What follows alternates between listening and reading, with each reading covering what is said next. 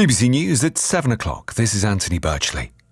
The Chancellor, Rachel Reeves, has used the first Labour budget for 14 years to raise taxes by £40 billion a year to fund big spending increases for the NHS and schools. Employers' national insurance contributions will rise by 1.2 percentage points to 15% next April, raising £24 billion a year. Capital gains tax paid on the profits made on assets will also increase, raising another £6 billion a year. There'll also be a crackdown on tax avoidance, and private school fees will attract VAT. Rachel Reeves told the BBC the changes were necessary to reverse the economic approach of the previous government. This is not a sort of budget that we would want to repeat. This is the budget that is needed to wipe the slate clean and to put our public finances on a firm trajectory. The first line of the first step in our manifesto was to bring back economic stability. If I hadn't have taken those choices today to put our public finances on a firm footing, I would risk making the mistakes that the previous government made. The Conservative leader, Rishi Sunak, says Labour has decided to let borrowing rip. Mel Stride, the Shadow Work and Pensions Secretary, says the government has broken promises. What Labour have clearly done here is they went into the general election telling everybody they weren't going to be putting up taxes left, right and centre. They've then come into office all along having decided they were going to have this huge spending splurge, huge borrowing splurge as well. A former Metropolitan Police officer has appeared in court charged with misconduct after allegedly forming an inappropriate relationship with a 16-year-old girl. Che Homersham, a 36-year-old from Enfield, will appear at Southwark Crown Court next month. A case of a new variant of Mpox has been confirmed in Britain for the first time. It was detected in a man who returned to London from a holiday in Africa last week. Spain has declared 3 days of mourning after at least 95 people died in flash floods, mainly in the Valencia region. Dozens of people remain unaccounted for in the eastern and southern parts of the country, and it's feared the death toll may continue to rise. Here's Guy Hedgecoe. There are still a lot of people who are missing, who went missing during those floods and haven't been accounted for, and they're being searched for by rescue workers, many of them using sniffer dogs. There's one particular town in the Valencia region which has a population of just 27,000, and 34 of its inhabitants have been confirmed as having been killed by the flash flood. And the England cricket captain, Ben Stokes, has said a masked group of burglars broke into his home earlier this month while his wife and 2 children were present as he was playing away in Pakistan.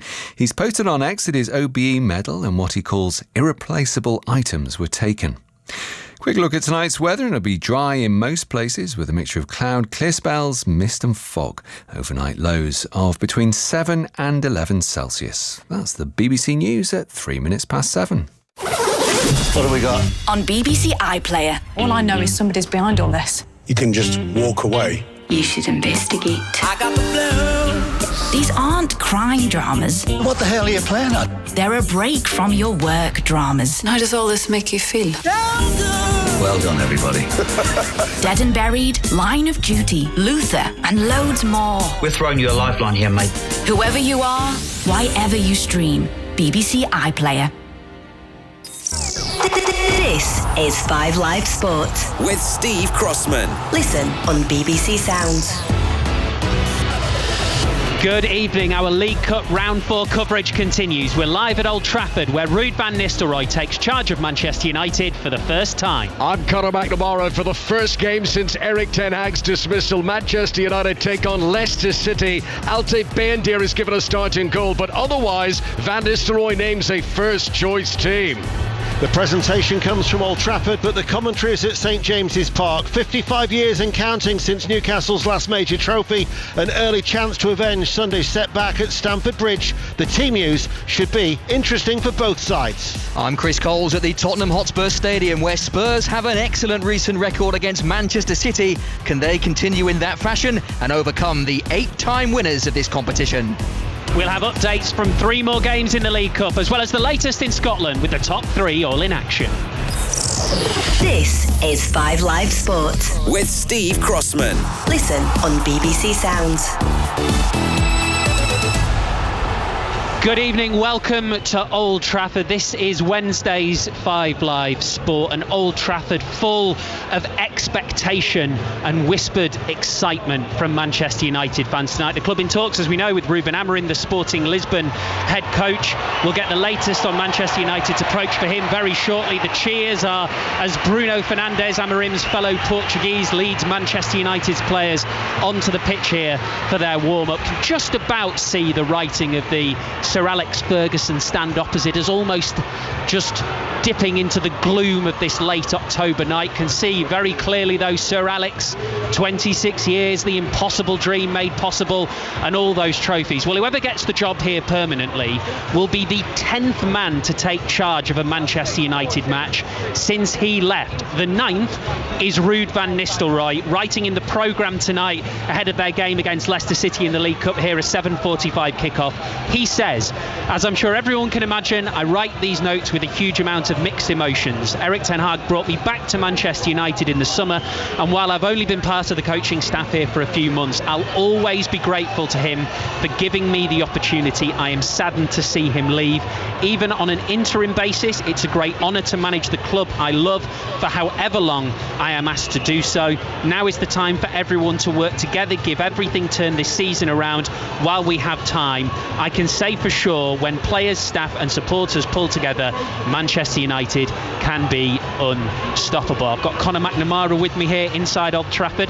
The first thing I wrote down this morning, Conor, was to say to you, Ruud van Nistelrooy has picked his first and probably last lineup, but I think we know now that's not going to be the case. No, the current understanding is that Ruud van Nistelrooy will also be in charge for the Premier League game against Chelsea here at Old Trafford on Sunday. Ruben Amorim remains in Lisbon, still in charge of Sporting. The understanding is negotiations are ongoing, release payments and all the rest of it. Sporting have got a league game the day after tomorrow. They host Manchester City, of course, in the Champions League next Tuesday. So these aren't ideal circumstances from their point of view for the Portuguese club to be losing a manager at short notice and what they're going to do. But Ruud van Nistelrooy has picked this team.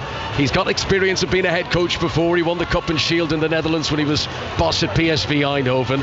And his team tonight, I think it's fair to say, is not a sea change. 4 alterations for the Manchester United side that started the defeat at West Ham on Sunday. Boos in the background there as the Leicester City players come out for their warm-up. But Bayender plays behind a back four of Dalot, De Ligt, Martinez and Lindelof. Ugarte joins Casemiro in the middle of midfield. A line of 3 of Garnacho, Bruno Fernandes and Rashford. And Joshua Zirkzee leads the attack. From a Leicester point of view, Steve Cooper makes 10 changes from the team that were disappointing at home, losing to Nottingham Forest on Friday. Conor Cody comes in as captain. Ward the goalkeeper. Justin the only player who starts tonight, who started the last Premier League game. Coley and Thomas in the defence. El Kanu, Skip and Sumari in the midfield. And a front 3 of McAteer, Dick Reed and Ayew. I bet Conor Cody can't wait to get back in a 5 Live studio as he ran onto the pitch there, starting for Leicester for the first time in a while, and just got a massive boo from the entirety of Old Trafford. So Conor and I are here. We'll be joined by Simon Stone shortly. We've got lots more to come on the situation involving the next manager of Manchester United. So 7:45 here, they play Leicester. Our commentary at 7:45 comes from St James's Park. Newcastle versus Chelsea for a place in the last 8. Ian Dennis. Well, I said in the tease, Steve, that the team news would be interesting, and it certainly is. Chelsea, from the side that beat Newcastle on Sunday, have made 11 changes. Newcastle have made 5. So Kraft comes in at right back. Lloyd Kelly will partner Fabian Schär in the heart of that defence. You've got Sean Longstaff on his 27th birthday coming into the midfield. Joe Willock and Anthony Gordon, who is fit, are also in that starting lineup. Bruno Guimaraes is on the bench. Alexander Isak does at least lead the line for Newcastle. But the Chelsea 11 change, their side is Jorgensen in goal, Disasi, Badiashile, Tosin, Cucurella, Enzo Fernandez, Vega, Dewsbury Hall, João Felix, Christopher Nkunku and Mikhailo Mudryk. Still not bad, is it?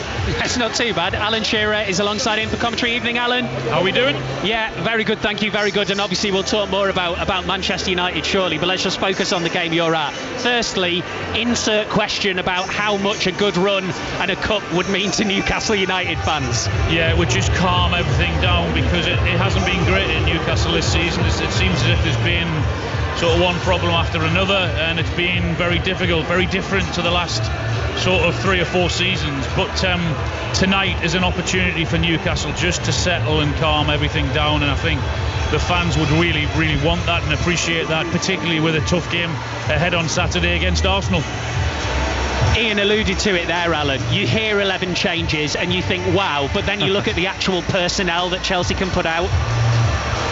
Yeah, it is remarkable, really, that what project Chelsea are on, what they've done over the past couple of years, and the number of players that they've signed and can call upon. I mean, the players have left out that not even in the squad for Europe. It's just incredible, and then they put a team like that out tonight. So it's very different, but certainly it's still full of quality.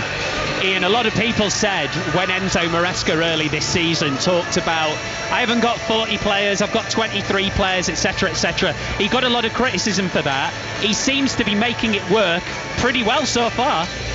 He does, yeah. I mean, obviously they're competing on all the fronts. They've got, they're in Europe as well, and he's got this huge squad, which actually makes it easy for him in many ways, because at least he can then rotate his squad and give everybody a bit of game time. If they didn't have the option of a European competition, he might have a few more unsettled players knocking on the door. But I notice even Ben Chilwell, who's out of favour obviously in the Premier League, he's even on the bench tonight. But you're right, he does appear to be making it work. They've only lost 1 in their last 10, and that was away to Liverpool. So things at the moment for Chelsea are progressing rather nicely. Right, we'll be back with Ian and Alan very shortly. Let's just bounce around our other games in the League Cup. So Newcastle-Chelsea, full commentary at 7:45. On Sports Extra, you'll be able to listen to Tottenham versus Manchester City. But because that one kicks off a little bit later at 8:15, once we're done at St James's Park, we'll be off to the Tottenham Hotspur Stadium as well. Spurs just as desperate for a trophy as anybody. They get the 8 times winners Manchester City, who actually haven't been in the final in the last 3 years, Chris Coles. Yes, and perhaps we'll know how realistic Manchester City's chances of making this season's final are when the team news comes very shortly. Pep Guardiola has already claimed he won't be wasting energy on this competition. I announce to you now I play the second team, he said after their victory over Watford in round 3. We'll see if he's true to his word, although in reality City's first, second, third teams still very useful. So the trickiest of assignments for a Tottenham team who have a very good recent record against Manchester City here, winning 4 of the last 5 home Premier League games against them. Translate that into a League Cup win tonight, and it'll be another big step towards a trophy, which Ange Postecoglou says he always wins in his second season. Kick off at 8:15. Holders Liverpool have travelled to the south coast for the first of their 2 meetings against Brighton in the space of 4 days. Mike Williams.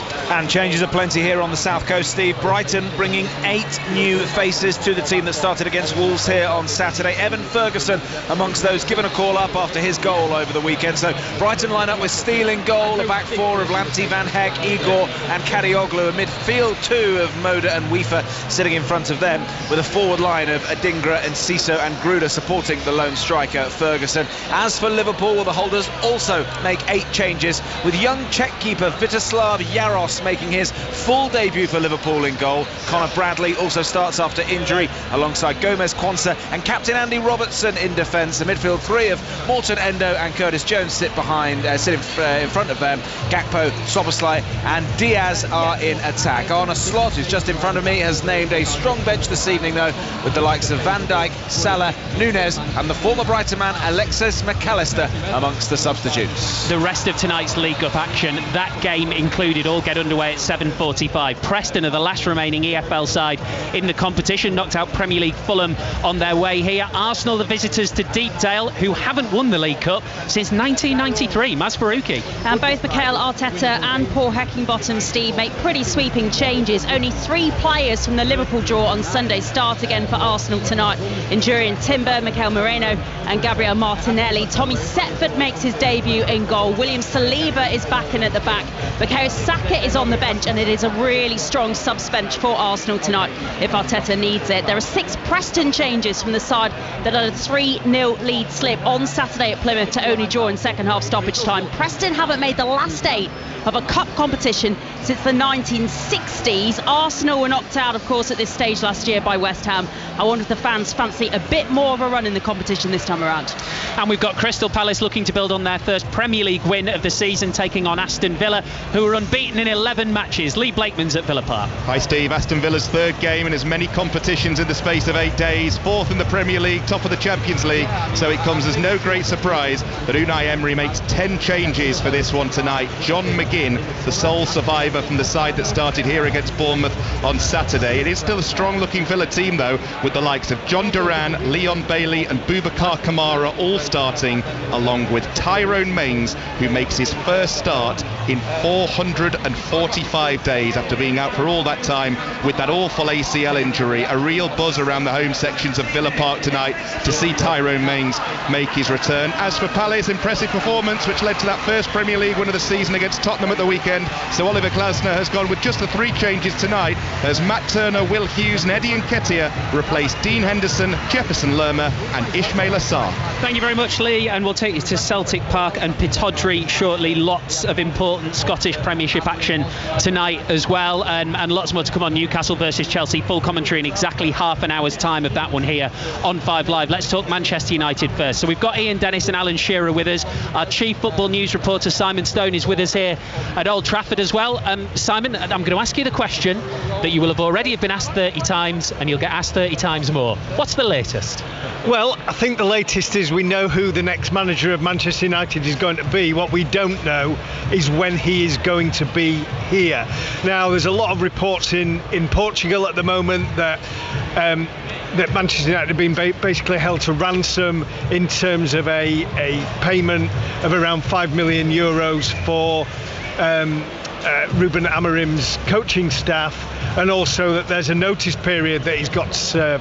United people here tonight have been a bit kind of coy about whether that's true or not, but there is a growing sense that it may be the international break before he gets here. Now, there was a lot of talk that he might be here tonight. If things had gone smoothly, that was certainly a possibility, and there was a general feeling that he was going to be in charge for the game on Sunday against Chelsea. But the fact that Ruud van Nistelrooy will do a press conference previewing that game tomorrow suggests that Ruben Amorim is not going to be in charge for that. And then after that, Sporting have got a game against Manchester City, and I would have thought that Sporting might want their manager there for that. So it's just lending itself to the fact that it may be the international window before we've got a new manager. So I guess, Alan, probably Manchester United fans will be slightly disappointed to hear that because it has moved so quickly. That said, do those in charge at Manchester United deserve a bit of credit for moving quickly? Because they've certainly done that. Yeah, but when you know what goes on in football, it maybe not have been so quick for them because we don't know how long they've been sort of talking to him. I suspect that talks were happening long before that Ten Hag was given the news that he was being fired. So, but then they've obviously got to do a deal with the football club as well. So, yeah, it's not ideal, but they've got a very, very capable guy in Van Nistelrooy who knows the score, who knows the football club, and will know how to handle the situation. When you say he's very capable, what is it about him that makes you think, do you know what, he'll be fine for however long they're needed? Well, because he's been in the football club and he knows the players, he knows what they're about. He perhaps has been backing the manager, and rightly so, because he was his coach and he was assistant. But he's also able tonight to put his own ideas into practice. And I mean, I don't think anyone would be surprised tonight if you've seen a much better performance from Manchester United and a few goals. Simon, you're waving your phone at me. Does that mean you've got some more Van Nistelrooy quotes? Well, yes, he's spoken before the game, and he's on that theme. He said he wants his side to get a lot of the ball, attack, and try to give the fans a good night.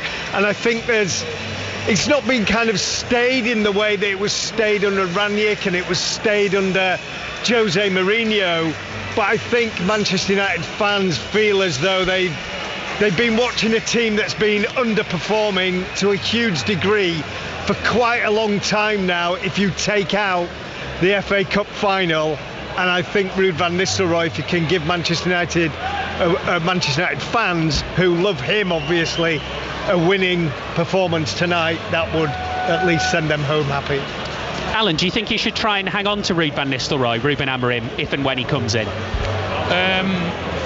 I mean, that depends how many staff he can bring in with him, how accommodating his club are at this moment in time, and all those other things. I suspect he'll have enough people also in there to rely on. I don't know. I mean, he's the only guy that can answer that, is because how much he knows him, how much he trusts him, and all of those things. So he will have his ideas already of who he and what he wants to bring, and whether Ruud is going to be part of that, we'll have to wait and see. It's, I suppose, Ian, it's one of those PR things sometimes, isn't it? If you come in as a new manager and you're obviously going to bring a lot of staff with you, at a club like Manchester United, fans would probably like to see somebody they know and recognise if they possibly can. Yeah, I think any manager will want his own team around him. I think that level of trust and a working relationship to know what the manager's like, and also that ability to speak out against the manager within the confines of the manager's room, I think is key.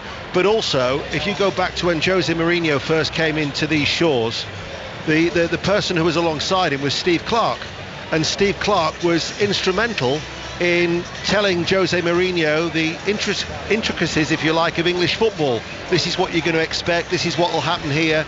And I do think that sometimes an overseas manager does need somebody with that level of expertise on the English game, that he can lend his experience, his knowledge, a little bit of nous, because Steve Clarke was valuable to Jose Mourinho in that respect. So if Ruben Amorim was to do something similar than that, I think that would be a wise move. I mean, very similar to how Erik ten Hag had Steve McLaren alongside him. Exactly, yeah. And to be fair, Simon, there are, Ruud van Nistelrooy actually isn't the only option there for Amorim as well. No, that's right. And we've got Darren Fletcher there, and Darren Fletcher's been part of the club for quite a long time. And I would have thought, given Van Nistelrooy has been a manager in his own right, he's experienced, and he is relatively new in terms of coming back to the club, whereas Darren Fletcher predated Erik ten Hag, I would have thought he was a more likely face of the football club to be in whatever structure is to come next.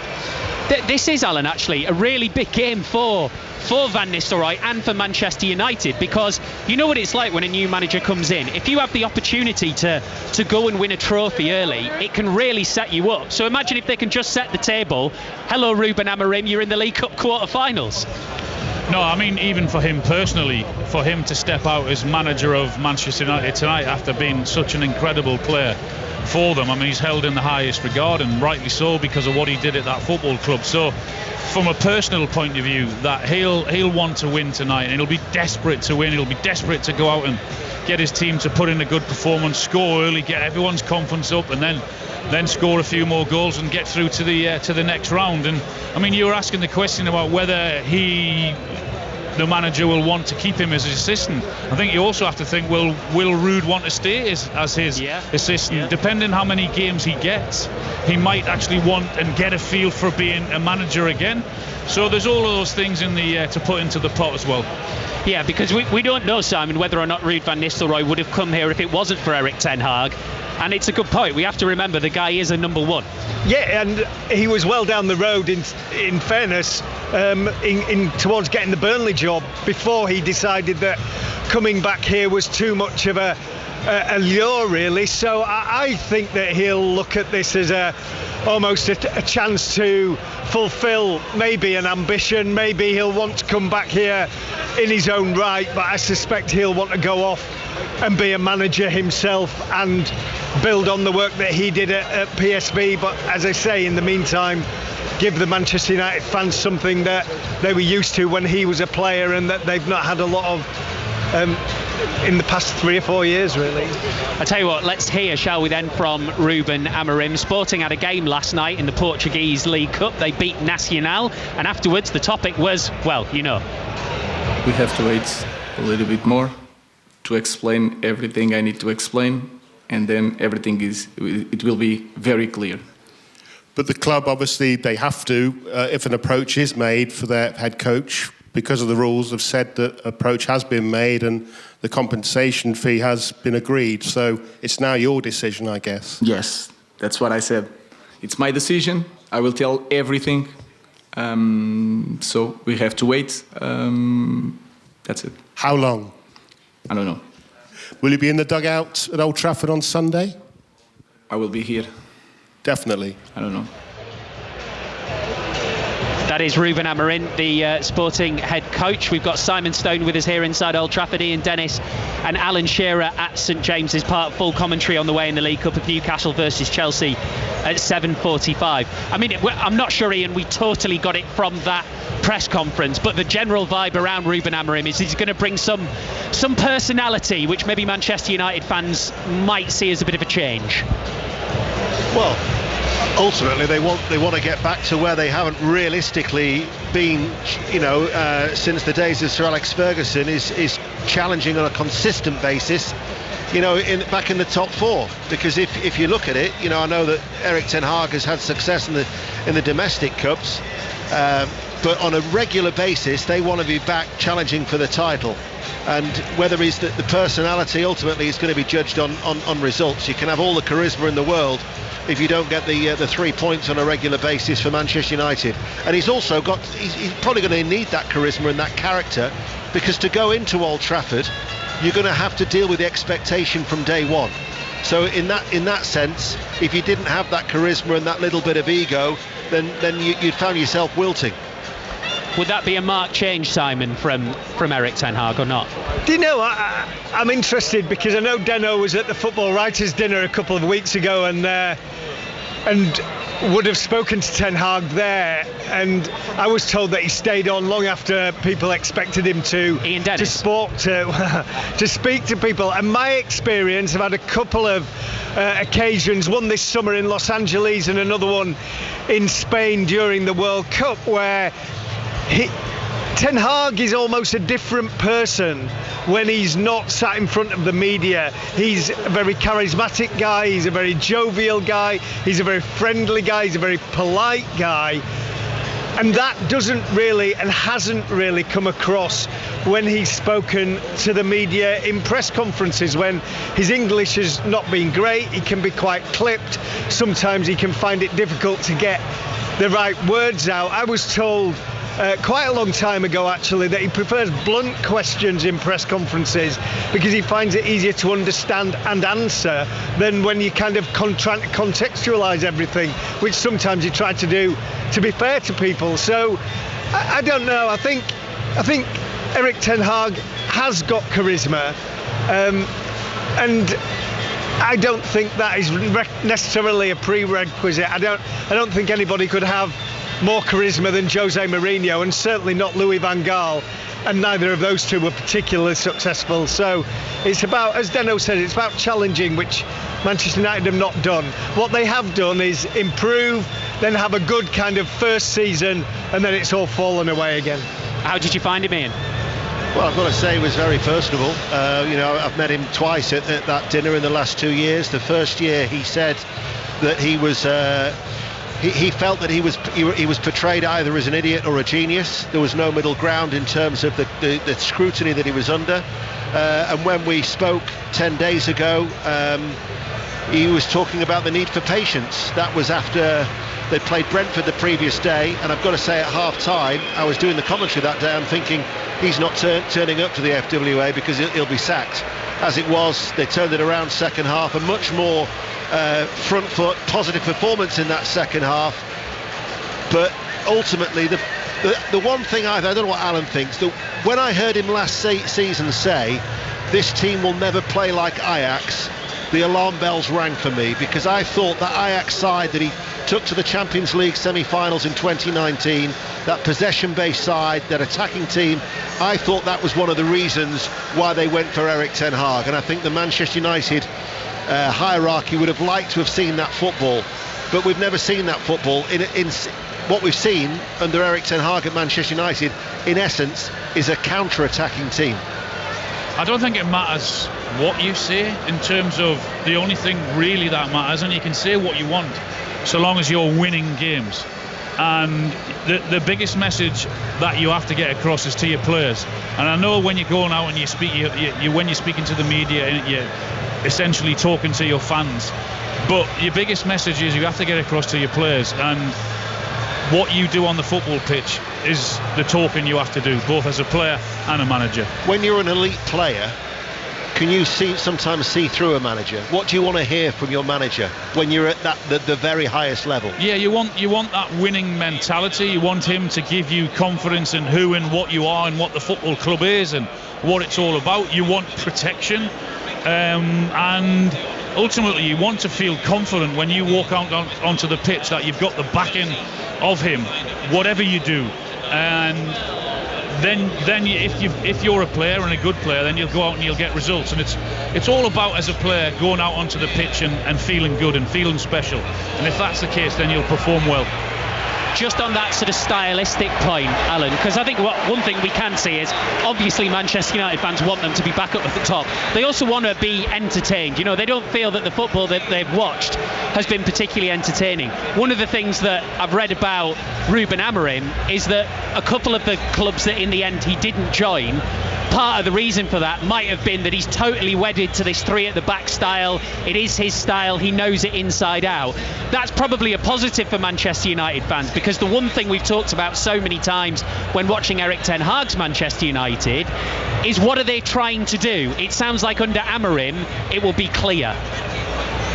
Yeah, I think because of the homework that football clubs do now and who and what you are, there are not many teams, if any, in the Premier League that don't go out and try and play in brackets the right way, playing from the back, trying to entertain your fans, because that's the way football is now. And if you don't say that you play that way and you don't aim to play that way, you're probably not going to get a job.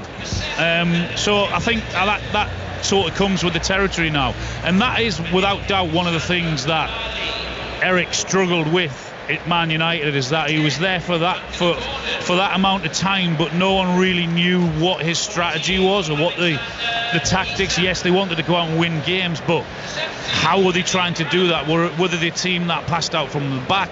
Were they the team that it was all very bitty. And I know he won the 2 trophies, but to finish where they did in the league last season and to where they are now this season is not acceptable at all for a club that size, and the money that's been spent. Simon, he's also, Ruben Amorim, been a bit mischievous in the past. He came over to London, he had talks with West Ham United, and there was certainly a feeling that maybe he was using that as an opportunity to sound out others. I assume Manchester United are pretty confident that they're going to get their man there, and he's not at the last minute going to go, surprise, Hugo Viana's going to Manchester City and so am I. Well, I've got it on fairly good authority that Manchester City are not going for him, but I took that to mean that there's not going to be a vacancy at Manchester City. I think there'll be a lot of people at this football club, working at this football club, who will be surprised if Ruben Amorim is not the new manager, even though I'm told that Omar Barada, the chief executive, and Dan Ashworth, the sporting director, are at Old Trafford tonight, not in Portugal, trying to do a deal. So we'll just see how it all goes. But I think it's interesting because I just hear all the similar things that are being said about Ruben Amorim were being said about Erik ten Hag, and it's not worked. And you can go through all the Man United managers. They've tried everything, haven't they? Well, we started with Alex Ferguson's choice, David Moyes. Yep. Then the kind of guy who'd won it at big clubs in Louis van Gaal. Then it was the guy who's won it everywhere and never stopped winning in Mourinho. Then it was the club legend in Ole Gunnar Solskjaer, the ultimate technical director in Ranić. And then we had Erik ten Hag, the progressive new coach. None of them have worked. There's been a pattern of doing well and then not doing well, and that is the cycle that Manchester United have got to get out of. Whether Amorim's the right man, who knows? We shall see. But they have to get that right, though. They have to get that appointment right, because they haven't exactly had a great start to their career at Manchester United, have they? The sporting director and chief executive and what have you.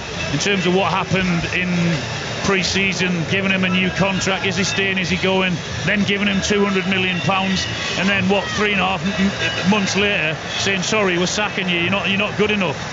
And then they're releasing people left, right and centre from the real jobs, if you like, inside the football club. Then they go and waste all of that money in terms of 3.5 months. And a lot of those players as well are, you would think would be backed by Erik ten Hag. Anthony would have been Erik ten Hag signing. De Ligt, Matsraoui, who actually has done quite well. But there's a number of players in there who've been influenced by Erik ten Hag. And then you've got a new manager coming in who perhaps, and has got every right to look at them and say, you know what, I don't fancy you. Go out and buy me some new players in January at the end of the season. So you're talking about another couple of £100 million. I think that might be a stretch given the financial situation under PSR for Manchester United, but I think Alan's absolutely right. Sir Jim Ratcliffe came into this club, bought into this club last Christmas Eve. We're coming up for a year. He's said many of the right things. He's given people confidence that this club is going to move forward, but words are okay. It's actions that count, and now Ineos and the people that Sir Jim Ratcliffe has appointed have got to get this right. Simon, thank you very much. I look forward to reading more of your internal emails with the latest updates. I'm glad you like it. Oh, they're great. Simon Stone there, Chief Football News reporter with us at BBC Sport. Right, I'm sure there'll be much more to come on this.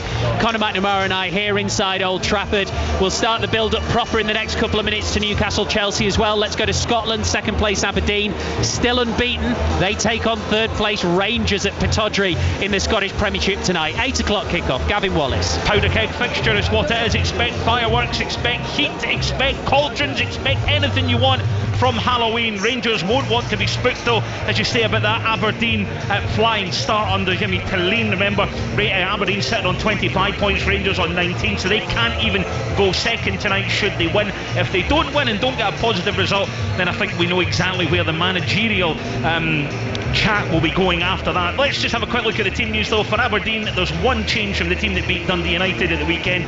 Shinnie in for Palaversa, and for Rangers there's 5 changes to the 2-1 win over St Mirren, as Tavernier, Suter, Lawrence, McCausland and Dessers all come in. No Vlakov Cherny, the in-form forward who scored 5 in the last 4, is out at the moment. They're not entirely sure, Rangers haven't told us why or how long he's going to be out for, but of course they've got a League Cup semi-final this weekend. But this game, Steve, should be a hot prospect. Celtic lead the table on goal difference. They welcome 8th place Dundee to Celtic Park. Connie McLaughlin. It's not very often, Steve, that I say Rangers might be able to do Celtic a favour at Pittodrie, but they just might. We'll see how that one pans out. 6 changes for Celtic for the weekend win against Motherwell. Cameron Carter-Vickers, big news. He's back in the starting lineup, as is Greg Taylor at left back. While Anthony Dallison replaces Alistair Johnson on the right-hand side. There's still no captain Callum McGregor through injury. Trevor Carson is replaced by John McCracken between the sticks for Dundee, and Josh Mulligan and Antonio Portales in for Curtis Main and Billy Comitejo. I don't need to remind Dundee fans, but their last trip here to Glasgow ended in a 7-1 thrashing. I hope that doesn't happen again tonight. Thank you very much, Connie. So we'll keep you up to date with all of those games. Plus Dundee United, Motherwell, Hearts, Kilmarnock, Ross County, Hibs and St Mirren versus St Johnstone. Underway in our first League Cup game tonight, Brighton, Liverpool. Mike Williams. 8 minutes gone here. It's Brighton 0, Liverpool 0, but the holders looking good so far. Gakpo, Diaz and Szoboszlai linking up well in attack for Liverpool. Brighton looking a bit nervy, particularly goalkeeper Jason Steele. He's been caught out twice in the opening minutes here, trying to play out from the back, but after 8 minutes here on the South Coast, it remains Brighton 0, Liverpool 0. Thank you, Mike. Right, we've just got a few minutes now until kick-off at St James's Park. It's our first commentary. Newcastle versus Chelsea. Remember, on 5 Sports Extra, 8:15, Spurs versus Manchester City. When we're done at St James's Park on 5 Live, we will then take you to the Tottenham Hotspur Stadium. Ian Dennis and Alan Shearer there for us. Alan, do you look at this Newcastle United team, and when you think about progress, are they a better team, a better squad than the team that got to the final season before last?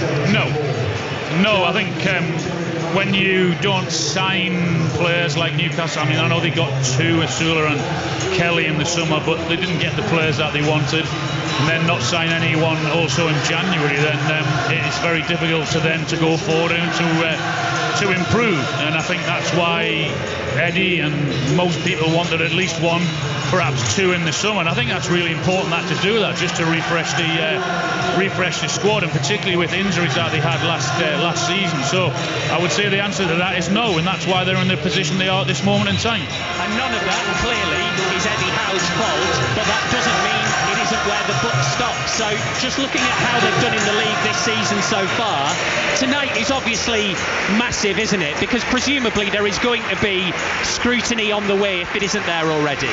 Tonight is a huge game for Newcastle. I think it would just calm everything down and keep everyone settled down, particularly with such a difficult game on Saturday with Arsenal coming here to St James's Park. So a result tonight to get them into the quarter-final in this competition, which of course they reached the final a couple of years ago. That's what the fans would really, really want. I suspect, Alan, you never really had a goal drought. That's not me being sycophantic. I just genuinely can't remember one. So Alexander Isak got that goal against Chelsea in the league. It's only his second of the season. How important is it for him to take that and run with it now, for him and Newcastle? Well, I didn't score for Southampton for about 18 or 19 games, and I didn't score for England for about 14 games, which are 2 years. So I do know what a goal drought is. But when you get one, and I know he had another big chance at Chelsea and failed to take that, but when you get one, more often than not, another one follows. So don't be surprised if he finds the back of the net again tonight. For Chelsea, Ian Dennis, just look at that forward line. I mean, we can talk about the strength in depth, and they've made 11 changes. Nkunku, Mudryk, Felix, they've got the likes of Neto as well. That is the area where that strength really shines for Chelsea, isn't it? Well, when you consider that Atletico paid Benfica 113 million for João Felix on one occasion, but in terms of Chelsea's figures, just as a rough estimate, you're looking at around 170 million pounds worth of talent with Mudryk and Nkunku and Felix.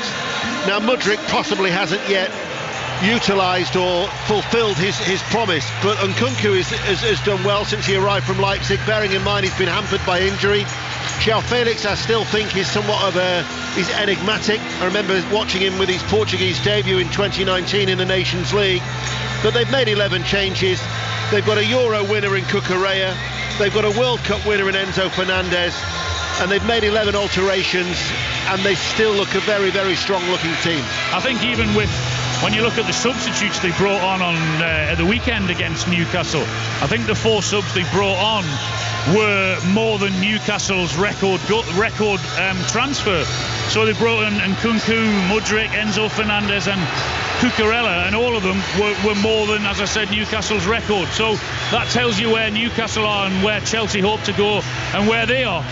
Here at Old Trafford, Fred the Red has just given a big handshake and embrace to a man in a long dark coat with black trainers who burst out of the tunnel to big applause, Conor McNamara. Yes, one of the greatest finishers in the history of Manchester United Football Club, and that is saying something around here. They've had so many talented forwards, but finding a way to get the ball into the back of the net was something he did as well as any of them.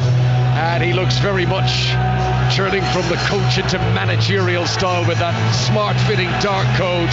He looks very comfortable down there, Steve. He's not overawed by the situation. And as we've heard from Simon Stone, it could well be that this is a role that Ruud van Nistelrooy gets to take for not just tonight, but a few games to come now. But here he is, Ruud van Nistelrooy in the dugout at Old Trafford. To be fair, he looks like he could still solve the goal-scoring problem for United. He looks in great nick. 100%. Right, OK, so Ruud van Nistelrooy stands hands in pockets in the Manchester United dugout. Here at Old Trafford, they face Leicester City for a place in the quarter-finals of the League Cup. Connor will keep you right up to date, but our commentary comes from St James's Park. Newcastle against Chelsea with Alan Shearer and Ian Dennis. Thank you, Steve. Yep, you won't miss a thing tonight, whether it be in the Carabao Cup, the remaining ties, or indeed on a big night in Scotland. We're in the Scottish Premiership. Aberdeen Rangers and Celtic against Dundee at Parkhead. We'll keep you abreast of all the goals as they go in.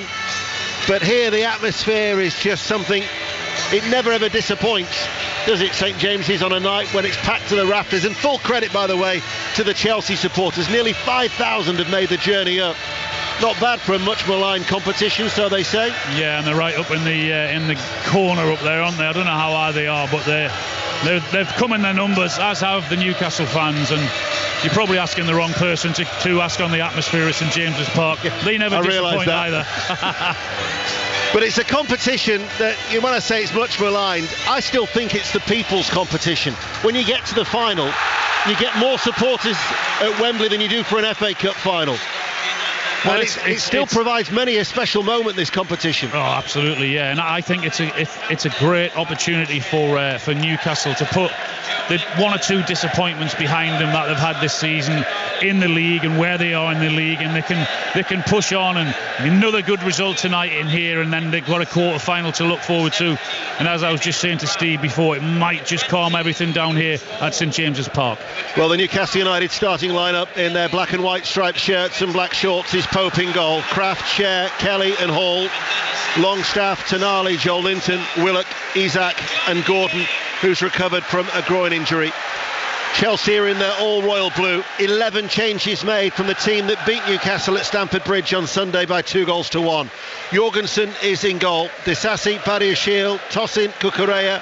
You've then got Enzo Fernandez and Vega.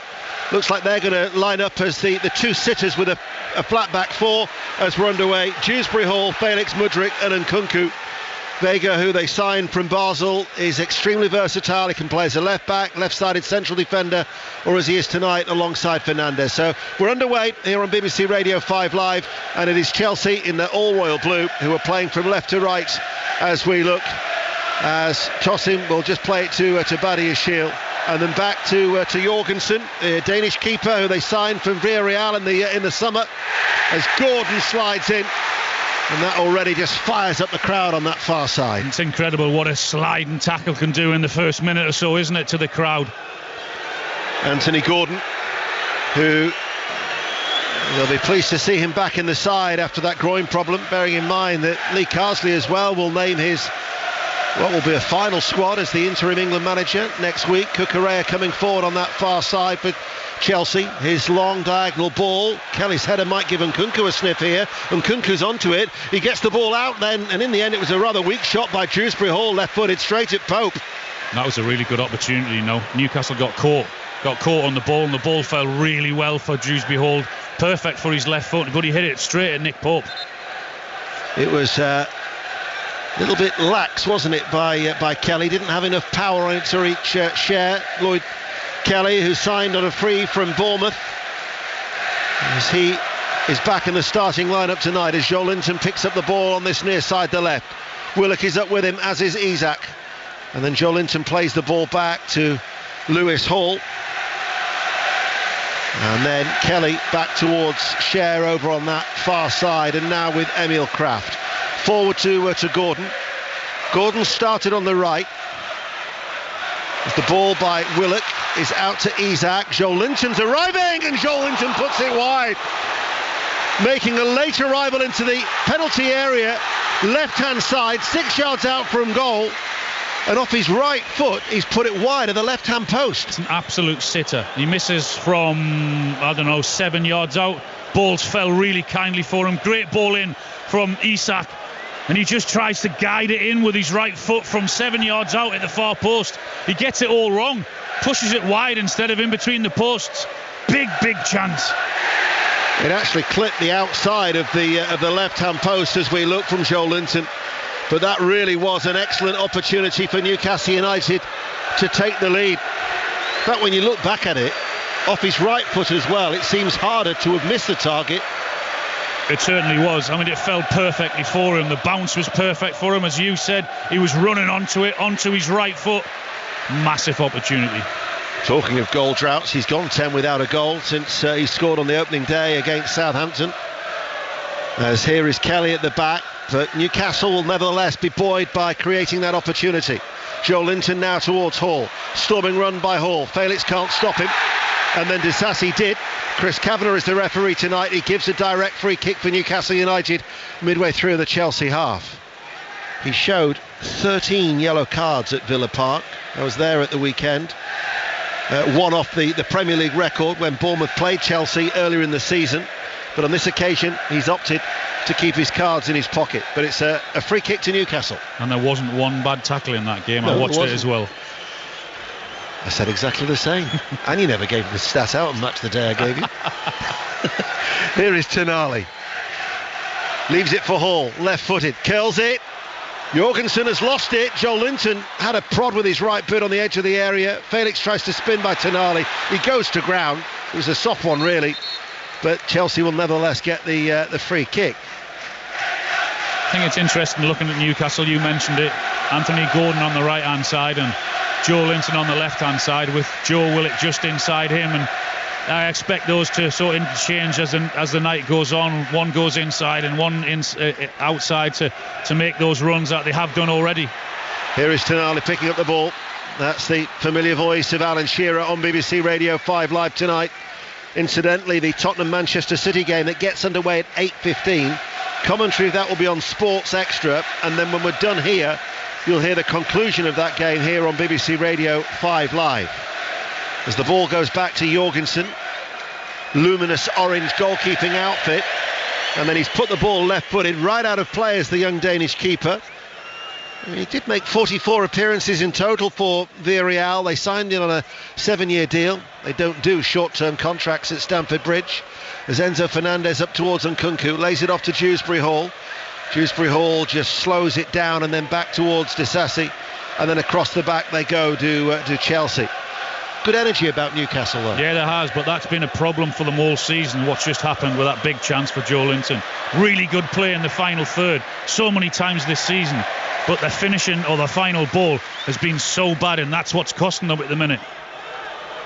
Well, actually, in the 11 games this season, they've only scored more than once, twice, Spurs and Wolves. And it would have certainly given them the perfect start had they got that early goal, as they try and bounce back after that 2-1 setback at Stamford Bridge. Only one win in 6, and that was against Wimbledon in the previous round. Eddie Howe wanders into that tiny technical area down in front of us as we sit on the halfway line, only about 8-9 rows back from the dugout here at St James's Park. Gives you a really good view of what the managers are feeling as Lewis Hall strokes the ball back to Cher. I think you said it, Alan, calm, as the high ball downfield is put out of play by Jorgen. No, it's not out of play on that far side. It's Longstaff on his birthday, back down the line, gets it back, loses out to Mudryk, Ukrainian. Now for Vega, but the interception from Longstaff gets it back for Newcastle United. 6 minutes played, forward ball, Willock's onto it. Joe Linton, short and square, out to this left-hand side. Willock wanted it, back, and then it'll be just seen back by Badiashile. Because the scrutiny can quickly build in this place. No, absolutely. Football is all about results. I know that Eddie's had success. I know no trophies, but in terms of where he took over Newcastle to where they were last season, the season before that. But you've got to keep going, you've got to keep improving. Well, the draw for the quarter-final will be made tonight. Last night, of course, there were wins for Brentford and Alan's former side, Southampton, as they go into the quarter-finals. Newcastle or Chelsea will be ball number 6 when that draw is made after the conclusion of that 8:15 kick-off in North London. Enzo Fernandez played a hurried ball, but Chelsea get it back. Vega, Felix just drops back into a pocket of space and runs forward. Diagonal ball along the ground. Dewsbury Hall is onto it with pace. Just slips inside the penalty area. Still keeps possession for Chelsea. Back to Disasi. Midway through the Newcastle half. Vega with a bushy hair now comes forward. Short in field. Fernandez tried to play Dewsbury Hall, but tucked in was Hall to clear for Newcastle United. But Chelsea have got it back. Eddie Howe looked a little frustrated as they gave it away rather cheaply. Mudryk now on that far side, the left, in front of the east stand. Cucurella makes the run ahead of him. He pulls it back. Vega is arriving, takes a deflection and goes wide behind for a corner. That could have gone anywhere. It very nearly went in the back of the net, Deno. Really good work from Cucurella on the overlap. Gets to the byline and pulls the ball back in the hope that someone was going to get on the end of it. And that someone this time was Vega. He just couldn't get the connection that he wanted. Maybe just a sliding tackle. Then a slight deflection it was from Tonali that puts it wide. He scored one goal as the 21-year-old since he arrived from Basel for £12 million. That was against Ghent in Europe. And as Alan says, had it not been for that touch off Tonali, that might well have been goal bound. The corner's been worked short. Back to Dewsbury Hall. Sends in a left-footed cross. Isak's header is going to go behind in front of the Gallagate end for another corner to Chelsea. 9 minutes played here, and we'll be going to Villa Park in a moment. We'll just stay with this corner kick for Chelsea. It's still 0-0 at this stage here on our commentary game on BBC Radio 5 Live.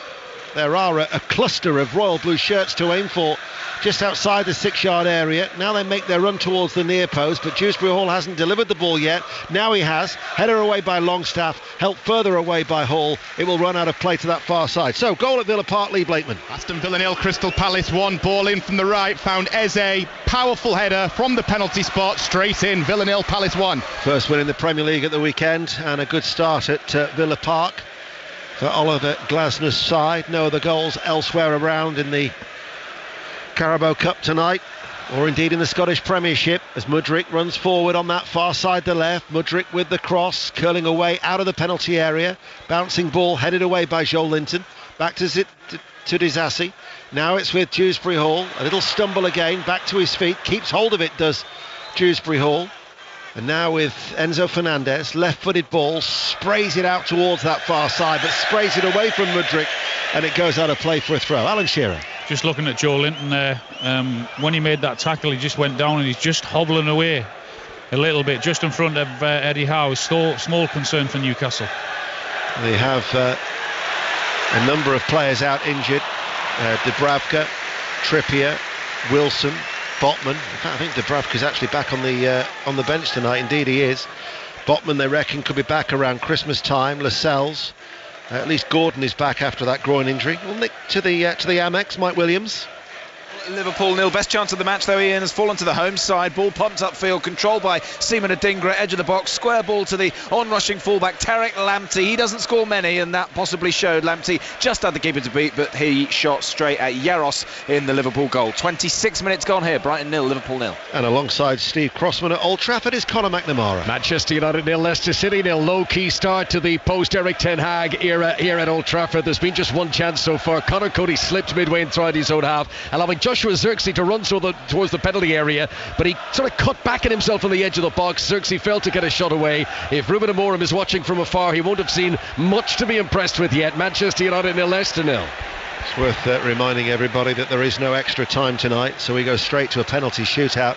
If any, ties are level after 90 minutes. Enzo Fernandez gave the ball away but redeemed himself as he battled to win it back. Here is Vega under pressure from Tonali, but the referee Chris Kavanagh has given a free kick for Chelsea in their own half.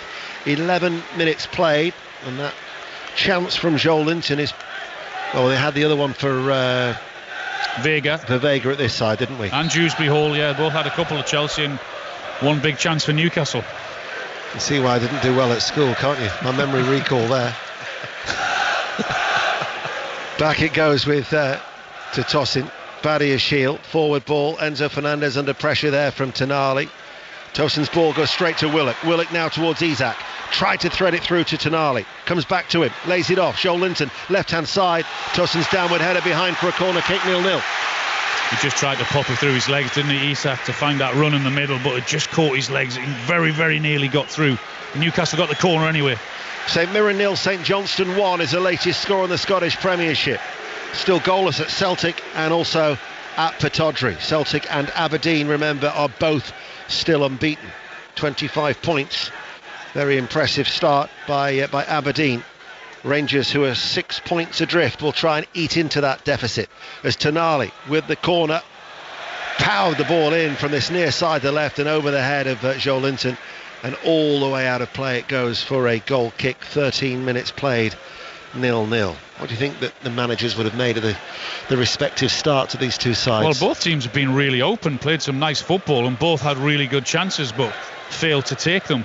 But it's encouraging if you're a forward, if you're getting chances that early. Here is Vega, who had one of those chances for Chelsea. He hits a ball over the top, but one bounce and it will go through to Nick Pope, standing all in green in front of the Gallagate end, away towards our right, on an extremely mild night at St James's Park. Here is Tonali, strokes the ball out to that far side. Kraft looking for Gordon, trying to get round the back of Cucurella, gives him a little nudge in the back, but Gordon then gets the ball to feet, shields it away from the Spanish international, but then it runs away off Gordon, and it will be a Chelsea throw, 10 yards up from their own corner flag on that far side. That could be a nice little duel between the two. Looks interesting, doesn't it? It's already looks a bit spiky. As Longstaff goes with the press, as Chelsea try to play the ball out from the back, and it goes out for a goal kick. He's 27 today, is Sean Longstaff, one of 5 changes that Eddie Howe has made. Were you expecting as many changes as that, bearing in mind they don't have European distractions this season? No, I was expecting maybe 1 or 2, but when you've played like the way they did and you didn't get the result, then you can't really complain if you've been left out of the team, whether that's the manager saying I'm arresting you or I'm leaving you out. Chance to freshen things up for Eddie Howe, barking out the orders at the moment down below. Enzo Fernandez trying to get away from the shackles of Tonali, plays it back to Badiashile, his forward ball. Cucurella's gone into that inverted role from left back. They play the ball back to Jorgensen, and then he clears it. Kelly loses out in the air to Nkunku, but nobody's making that run in behind, as there has been a goal, and we're at Manchester United. Conor McNamara. What a goal. Manchester United 1, Leicester City 0. Casemiro has hit a thunderstrike to the top corner. Ruud van Nistelrooy would have been delighted with that, and that's no exaggeration. That's a brilliant goal, and it has illuminated what had been a quiet start for Manchester United in their first game post Eric Ten Hag. Garnacho on the left-hand side pulled it back. Casemiro fully 10 yards outside the penalty area, bang to the top corner. Manchester United 1, Leicester City 0. Remember, Crystal Palace are leading at Villa Park by 1-0. No goals at the Amex Deepdale, and Tottenham Manchester City gets underway in 15 minutes time. Joel Linton feeds it to Willock, left hand side, first time cross, headed away by Tosin at the near post. Nkunku tries to spin away by Tonali, now towards Disasi on this near side, his forward ball. Nkunku might be beaten to it by Cher, slid into the challenge, but the assistant referee waves his flag, and the referee is reaching for his yellow card, and Cher is going to be booked. Very similar to the tackle, wasn't it, at the weekend, that he also got a yellow card for, which Chelsea scored from when he tried to take Neto out and he just managed to knock it across and Jackson put it in. Very similar. The ball's played in behind and he's just too late again, and he catches Nkunku. It's definitely a foul and without doubt a yellow card. You could see, couldn't you, they're thinking he's going to commit himself here, and once he is committed, if he doesn't get the ball, it's a yellow all day long. You've got to be quicker in reading the situation, and Nkunku was just too quick for him then. Remember, he was sent off against Southampton on the opening day as well. He's the Newcastle United captain, Fabian Schär, the Swiss international, first yellow card of the night, and Chelsea have got a free kick 10 yards in from the right touchline, playing from left to right as we look, all in royal blue, attacking the Gallagate end. Dewsbury Hall and Fernandez stand over the free kick. Newcastle quite a high line from that line of black and white striped shirts to try and give Pope as much protection as they possibly can. Fernandez with the left arm aloft, he runs up now, strikes it right footed, lofted high, arcing, headed out by Kraft on that far side, played back in by Disasi, and they let it run out of play for a goal kick, as we'll pay a first visit of the evening to Deepdale and Masfaruqi. His goal is here, but the best chance so far has come to Arsenal's Ethan Nwaneri. He slipped as he took the shot on, though, 10 yards out. Ball fed to him by Raheem Sterling. He put it over the crossbar, and Liam Lindsay is just headed over at the other end. Preston 0, Arsenal 0. In fact, just underway at Pittodrie, Aberdeen Rangers is an 8 o'clock kick-off. Tottenham Manchester City at 8:15. We'll keep you abreast of all of the games on this busy night of football. And on Saturday, 5 Live Sport, we're at Anfield. Liverpool against Brighton for the usual goal service from 3. Wolves Crystal Palace is our 5:30 commentary. And on Sunday, Tottenham Villa at 2. Manchester United Chelsea at 4:30. And before we know it, we're back with the Champions League next week as well, as the live football continues plenty on BBC Radio 5 Live and the BBC Sounds app. 0-0 though here at St James's Park in this League Cup tie. Hall, I remember actually him 2 years ago making his Chelsea debut at Manchester City in the League Cup, and he was a very impressive debut as well from the young man, as he now will Watch Joel Linton bring the ball off his chest, play the ball to Willock on the left-hand side. Hall has made his way into the penalty area. Willock comes back, edge of the box. Longstaff plays it forward, blocked by the legs of Fernandez. It will rebound to Kelly on this near side. Joel Linton is ahead of him. Joel Linton then from the left touchline passes the ball back to Tonali. He goes square. Cher comes onto the ball. Forward ball to Willock. Challenged by Vega. Isak tried to play it first time, blocked by Chelsea. Dewsbury Hall then caught by Longstaff, and Dewsbury Hall goes down. Free kick to Chelsea, 19 minutes played, 0-0. That's where Newcastle have to improve, because they've been in 2 or 3 really good positions. They worked it well down the left-hand side with Joe Willock. He fails to put the ball in. Then they come back out and go to the right and come back into the middle, and again it's sloppy play and Chelsea win the ball back. And that's certainly a card that Longstaff didn't want on his birthday, as he was booked after a moment's hesitation from referee Chris Kavanagh. So 2 yellow cards for Newcastle United.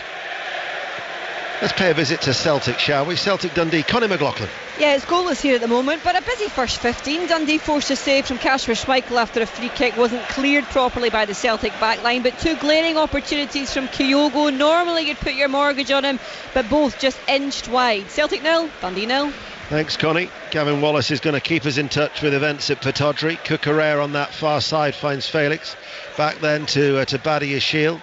If you've just joined us on BBC Radio 5 Live, Chelsea making 11 changes as Felix hits a ball that just moves a little bit in the air. It bounces then a couple of times. Hall lets it settle as he runs away from Dewsbury Hall, and then Lewis Hall looking then for the run of Willock, and it's tidied up back to Jorgensen, and they play out very neatly from the back to Chelsea as Newcastle tried to press. Cucurella then back towards Fernandez, along the ground to Mudryk, on the stretch, couldn't get there, but Cher has given it back towards Felix, who runs at the heart of the Newcastle defence. This is João Felix to the edge of the area and right-footed over the top. Goal kick, 0-0. Sloppy, very, very sloppy from Newcastle. Fabian Cher got caught on the ball, and he realised that when he was breaking João Felix, that if he pulls him back, he'd already got a yellow card. If he does the same, he's going to be off, so he just had to let him go. And he was 1v1, he went and chopped and changed and came back onto his left foot, blazed it over. Another chance for Chelsea, 0-0. 21 minutes played. Here is Joel Linton on this near side, the left. Hall has gone on ahead of him. Joel Linton makes a run in field to the edge of the centre circle, finds Willock, stops it, passes the ball out towards Kraft. Forward ball, right touchline, Gordon inside. Joel Linton had continued to wander across, links up with Gordon, crosses blocked. Newcastle get a throw over on that right hand side. Apart from that chance from Joel Linton very, very early on, the home side haven't created anything else. No, since. they haven't. Even when they've been in and around the 18-yard box, it's been their sloppy play, hitting the front man or getting caught out with a sloppy pass, whereas Chelsea look really comfortable and sharp. Newcastle from the throw. Kraft coming forward is adjudged to have fouled Mudryk, who tracked back with him, and it will be a Chelsea free kick inside their own penalty area. So, approaching the midway point of the first half here at St James's Park, Badi Yashil from that free kick. Cucurella, Fernandez, a large triangular passing pattern from Chelsea, and now it's Tosin who can bring the ball out of the penalty area. They got him on a free from Fulham, signed a 4-year deal. Badi Yashil now has it at the heart of that Chelsea defence. Fernandez is always available. Here he is, the Argentine. His forward ball, though, blocked by the heels of Tonali. It runs towards Joel Linton, but there wasn't much options for Joel Linton, and they've slowed it down of Newcastle. And Tonali now out towards that right back, Kraft, and then they play the ball back. It's Newcastle are giving Chelsea an opportunity to get the blue shirts back behind the ball. Did you see what Maresca thought of that pass from Enzo Fernandez? He looked back towards his bench, having a clue what he was saying, but he wasn't happy. Here is Jorgensen with the underarm throw. But since that, they've given the ball away. There it is. He's Isak, and he won't be happy now, because Chelsea very sloppy at the back. Newcastle got it to Isak, and he swept the ball home. First time finish by Isak, right-footed, finds the bottom left-hand corner, and Newcastle United take full advantage of that, and they lead by a goal to 0. Just as I was saying, Chelsea were looking comfortable in possession and playing some nice football. on the edge of the box. They take a gamble, and a gamble too much. They're passing it around, trying to play that one touch, and I think it's Joe Linton and Tonali read it really well, and then the ball falls kindly for Isak in the box. Doesn't need to think about it. He knows exactly where he is and just slots it under the goalkeeper, right-footed. Good finish. I think it was Tonali who dived in for a ball that was aimed towards Enzo Fernandez to get Newcastle United that opportunity. But how many times do we see teams play out from the back and get caught out like that? Well, it had worked really well for them on 2 or 3 occasions in the previous 5 or 10 minutes. But I always was thinking, if Newcastle can get the press right and do it with numbers, and commit numbers forward, they might just create an opportunity. That's exactly what happened. Really good work from the midfield, backing the forwards up when they go in there in the hope that they'll win it, and that's what they did.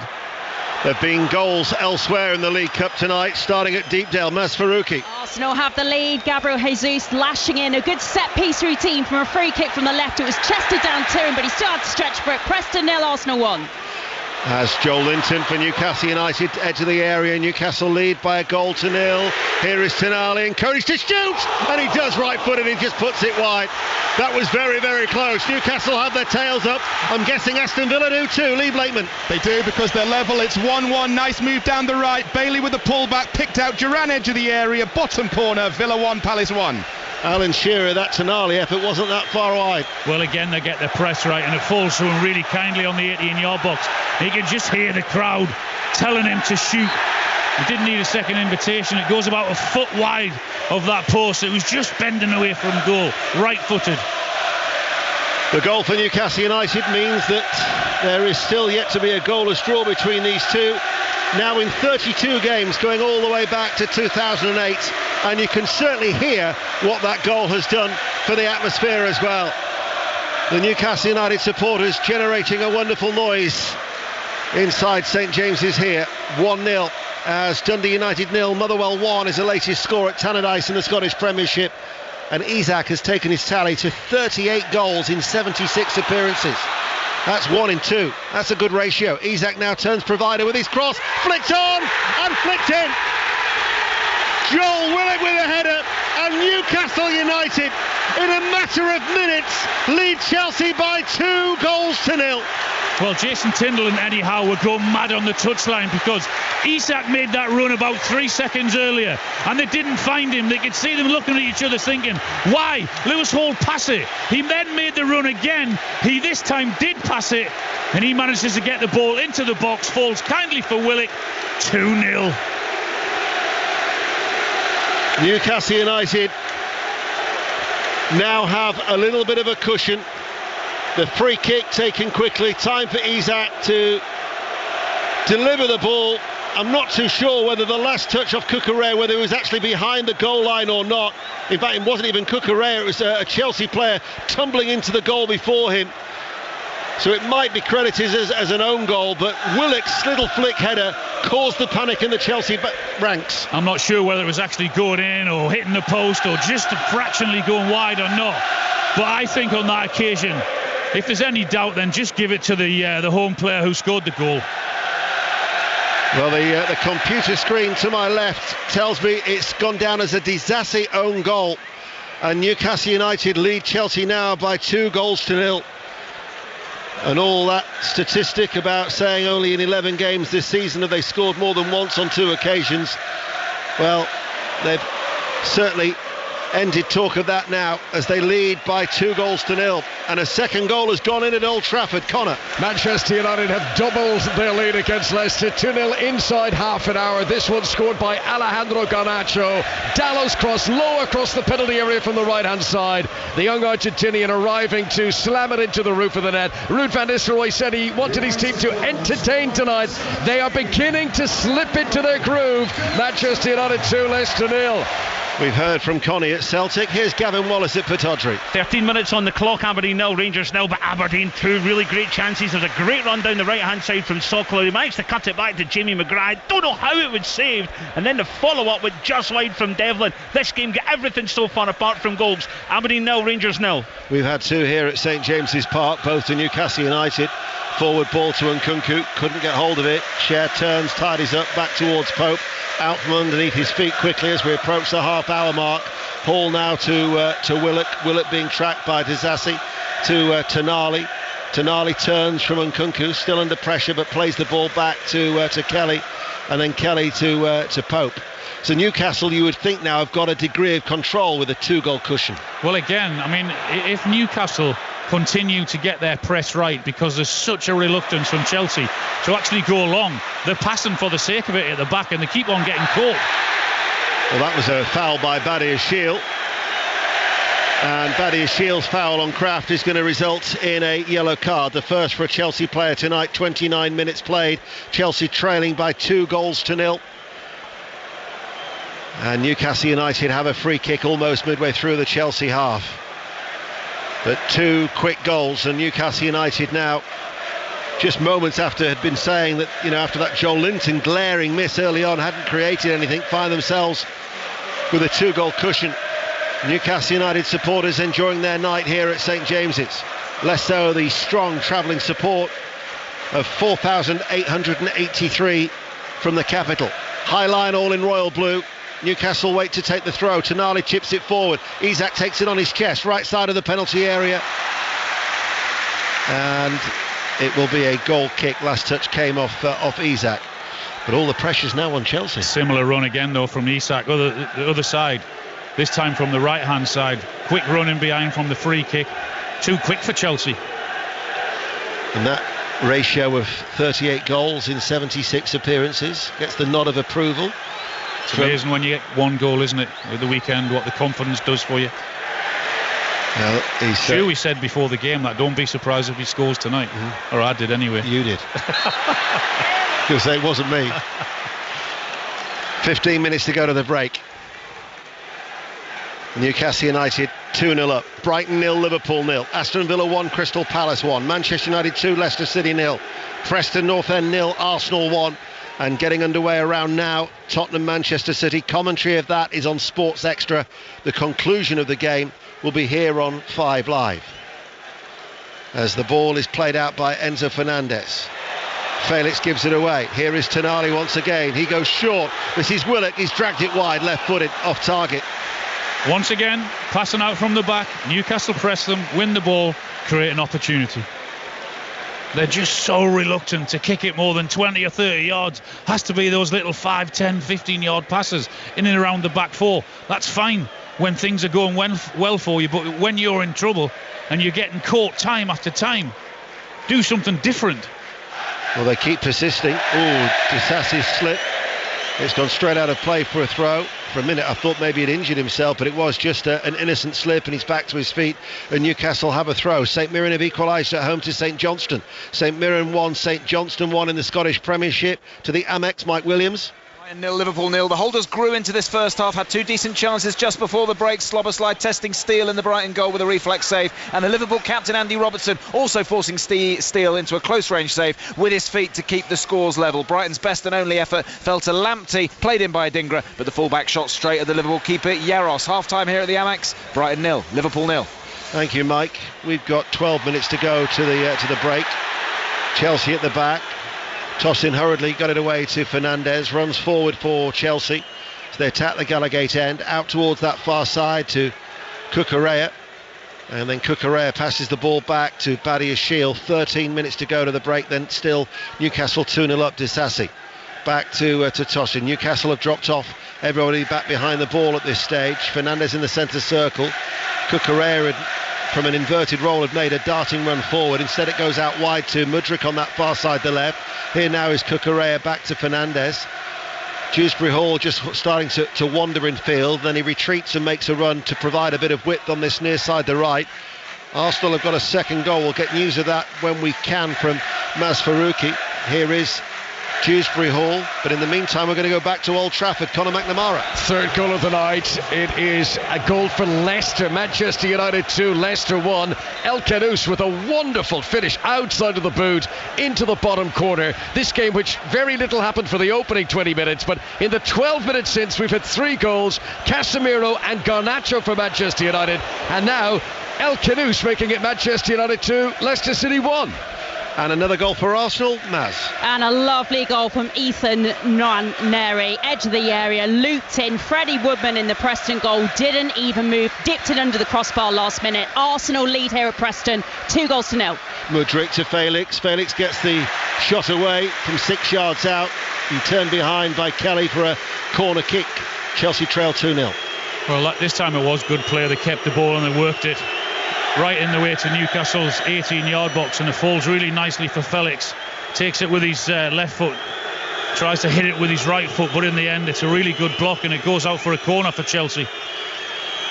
So Chelsea 2-0 down, have a corner kick over on that far side, the left. They're playing from left to right as we look. Enzo Fernandez to take it. The right arm goes aloft. It's curling in to Pope, who gets something on it, but the referee's whistle has gone. I mean, as a neutral, when Chelsea are passing the ball around the back, you're wincing. I don't know what Chelsea or Enzo Maresca must be feeling. It's such high risk, because at the minute they're not very good at it, because they've been caught 4 or 5 times with trying to pass out from the back, and they've had very, very little success in doing it. But that's the way he plays, and that's what he wants his players to do. Well, in an attacking sense, they've only failed to score on 1 occasion in the 14 games under Maresca, and that was the opening day, and it was against the champions Manchester City. So you'd expect them to get on the score sheet the way that they do play their football, but certainly they've left themselves extremely vulnerable at the back of Chelsea tonight with 10 minutes to go to the break. Here is Hall. Gets away from Dewsbury Hall, and his diagonal ball finds Gordon on that far side, and it showed too much to Cucurella, who dives in. Out of play, goes for a throw. So only underway at 8:15, but already there's been a goal at Tottenham. Chris Cole. And what a start for Tottenham Hotspur in front against Manchester City. Timo Werner with the goal. Fluent counter-attack. Lovely Johnson touch. Kulusevski squared it. Werner finished it. Tottenham 1, Manchester City 0. Commentary of that is on Sports Extra. So it means that the only goalless game so far in tonight's League Cup ties, the remaining ties in the last 16, is that at the Amex half-time. Brighton 0, Liverpool 0. Here is Hall on this near side, infield to Isak. Isak out to Joel Linton. Challenge from behind by Vega. Isak has stayed down. The referee will give a free kick as a result. I think Chris Kavanagh was trying to let the game flow, but in the end he was given no alternative. I think it's more beneficial for Newcastle to have the free kick, certainly in the dangerous area that it is, wide on this left-hand side. Newcastle United then with a free kick. There's been another goal at Old Trafford. We'll be crossing there in a moment, but Tonali and Hall wait to take this free kick. Just one in the wall, that is João Felix. Chelsea have got every other Royal Blue shirt back inside their penalty area at the moment. So it'll be Hall with the outswinger off his left boot, or the inswinger off the right foot of Sandro Tonali for Newcastle United. Cher is up from the back. Joel Linton. Willock is also there. Kelly's in the mix.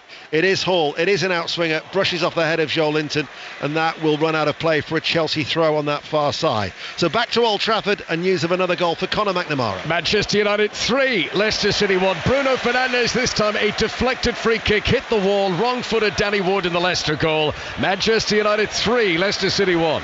The problems for Chelsea at the back, that degree of uncertainty, is that not helped by the fact that they've made the 11 changes? Yeah, I don't suspect that helps at all in terms of game time also.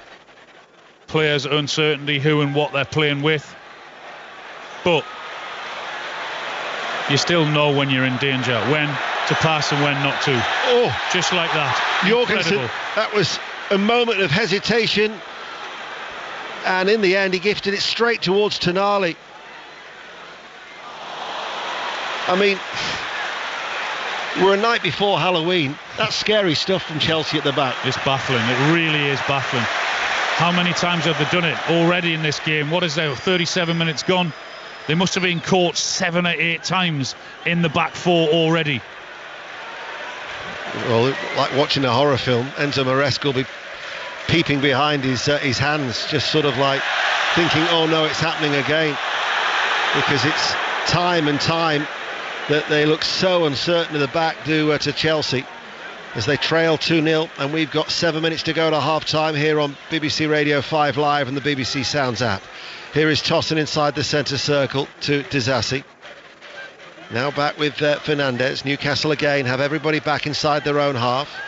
Here is Vega, finds Felix, and Nkunku was going through the channel. Instead it goes out wide to Dewsbury Hall, right corner of the box, back towards Vega. Vega closed down quickly by Willock. Fernandez passes the ball short to Vega, very confined. Cucurella towards Nkunku. Newcastle will win the ball back, and then they play it out, and then just at the wrong moment when you thought they'd beaten the press, they give it away. Mudryk slips it back to Felix. Felix is going to shoot, parried away by Pope, and pushes the ball crucially away from Dewsbury Hall. Good save. Pushed it away from danger.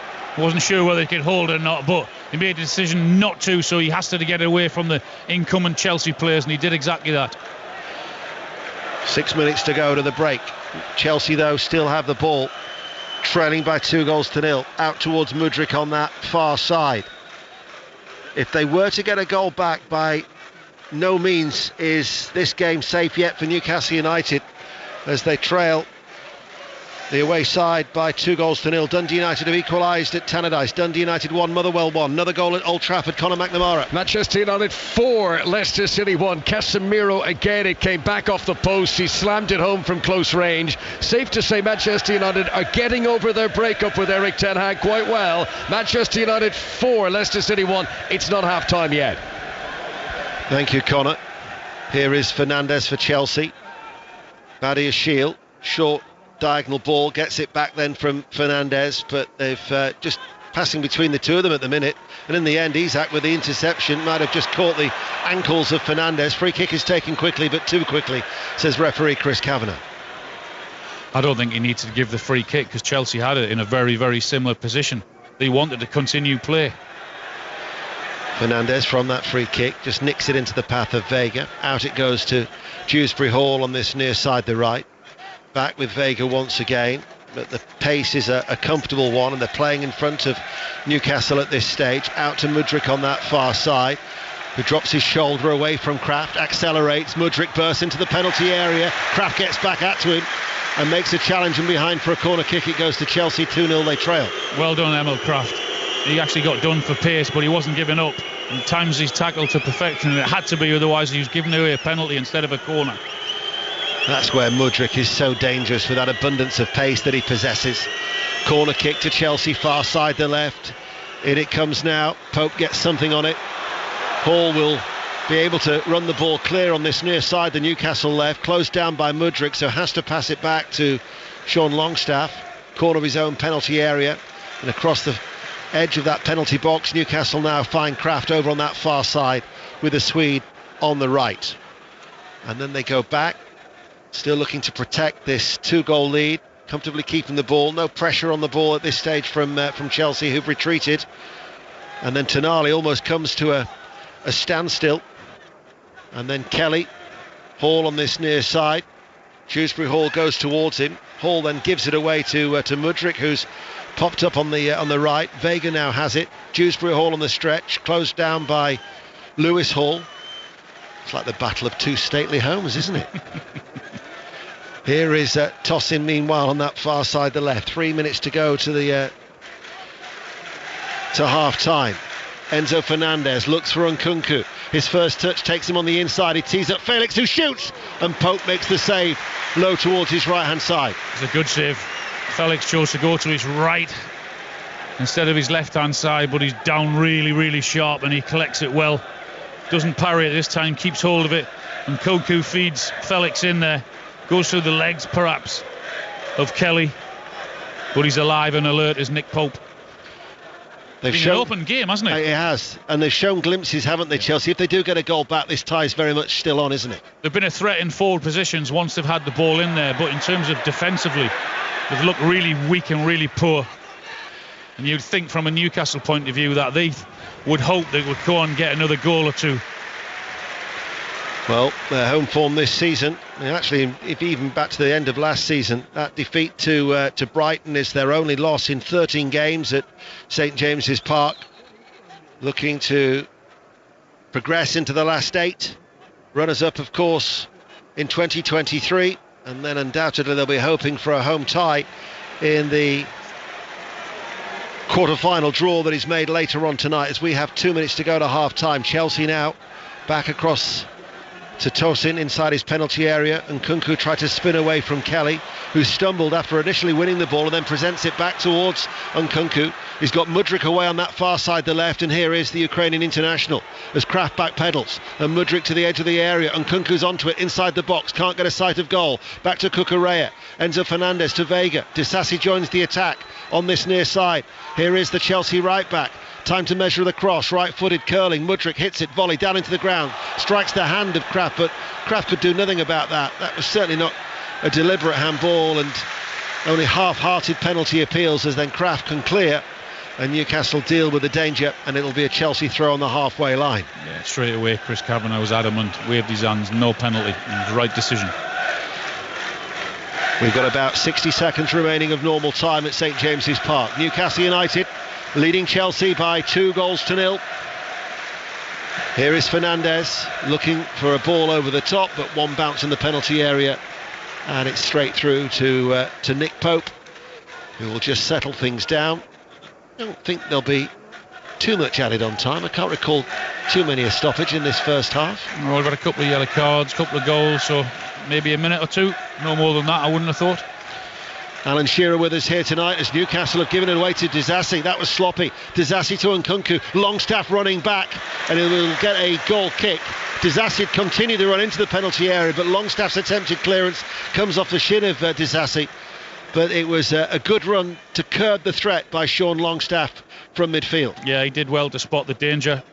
This time it was Newcastle getting caught trying to play out from the back. Disasi just tries to find that final ball in there, which lets him down, but good play from Longstaff and protecting his back four. Newcastle United, who've got Arsenal here at the weekend, so it's imperative for such a daunting fixture that they got back to winning ways. 3 without a win before tonight, and Alan quite rightly is spot on. Just the additional 60 seconds, which we're now into here at St James's Park on BBC Radio 5 Live, and also the BBC Sounds app, as Willock just stumbles off the field of play. Might have just jarred his right hip there. It was an awkward fall right in front of the dugouts. He's back, but he's feeling that. Is Willock, as we're into stoppage time here. Here is Fernandez waiting to deliver the ball. Instead, along the ground, it bypasses Vega to Disasi, and now with Vega at a walking pace once again. Cucurella is in the centre circle, very tight, passing from Chelsea in the midfield. Badiashile out towards Mudryk, one opportunity maybe to run at Kraft, but he shows him on the inside, and Mudryk passes the ball back. And time is desperately running out for Chelsea as they give the ball away through Cucurella. And Newcastle United, mistake by Badiashile, and Gordon is away. Gordon now on the right hand side. Isak and Willock joining the attack. Cross comes in, and then at the far post, Willock. It was a difficult chance. He was running at pace. It was around knee height. Couldn't connect with his left foot, and in the end he blazed it high into the Leesy's end. Yeah, really good play from Anthony Gordon. Sloppy from Chelsea, and Badiashile lets the ball roll underneath his foot, and once Gordon's away from him, he's not catching him. It was just a matter of whether Willock could stay up with him. He managed to do that, but not get the connection that he wanted with a wonderful ball in from Gordon. What are your thoughts then as the half-time whistle sounds and Newcastle lead 2-0? I was getting concerned again. Newcastle missed an absolute sitter through Joe Linton. I'm thinking not one of those nights again where you create, don't take your chances. But they've punished Chelsea, who have been really, really sloppy at the back. Chelsea have had 1 or 2 decent chances themselves, but Newcastle have been the better team. There's no doubt about that. Dewsbury Hall, Vega and Felix all for Chelsea have had opportunities. Goals from Isak and a Disasi own goal in the space of 3 minutes, though, give Newcastle United a 2-0 lead at half-time. We're going to get an update from Pittodrie, and then where there's been a goal, and then after that you'll hear from Steve Crossman presenting at Old Trafford. But first, Gavin Wallace. It's a goal in for Aberdeen. Nicky Devlin at the back post. Mackenzie whipped it in. It was headed on to the Scotland defender at the far side, completely unmarked, and he slammed home to give Aberdeen the lead on 32. Aberdeen 1, Rangers 0.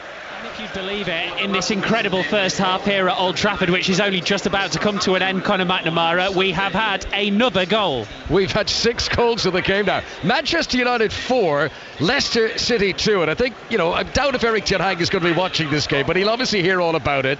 He'll be surprised at some of the things. He'll think, well, why didn't that happen when I was there? But I think 1 or 2 things will be quite familiar to him too. El Khanou scoring for Leicester, Conor Cody just getting his first goal for Leicester there.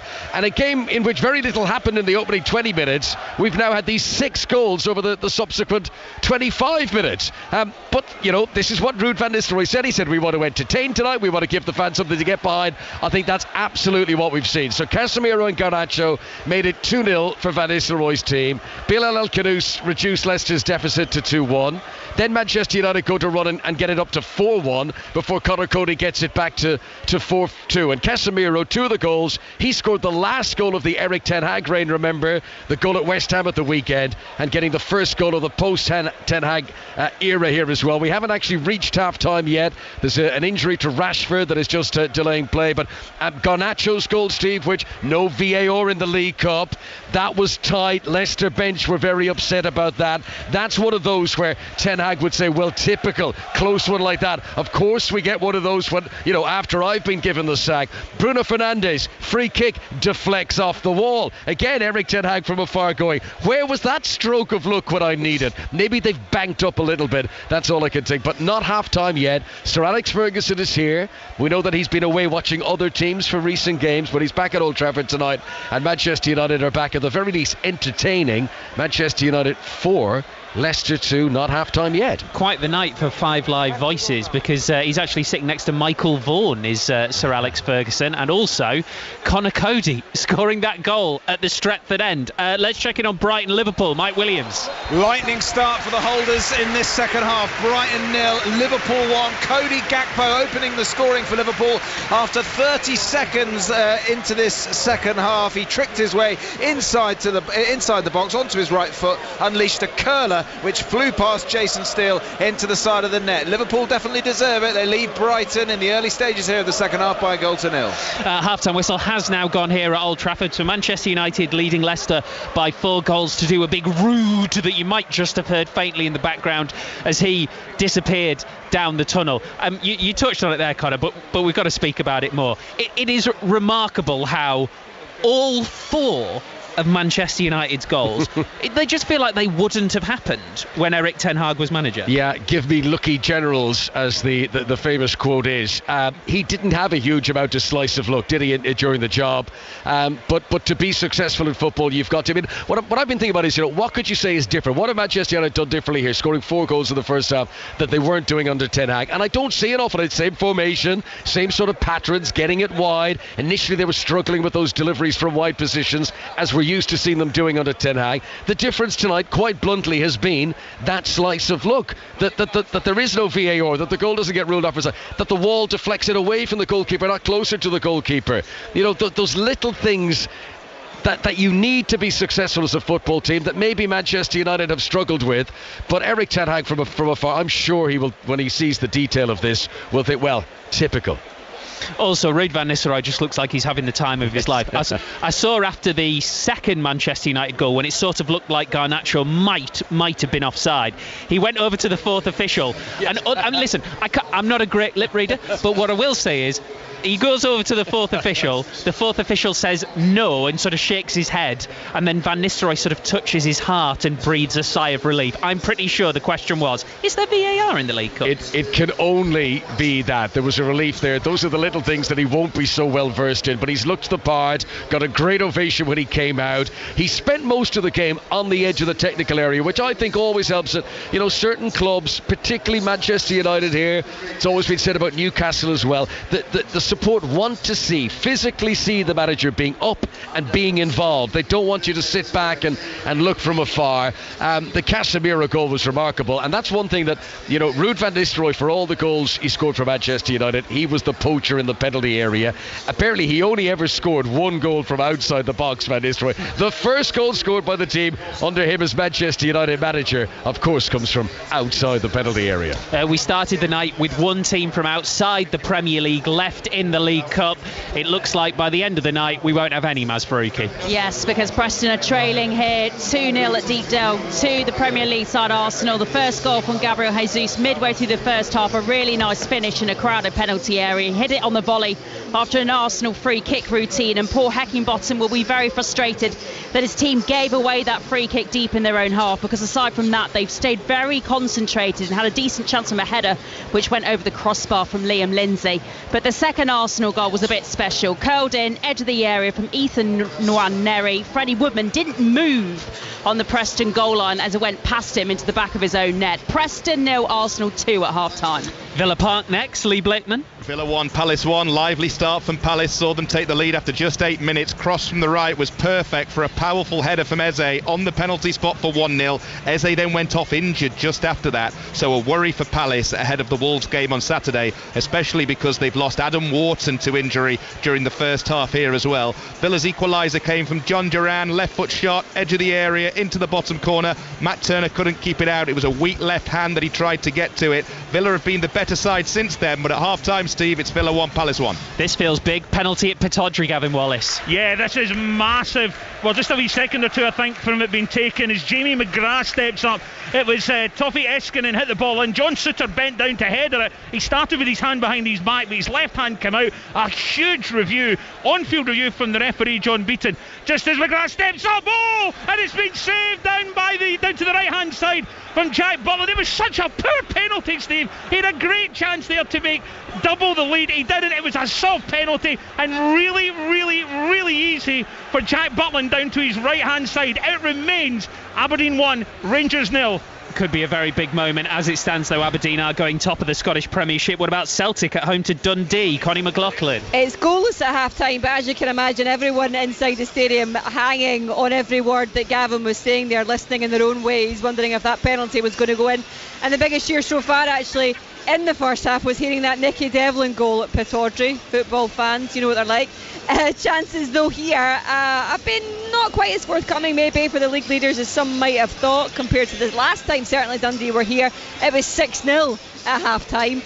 Celtic's trademark 4-3-3, Steve's been a bit ineffective compared to normal. Dundee are flooding the box, defending deeply, and out of possession. Celtic are sort of sluggish a little bit and trying to get back into their shape. But fair play to Dundee, that is obviously the plan, and it seems to be working for now. At half-time, Celtic 0, Dundee 0. We've had dramatic halves all over the place, including at the Tottenham Hotspur Stadium. Spurs, Man City, Chris Coles. Spurs are 2-0 up over the 8-time winners of the League Cup, and what a glorious second goal this is from Pape Sarr. The gas from the crowd who've just seen it back on the big screens. Short corner, work to Sarr on the edge of the box, and he bends it in from around 20 yards at Stefan Ortega's front post. Thoroughly deserved. Tottenham have been excellent, and Manchester City have yet to threaten. Tottenham 2, Manchester City 0, 26 minutes.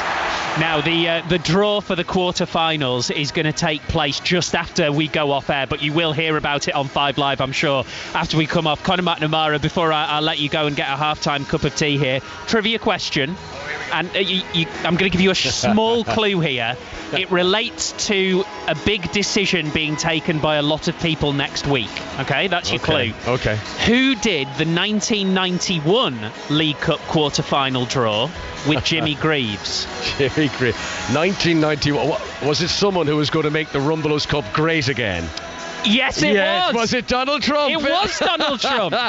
It was, not a joke, Donald Trump did the 1991 League Cup quarter-final draw. Next Tuesday night, 10 p.m, America Decides on 5 Live with the brilliant Nuala McGovern and Ros Atkins.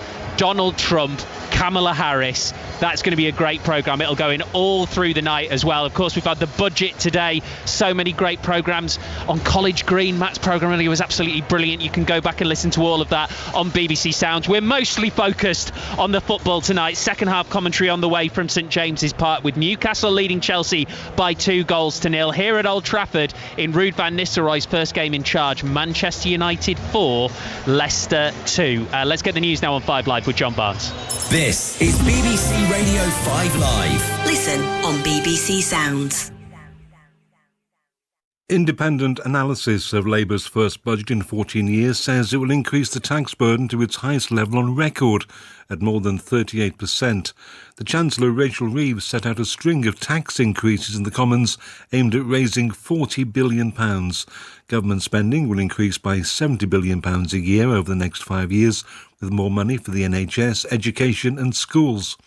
To pay for this, capital gains tax will go up and £24 billion will be raised by increasing employers' national insurance contributions to 15%. Chris Bingham is the chair of Green Arc Limited in West Yorkshire, which helps companies move to green energy. He says this change will affect his business. It wasn't a huge surprise. It had been publicised, I think, quite widely, so it's pretty much what we expected, but it does reduce our ability to pay more pay rises next year, invest in the business, so it will have an impact. I think inevitably, certainly over a period of the next 2 or 3 years, we will have less money to pay our staff in terms of pay rises. The Chancellor has announced inheritance tax will apply to farms worth more than £1 million. Previously, such land was exempt from inheritance tax when being passed on to the next generation. The leader of the opposition, Rishi Sunak, said the budget contained broken promise after broken promise, and the Chancellor had decided to let borrowing rip. 95 people have now been confirmed dead after catastrophic flash flooding in the east and south of Spain. Dozens of people remain unaccounted for. Consuelo Tarazona is the mayor of Horno de Alcedo, a town very close to the centre of Valencia, which experienced some of the worst effects of the flash floods. Sobre las 8 de la tarde empezó a venir agua. By 8 p.m. in the night, water started coming in great amounts and the town was flooded in minutes. The currents were so quick, and we called the emergency services, who started rescuing some people who had water up their necks, but we've had a very terrible night. That's Consuelo Tarazona, the mayor of Horno de Alcedo. I'm Ros Atkins. And I'm Nuala McGovern. And as America chooses its next president, join us for an eventful election night, live from Washington. The urgency of this moment is clear. The most important day in the history of this country. America decides. Throughout next Tuesday night from 10. And on Wednesday, we'll bring you the results and the reaction on 5 Live Breakfast. I created one of the greatest economies in the history of our country. Let's not go back. It's time to turn the page. The US presidential election on 5 Live and BBC Sounds. This is 5 Live Sport with Steve Crossman. Listen on BBC Sounds. We've had an absolutely belting night of League Cup action already, and I'm sure there's much more drama to come. Remember, any of these games, level after 90 minutes, we go straight to a penalty shootout. Here at Old Trafford, Ruud van Nistelrooy has had a heck of a first half in charge. It's Manchester United 4, Leicester 2 at the break. Right now on 5 Sports Extra, Spurs Man City. Chris Coles. Spurs leading Manchester City by 2-0 with 15 minutes to play until half-time. Timo Werner's early finish, clinical Spurs counter-attack, took it really nicely, and Pape Sarr's curling effort from the edge of the area just a couple of moments ago. Manchester City struggling to find their rhythm. A lot of their big hitters are on the bench as Gundogan swings a free kick in, but over the crossbar, hence the Spurs cheers. Ederson, Kovacic, Haaland, Bernardo Silva, Gvardiol, all on the bench, but the likes of Foden, Savinho, Mateus Nunes, Gundogan are playing, but yet to really click. The only downside from what's been an excellent half for Spurs, an injury to Mickey van der Ven. He went down in his own box, pulled his shirt over his head in disappointment, and he went straight down the tunnel. Ange Postecoglou will hope that's not too serious, but he'll be delighted with the opening 32 minutes at the Tottenham Hotspur Stadium. Spurs 2, Manchester City 0. That one is on 5 Sports Extra. We'll join it in full here on 5 Live once we're done at St James's Park. Gavin Wallace, are you still playing in the first half? Yeah, we are. It was an 8 o'clock kick-off, to be fair, but we've got 4 minutes of added time. Aberdeen 1, Rangers 0. It really should be Aberdeen 2, Rangers 0. Rangers haven't really taken heed of any of the warnings. The goal came, Nicky Devlin on 32. It was a great ball in from McKenzie. Keskinen headed it on, Devlin unmarked, and then McGrath had a penalty with a reasonably, 4 minutes clearly, lengthy review. Just by the way, Cyril Dessels is trying to get through on goal, and nothing comes of it. But yeah, the penalty was a really good chance. McGrath stepped up. It was so poor. Ross McCausland has just pulled one back. No, calm down, Steve. As you were, offside. It's okay, it's fine. I told you we'd have everything at this game tonight, didn't I? Absolutely. A missed penalty, a goal offside. Well, 1-0 as we hurtle towards half-time to Aberdeen. Thank you, Gavin. Other scores then in Celtic, and at the moment the big winners of the day are going to be Hearts, because they were rock bottom of the table at the start of play, but they are leading by a 1-0 at the break against Kilmarnock. So Hearts 1, Kilmarnock 0, Dundee United 1, Motherwell 1, it's Ross County 0, Hibs 0, also 1-1 in the game between St Mirren and St Johnstone as well. And as we heard from Connie, Celtic 0, Dundee 0 at half-time. We will keep you up to date with everything happening here at Old Trafford during second half commentary from St James's Park. Ian. Underway already. Newcastle United leading Chelsea by 2-0. Neither side has made a change. Pope in goal, Kraft, Scher, Kelly and Hall. Longstaff, Tonali and Joel Linton, Willock, Isak and Gordon for Newcastle. Black and white striped shirts, black shorts, playing from left to right as we look.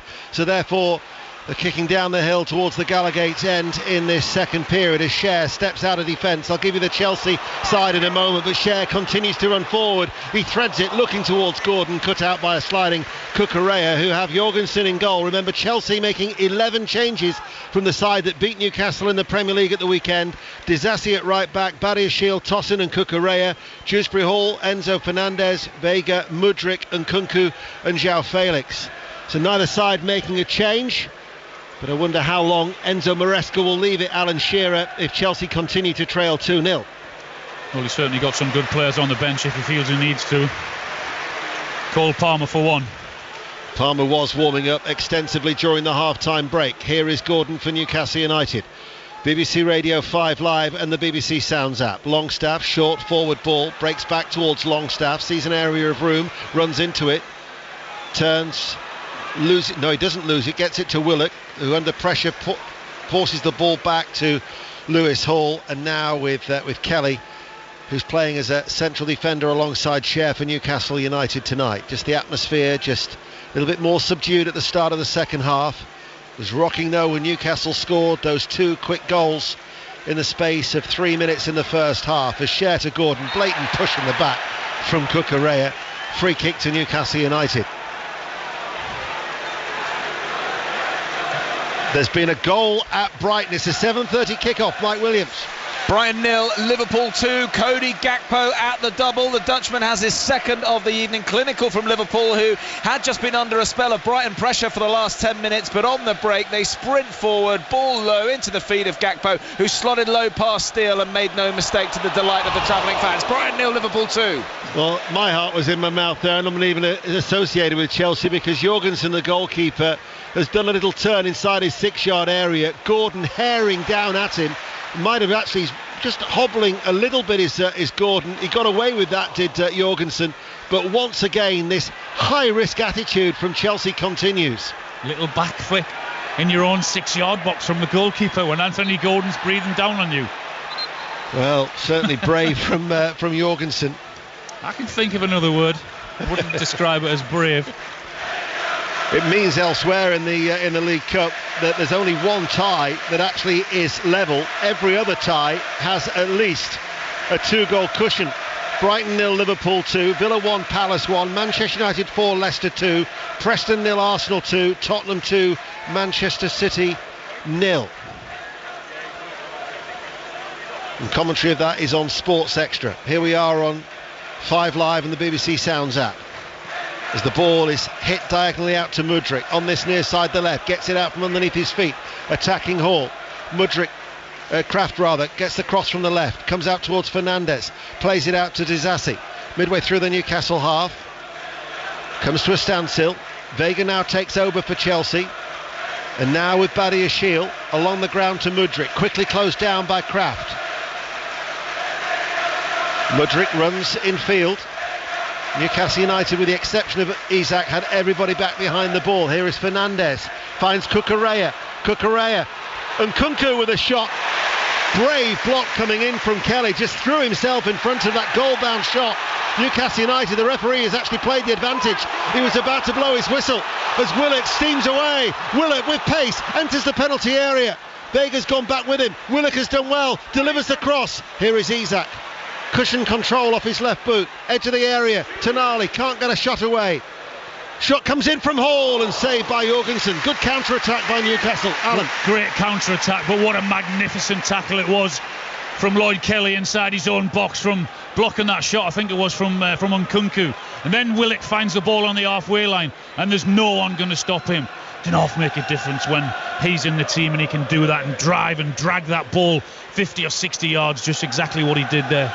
Did very, very well, did Joe Willock. Half-time at Pittodrie. Gavin Wallace. Yeah, Aberdeen 1, Rangers 0. That goal, Nicky Devlin's third of the season on 32 minutes. Jack McKenzie's ball in, headed in by Keskinen, and Nicky Devlin with the freedom of Aberdeen to blast home beyond Butland gives Aberdeen the lead. Aberdeen 1, Rangers 0. The way this game is being played, you sense more goals. Absolutely, yeah. Both teams very much like the first half, creating chances for each other straight away. Here is Cucurella, and again in that inverted role, out to João Felix, who comes into it now left-hand side of the penalty area. He turns, Kraft nicks it away from him. Did well under pressure, did Emil Kraft. Gordon then away from Enzo Fernandez. Gordon now, with his pace, will run forward over the halfway line. He's got Joel Linton and Isak going on ahead of him as Gordon just can't get past Badia Shield. Went into a firm challenge with Cucurella.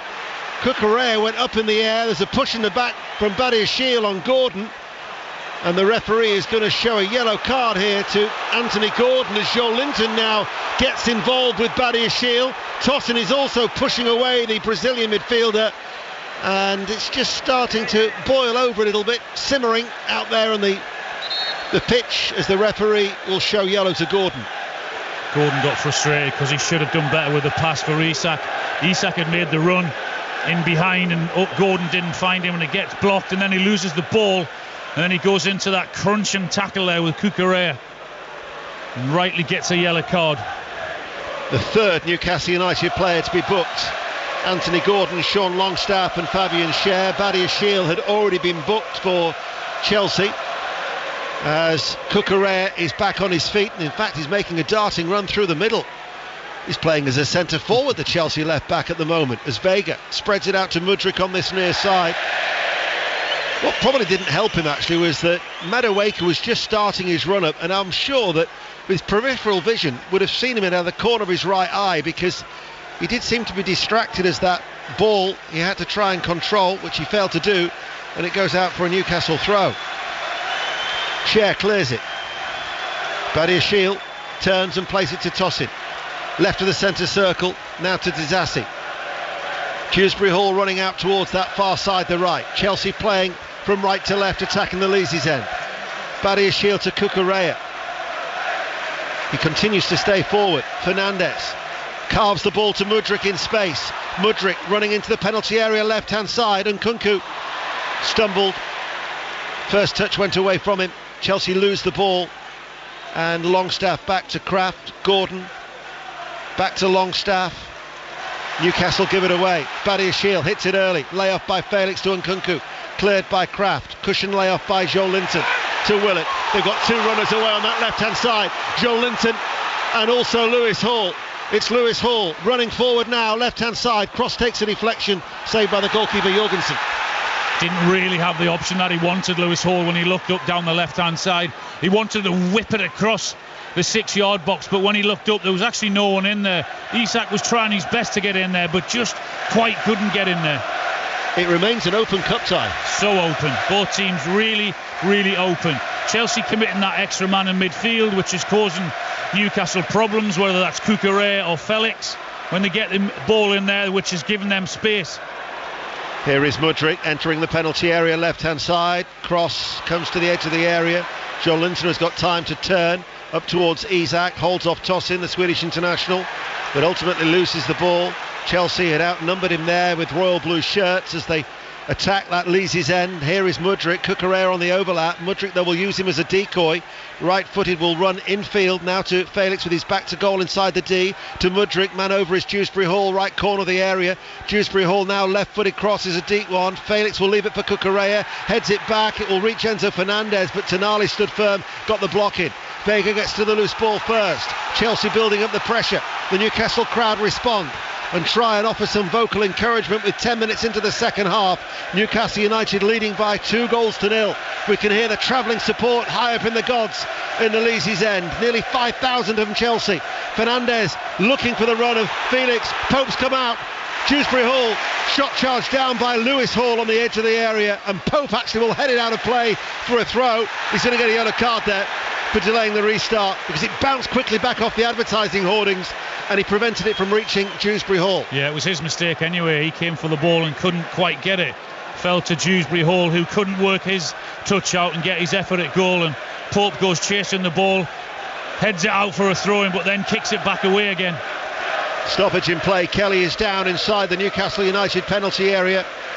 Former England captain Alan Shearer with us here tonight on BBC Radio 5 Live. And the Rugby Union Internationals return to 5 Live this weekend and return with a bang. England, New Zealand on Sports Extra, 3:10 each of the next 4 weekends. We will have the coverage for you on the 5 Live network as we're back underway here in the League Cup at St James's Park, with Newcastle still leading with those 2 first half goals. Mudryk on the left hand side, helped out by Joe Linton for Newcastle. Fernandez now to Tosin.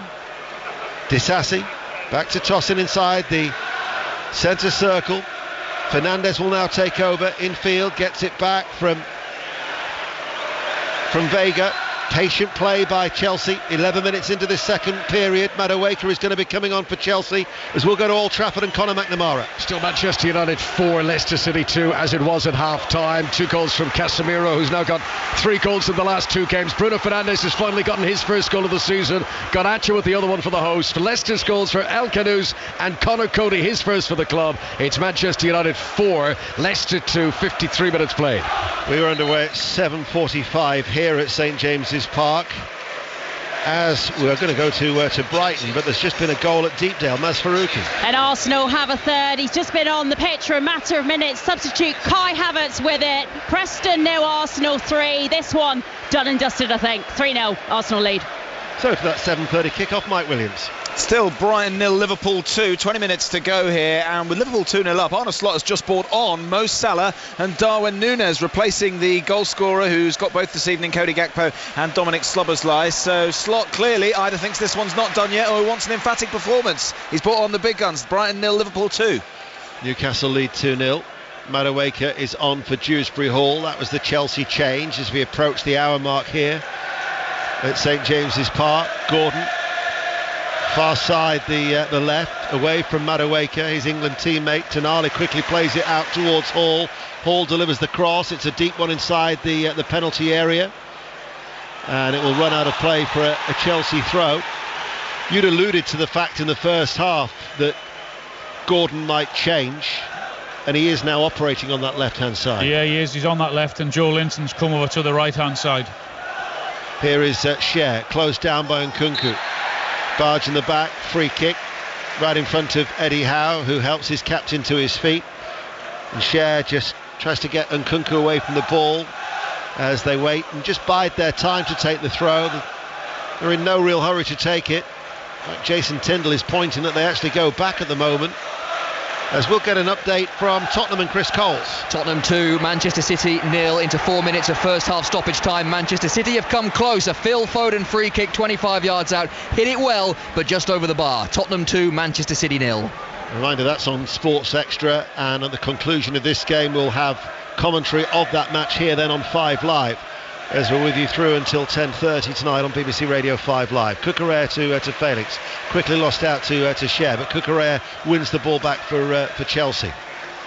He continues to vacate his left back duties, doesn't he? Yeah, he does that, and that provides a space if Newcastle can win that ball. But what he does for Chelsea, the positive side, is he creates an overload in that midfield where Felix is and where Nkunku's coming into.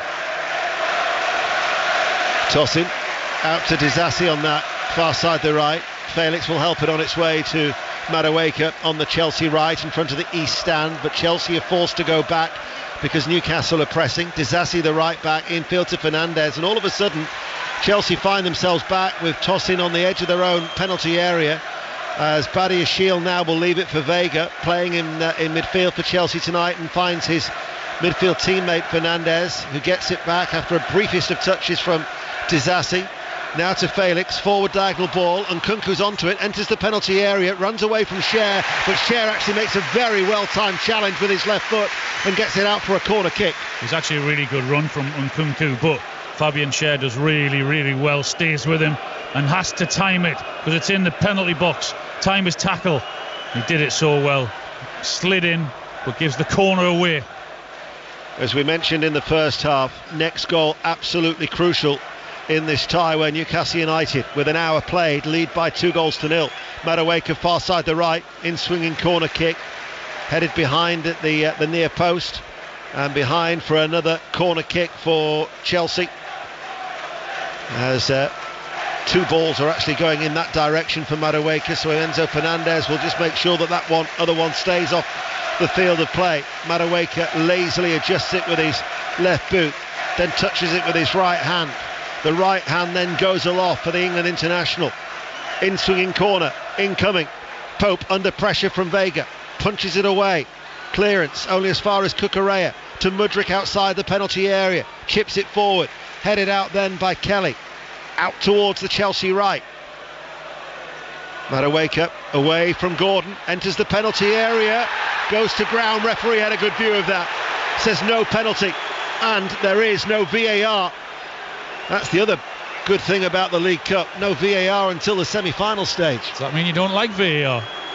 Well, judging by you were smirking, I think you agree as well, don't you? I do. I like it when it's run properly, but it's not been very often. Let's go to Tottenham, Chris Coles. Manchester City are back in it right on the stroke of half-time. Mateus Nunes with a finish at the back post. Savinho found him. Nunes, tidy finish. Tottenham 2, Manchester City 1. If that was you throwing me under the bus, I'm taking you with me. We're allowed to say we don't like it, aren't we? We are. Badia Shields forward ball, Mudryk left-hand side. Cuts it back. Oh, it came off at a funny angle from Nkunku's right boot, and then Cucurella drives it left-footed up in the air, and then Nkunku challenges Pope and heads it wide. That was bizarre, the touch from Nkunku. It came off a really weird angle. They got away with one there, Newcastle. Really good work, really quick work down the left-hand side from Mudryk. Good ball in behind, and he actually looks up and he picks Nkunku out. He just doesn't he can't sort his feet out quick enough. Really good play from Mudryk. Big chance. Newcastle United are going to be making a change. Bruno Guimaraes is going to be coming on. And we're also going to see Will Asula coming on as well. The Danish forward, the young man who they signed from Sheffield United. So Isak is going to be coming off. Will Asula will replace him. His 3 goals for Sheffield United were actually all in the cups, actually all in the FA Cup to be precise. As Asula is on, and Bruno Guimaraes coming on to the midfield, and going off was it Joe Willock? Willock. So Guimaraes is on, Willock is off. Double change made by Newcastle United. Conor McNamara on Old Trafford. Another goal, 7th of the night. We've not played an hour yet. It's Manchester United 5, Leicester City 2. Bruno Fernandes, who hadn't scored at all this season for Manchester United before tonight, has got his second. Dreadful back pass by Okoli, way too short for Danny Ward. Bruno Fernandes able to nip in, dragged it under his studs to bring it around the keeper and slammed it into the net. Manchester United 5, Leicester 2, half an hour to go. Now remember, at the top of the Scottish Premiership, Aberdeen were leading Rangers by 1-0 in an 8 o'clock kick-off. They were looking to go 2 points clear of Celtic, but there's now been a goal at Parkhead. Connie McLaughlin. Celtic 1, Dundee 0, which means Celtic go back to the top of the table as it stands. 2 goals in 2 games for Alistair Johnson. He just came on as a substitute. I was just going to say he's on to shore things up on that right-hand side. I didn't expect him to be on to get the goal that might potentially win this for Celtic. Also, James Forrest just come on as a substitute as well. 63 minutes on the clock. Celtic 1, Dundee 0. Fernandes with a cross, headed away by Kelly.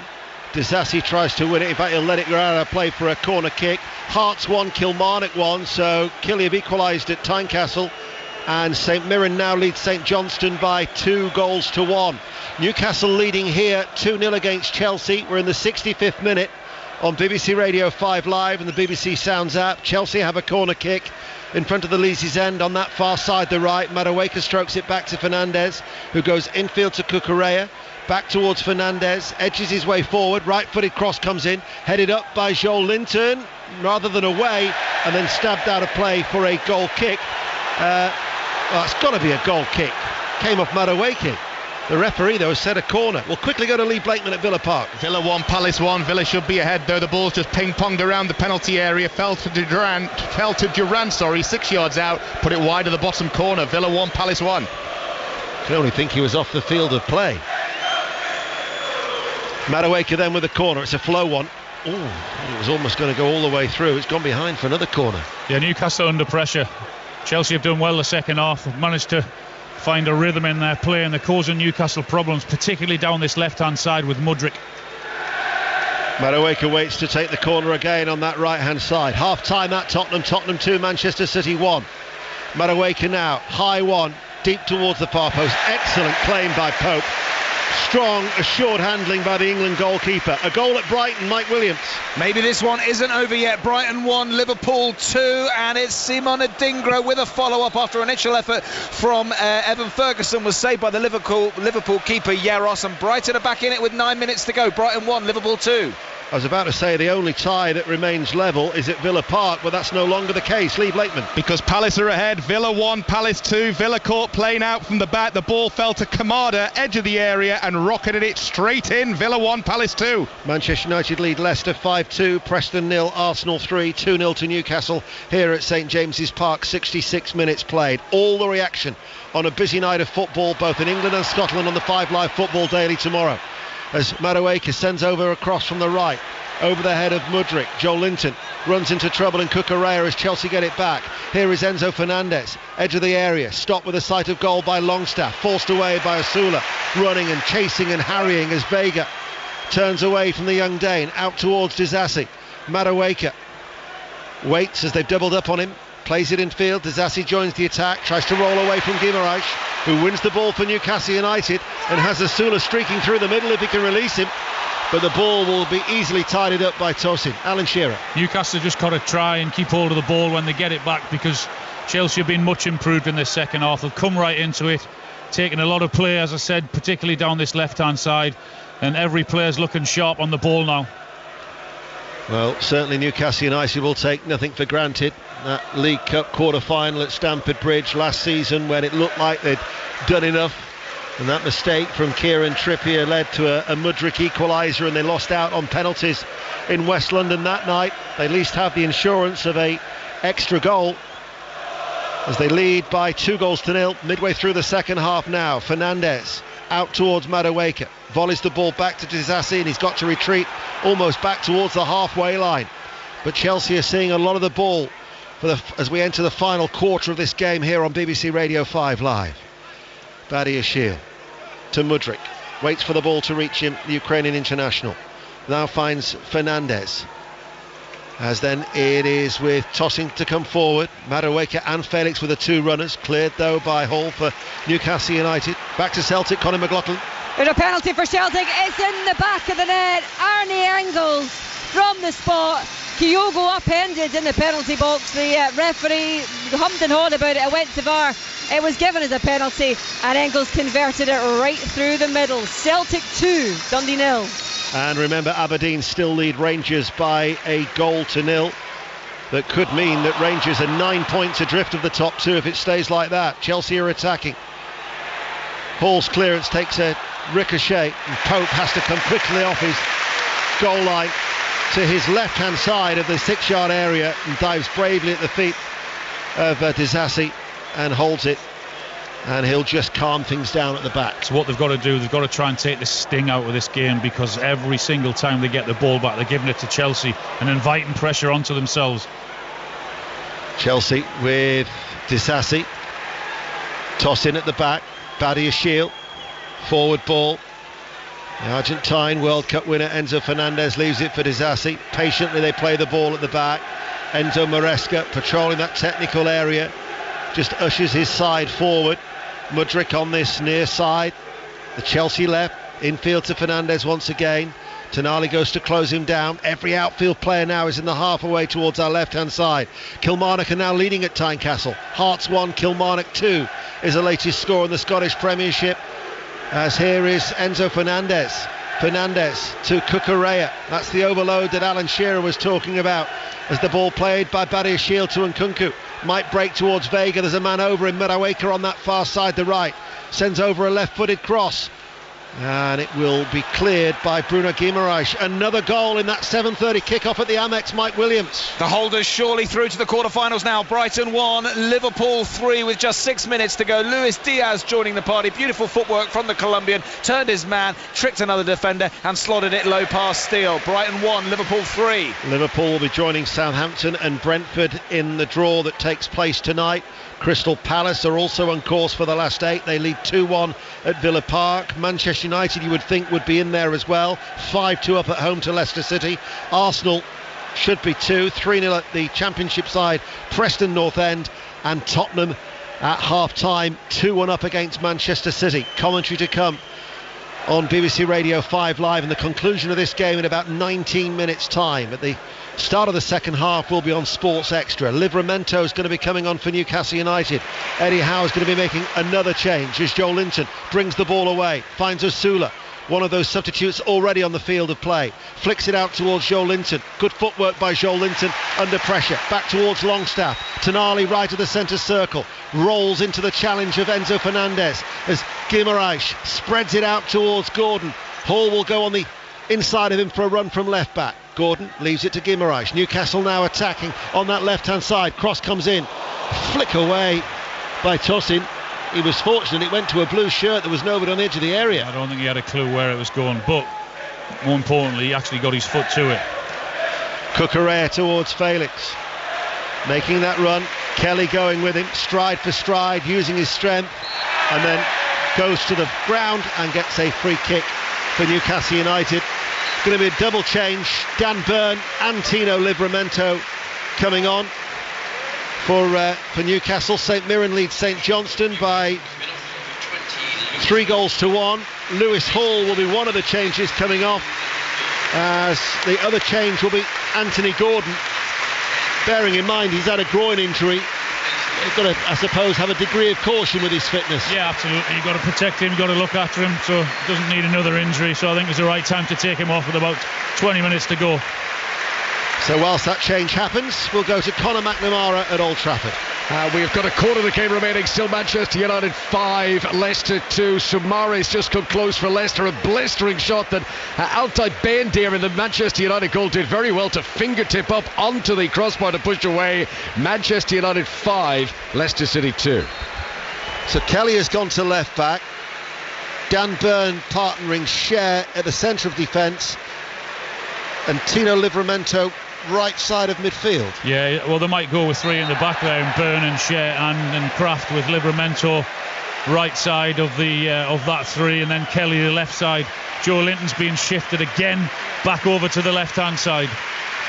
Incidentally, the St Mirren third goal disallowed through VAR, so St Mirren only leads St Johnstone by 2-1, as the 2 substitutes, Gordon and Hall, make their way around the Leazy's end. They went off on the far side of the field of play. They're getting the adjuration of the Newcastle supporters with 17 minutes remaining on this night of League Cup action on 5 Live and the BBC Sounds app. Newcastle have got a free kick.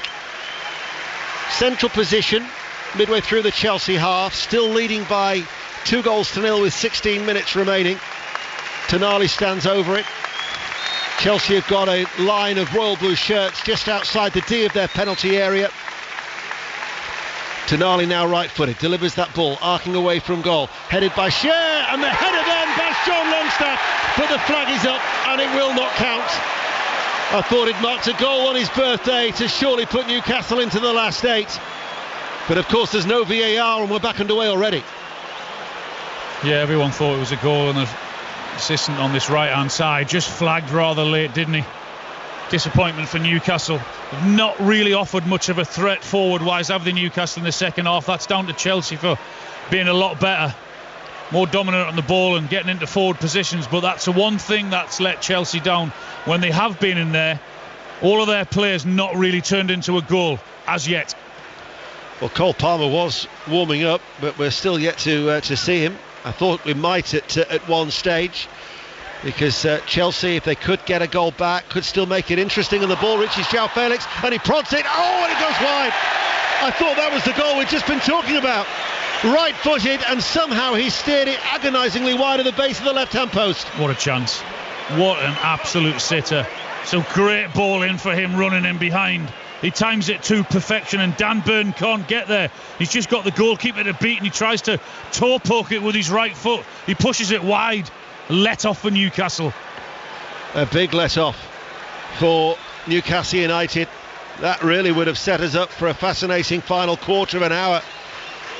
A late goal at the Amex. Mike Williams. Brighton not out of this one yet. Brighton 2, Liverpool 3. Fullback Tarek Lamptey capitalising on some Liverpool poor clearance. His shot cannoned off Kwanzaa into the back of the net to give Brighton a lifeline as we head into 5 minutes of injury time. Brighton 2, Liverpool 3. They meet again at Anfield in the Premier League at the weekend. That will be our base for our 3 o'clock goal service commentary during 5 Live Sport. Liverpool-Brighton to be followed by Wolves-Crystal Palace. And on Sunday we have Tottenham Villa at 2, Manchester United-Chelsea at 4:30 as part of 5 Live Premier League Sunday with 14 minutes remaining. Newcastle United still leading 2-0 from those first half goals as the Newcastle supporters find their voices inside St James's Park. Cucurella away from Kraft, finds Mudryk up against Livramento. And Mudryk has squirmed the ball out of play to give Newcastle a throw. Just as I was said, he was doing well down this left-hand side. He kicks it out. Tino Livramento, the substitute, didn't actually make any appearances for Chelsea, who sold him to Southampton for £5 million, and then Newcastle bought him for £32 million, with 13 minutes of normal time remaining. Guimaraes turning into Vega, holds off Vega, gets a free kick for his troubles too, and then will not take that quickly, will just slow it down. About game management now, isn't it, for Newcastle? Yeah, that's what they've got to do. What is 15, 16 minutes left of this game, and normal time, they've just got to try and kill the game. They're under pressure and have been for most of this second half. 1 or 2 really good opportunities for Chelsea which they've failed to take. Coming into the side after those back-to-back wins against Panathinaikos and then Newcastle themselves in the Premier League, but heading for defeat at the moment. Maresca's side as Guimaraes shrugs off the challenge of Felix, left of the centre circle, passes the ball right-footed out to that far left touchline for Joel Linton. Hall now playing at left back, was going to go on the overlap and then thought about and has retreated since. And Newcastle United now just keeping the ball to you, to me, from Tonali and Guimaraes, and then back to Cher and back towards Kraft, trying to hold on to the possession, keeping control of this tie, as here is Livramento sent forward on the right hand side. Cucurella couldn't keep the ball in play. Livramento, it's a Chelsea throw. Just about to say, it has to be a more patient build up for Newcastle, because they've lost the pace of Gordon, of Willock, of Isak.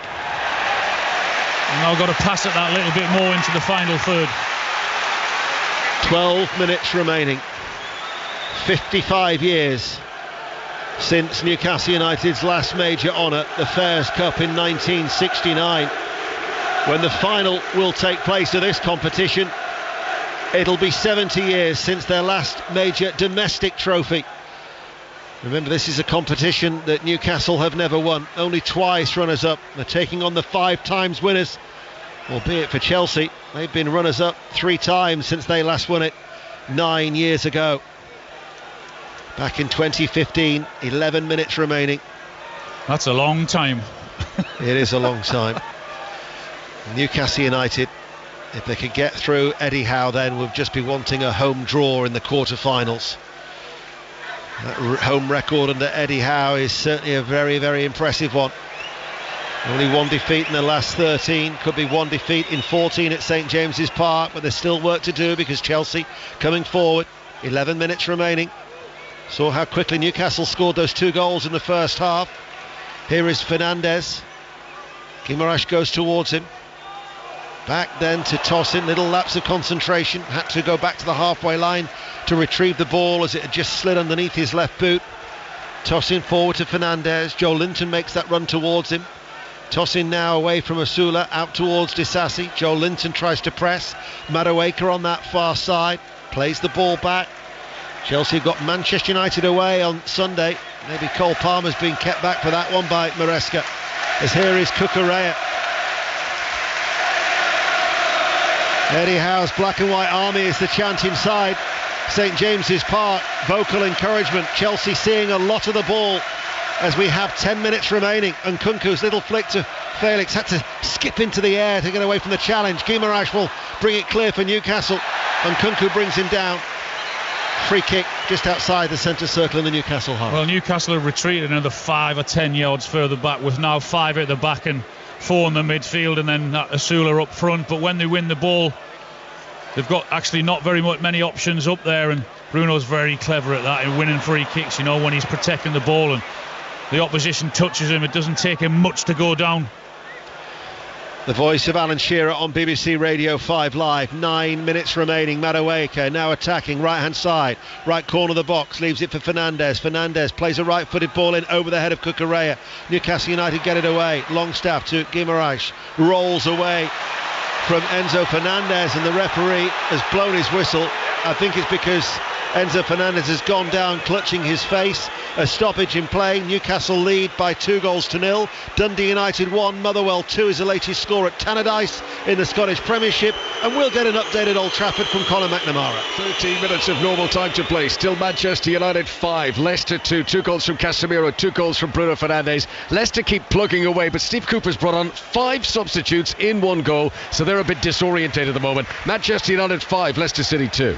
Full time at the Amex, and the holders are through, Mike Williams. Yeah, Brighton 2, Liverpool 3. Liverpool through to the quarterfinals after a bit of a scare here on the south coast. Cody Gakpo gave them a 2-0 lead in the second half, only for Simon Adingra to pull one back for Brighton. Diaz then restored Liverpool's 2-goal lead with a fine individual effort. That was 3-1. Tariq Lamptey made things a bit nervous for Arne Slot's team late on with a deflected shot to make it 3-2, but Liverpool held on, and they are into the final 8 of the League Cup. It's finished here at the Amex. Brighton 2, Liverpool 3. When you think of the ties, Alan, of Brighton, Liverpool, Tottenham, Manchester City, and this one here that we're watching, Newcastle against Chelsea, to lose as a cross comes in high from the right hand side, Cucurella's downward header, edge of the area, Vega battling for it, cleared by Newcastle, to lose 3 of those top sides from the top half of the table. Yeah, the other teams are thinking that as well, though, aren't they? True. You don't think about Wembley just yet at the quarter-final stage? You might think about it, but you certainly wouldn't tell anyone. 7 minutes remaining. Now Celtic leading Dundee 2-0 at Parkhead. Aberdeen were 1-0 up, but there's been a goal at Pittodrie. Gavin Wallace. There has been, Ian. Aberdeen 1, Rangers 1. Could Aberdeen be ruining that missed penalty from earlier? It looks like it. Nadim Biryami down the left-hand side. He manages to cut in between the 2 Aberdeen defenders and unleashed a low curler into the bottom left-hand corner. It's Aberdeen 1, Rangers 1. Newcastle United, they've won their last 5 fourth-round ties in this competition, having previously only progressed 1 in the 6 seasons before that. They're looking to progress again here. Very good defending by Emil Krafth with his anticipation, read that situation well with the interception, and now launches attack as he finds Asula on the edge of the area, left-footed, shoots and comes off the base of the right-hand post. He was close to his first goal for the club, goes out for a goal kick. So close, felt for him, but great play from Emil Krafth, and bursting forward and beat 1 or 2 Chelsea players, and then having the vision to look up and pick Asula out. He comes back in on his left side and cuts in and whips it from the edge of the box and just hits the outside of the post and goes out for the goal kick. Probably Newcastle's only really worthwhile effort second half. Yeah, we've not seen too much from them in forward positions this half. 6 minutes remaining. Newcastle 2, Chelsea 0, Manchester United 5, Leicester 2, Preston 0, Arsenal 3, Tottenham 2, Manchester City 1 in the 8:15 kick-off. Commentary on Sports Extra. The conclusion of the game will be here on 5 Live. Aston Villa 1, Crystal Palace 2. as we get an update from Tottenham and Chris Coles. Timo Werner's just missed a great chance to put Tottenham 3-1 up against Manchester City. Solanke finds him and he's clean through, probably has too much time, and eventually his left foot shot a couple of yards wide. Still Tottenham 2, Manchester City 1, 52 minutes. 5 minutes remaining here of normal time at St James's Park. Joelinton deep inside his own half. Guimaraes, the two Brazilians linking up well. Guimaraes then fouled by João Felix on the edge of his own penalty area, and a show of dissent from Felix has got him a yellow card from referee Chris Kavanagh as we go to Villa Park and Lee Blakeman. Villa 1, Palace 2, 7 minutes to go. Villa have had chances to equalise though, Ian. John Duran with a shot from the left side of the area, went straight at Matt Turner, and then Jadon Philogene, edge of the box, deflected shot, straight into Turner's gloves again. Villa 1, Palace 2. So Felix has been booked, and it'll be a free kick that Pope will be in no hurry to take. Well, he's looked very good on the ball, Felix, but his end product has been really poor. He had that wonderful opportunity, 7 or 8 minutes ago, and it might have been very different for Chelsea if that had gone in. That's been a problem for them tonight. Done well in getting into the last third of Newcastle, particularly the second half, but the finishing's been really poor. Here is Guimaraes out to Joelinton. Guimaraes wants it back and gets it back left-hand side.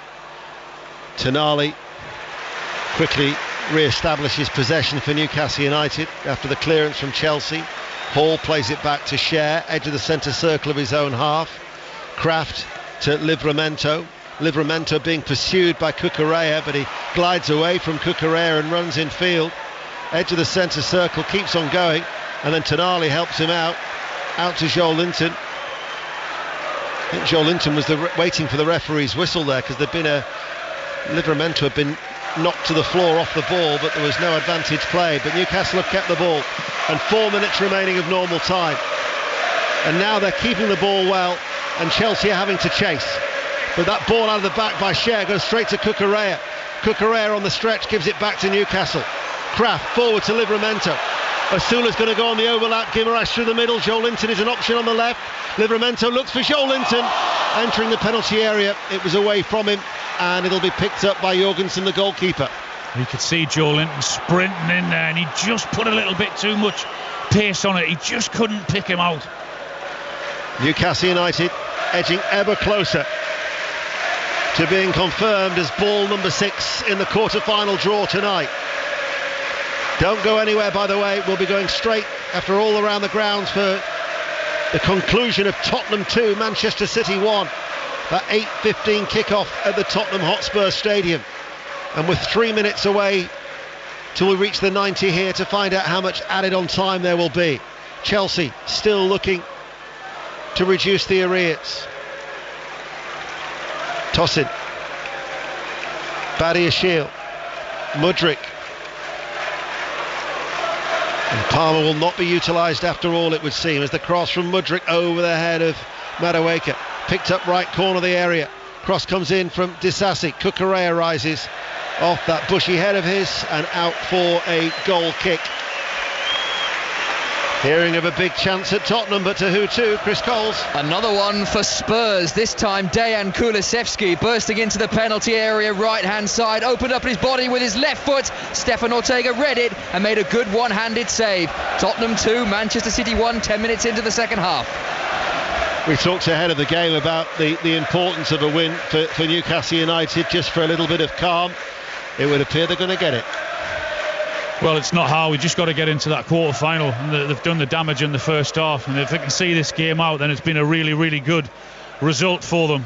Impressive first half. They've had to defend well second half and rely on a little bit of luck and poor finishing, but it's about getting through, and at the minute they are. They lead by 2-0. Joelinton to Guimaraes, no width on the left. Guimaraes though will accelerate, runs to the edge of the area, plays the ball out to Livramento, back to Guimaraes, just bobbled up for him, and it allowed Chelsea to dispossess him. And then Cucurella with a clearance. Kraft, who's had a good game at right back, heads it forward towards Tonali. Livramento's diagonal ball, right corner of the area. Longstaff able to turn. His cross runs up the body of Badiashile, heads it away. 60 seconds remaining of normal time. Newcastle have a throw inside the Chelsea half. Yeah, Kraft has had a really good game.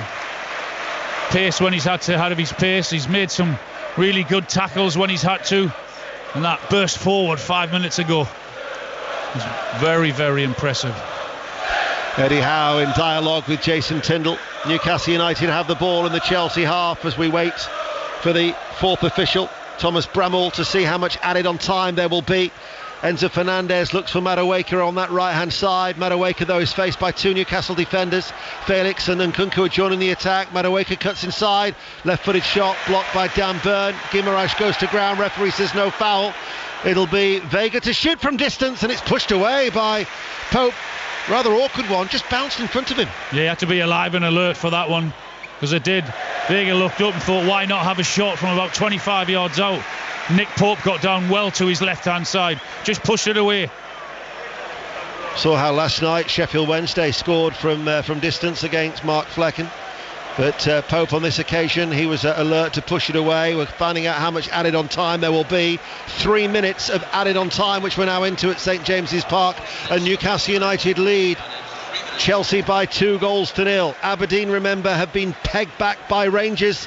But Celtic looking to stride out on their lonesome at the top. Conor McLaughlin. Yeah, 88 minutes on the clock. It's still Celtic 2, Dundee 0. It's all about managing minutes, I think, right now for Brendan Rodgers, only in this game, but also some of the players that have been injured for the past few weeks. Cameron Carter-Vickers has just made way for Liam Scales. He's now on. Big game on Saturday, remember, Aberdeen in the League Cup. I think that's on his mind. Celtic 2, Dundee 0. Aberdeen, of course, do have an extra 15 minutes. It was an 8 o'clock kickoff at Pittodrie. We're into the 3 minutes of added on time. Are you surprised with, I mean, Chukwuemeka's only made 13 minutes of his one appearance this season against Panathinaikos. You've got Cole Palmer there as well, that he's only made the one change. Maresca? Not really, no, because this is not their main competition. They got bigger things to think about. We saw that with the squad that they put out for Europe. But I think their priority this season will without doubt try and get as near as he can to that top four.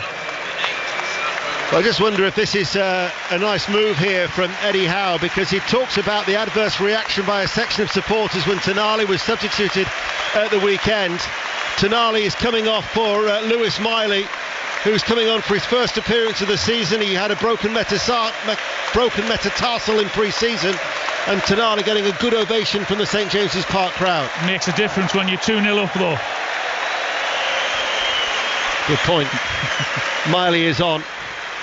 He had a good first season, though, didn't he, the Durham youngster? Yeah, he came in at a really tough time and handled himself really well. Some good performances, and big things are expected of him from Newcastle if he can stay injury-free. It's good to see him back. Do you think that was a deliberate ploy, though, by Eddie Howe to give Tonali a bit of confidence? Yeah, absolutely, yeah. Eddie likes him, the Newcastle fans like him. You can hear the reception they gave him. Even 10-15 minutes ago, the whole ground was singing his name. Well, Newcastle United have done enough now, surely, because we're into the third and final minute of the minimum of 3, and those first half goals, and Chelsea's vulnerability exposed at the back, with Newcastle's press reaping its rewards, leading by 2-0 to join Brentford, Southampton and Liverpool in the quarter-final draw. Crystal Palace is still leading Aston Villa by 2-1 as Joe Linton running forward here, looking to seal it. Joe Linton now to Livramento, blocked by Cucurella. Manchester United 5, Leicester 2, Preston 0, Arsenal 3, and commentary to come very soon of Tottenham 2, Manchester City 1. There's been another goal, though. It's at Pittodrie. Gavin Wallace. Yeah, it's for Aberdeen. Aberdeen 2, Rangers 1. Shayden Morris with a tap in. He'll not score anything easier this season. Palaversa's shot from about 16 yards is well saved by Jack Butland on the volley. And then Nicky Devlin gets to the front post. He toe pokes that across. It comes off the post and on to Shayden Morris, who slams home. It's Aberdeen 2, Rangers 1. Matching Celtic stride for stride at the top of the Scottish Premiership, but here in the League Cup at St James's Park it's finished, and Newcastle United are through to the quarter-finals. They've beaten Chelsea by 2-0. Alan. Yeah, good performance. They did the damage in the first half. I thought they were impressive. Their pressing, their energy, their pace, it was back to what the Newcastle fans have got used to over the last 2 or 3 years. Second half they had to defend. Chelsea missed 2 or 3 really big chances which helped, but the win, the clean sheet into the quarter-finals, been a really positive night for Newcastle. Goals from Isaac and a Disasi own goal in the 23rd and 26th minute. Felix hit a post in the second half, which could have set up an interesting final 15 minutes. But as it is, it's finished at St James's Park. Newcastle United 2, Chelsea 0. It's 6 o'clock, and with your news, I'm Harry Roy. The England and Durham cricket captain Ben Stokes says a masked gang burgled his County Durham home while his wife and children were there. Stokes has taken to Instagram to say that the incident occurred on the 17th of October when he was away on England's tour of Pakistan. He says jewellery, other valuables and a good deal of personal items were taken from his Castle Eden property. The 33-year-old added that his family did not come to any physical harm. Elsewhere tonight, the government has announced the scheme to dual the A1 in Northumberland will not go ahead. Madeleine Flack reports. The previous Conservative administration gave the green light to the project to improve the stretch between Morpeth and Ellingham in May, having postponed it 3 times. However, documents published after the Chancellor's budget address to the House of Commons revealed the Departments for Transport had deemed the scheme underfunded and unaffordable. The A1 dualling scheme was first raised more than 15 years ago and has already cost at least £67 million, although construction has not begun. A land agent for many of the farmers affected has told the BBC that the decision is absolutely heartbreaking for the county. Earlier this afternoon, the Chancellor set out that budget, the government's first, which includes £40 billion worth of tax rises. VAT, income tax and employees' national insurance will remain the same. And Ms Reeves said the 5p cut to fuel duty introduced by the Conservatives would continue. But she says the Tories' freeze on personal income tax and national insurance thresholds will not be extended beyond 2027. The Chancellor also told the Commons Sunderland will receive millions of pounds of investment in a new film studio. The £450 million Crown Work Studios development is to be built in the city and is expected to create thousands of jobs in the creative industries. Now, an MP from County Durham has announced she's resigning as chair of a North East charity following pressure after voting to cut the winter fuel payment. Liz Twist, who represents Blaydon and Concert, has stepped down as chair of the Board of Trustees at Age UK Gateshead. In a meeting last night, she said she was walking away. It's after constituents called for her to resign after she voted with her party Labour to restrict the payments to the poorest pensioners. Parents of school children in County Durham are being offered additional ways to protect their children from flu this winter. Nasal vaccination clinics are available for all 2 to 3-year-olds in 29 nurseries, totally free of charge. The new initiative aims to make it quicker and easier for families to get their children protected without the need to book a GP appointment. Councillor Chris Hurd is from Durham County Council and has been explaining the benefits. The fact that it's within the community setting and it's in a place that isn't daunting to both families but more importantly the children, that means that more and more children will be able to access, which will then have benefits not only to themselves but to the wider community. And around 600 pieces of Star Wars memorabilia have sold for more than £177,000 at an auction down in Stockton-on-Tees. A rare vinyl caped Jawa figurine attracted the highest individual bid, fetching over £9,000 after fees. More than 1,000 people around the world placed bids, with tens of thousands of more watching online. That is your BBC Radio Newcastle News. I'm Harry Roy, and for an update at any time, ask your smart speaker to play BBC News for the North East. Total Sport North East. Call free 0800 234 6565. BBC Radio Newcastle. So, Southampton and Brentford edged through last night. There's a chance that by the time we go off air tonight, they will be among the lowest ranked sides left in this season's Carabao Cup. All of the big boys are still in the competition, so whoever wins the trophy this season will do it the hard way. Tonight, Newcastle United and Chelsea will renew hostilities with a place in the last 8 up for grabs. The teams one suspects will be much changed from those that locked horns at Stamford Bridge at the weekend. It's Cole Palmer! Oh dear. Enzo Maresca's men taking the 3 points on Sunday. Can the Magpies deliver revenge tonight, I wonder? What team changes will Eddie Howe make? Would it be like the Wimbledon game, or will he be taking the competition pretty seriously and fielding a strong side tonight? What do you reckon? How does he balance tonight's requirements with his team's Premier League schedule? Do give us a call. We will have team news around about 6:45. You can probably expect 11 Chelsea changes, but how big an obstacle will they be for the Magpies this evening? We'll talk Sunday Sunderland 2. Barnsley will have the latest. You'll hear from Aaron Connolly, and former Black Cat Darren Williams is here at St James's Park with us. We'll round up everything else that you need to know locally and from the big wide sporting world, including an interview with the Newcastle Falcons gaffer Steve Diamond. We'll play that at half-time. And you will have time to react to tonight's game after the final whistle has blown. We are on air until 10 o'clock for another Cup night under the lights on Total Sport. Total Sport North East. BBC Radio Newcastle. John Anderson, the former Newcastle United fullback, is next to me here at St James's. Hello, Ando. Pridey, how are you? It's a nice night for it, isn't it? Lovely, yeah. Bearing in mind, end of October. You wouldn't think it was the end of October, would you? You wouldn't?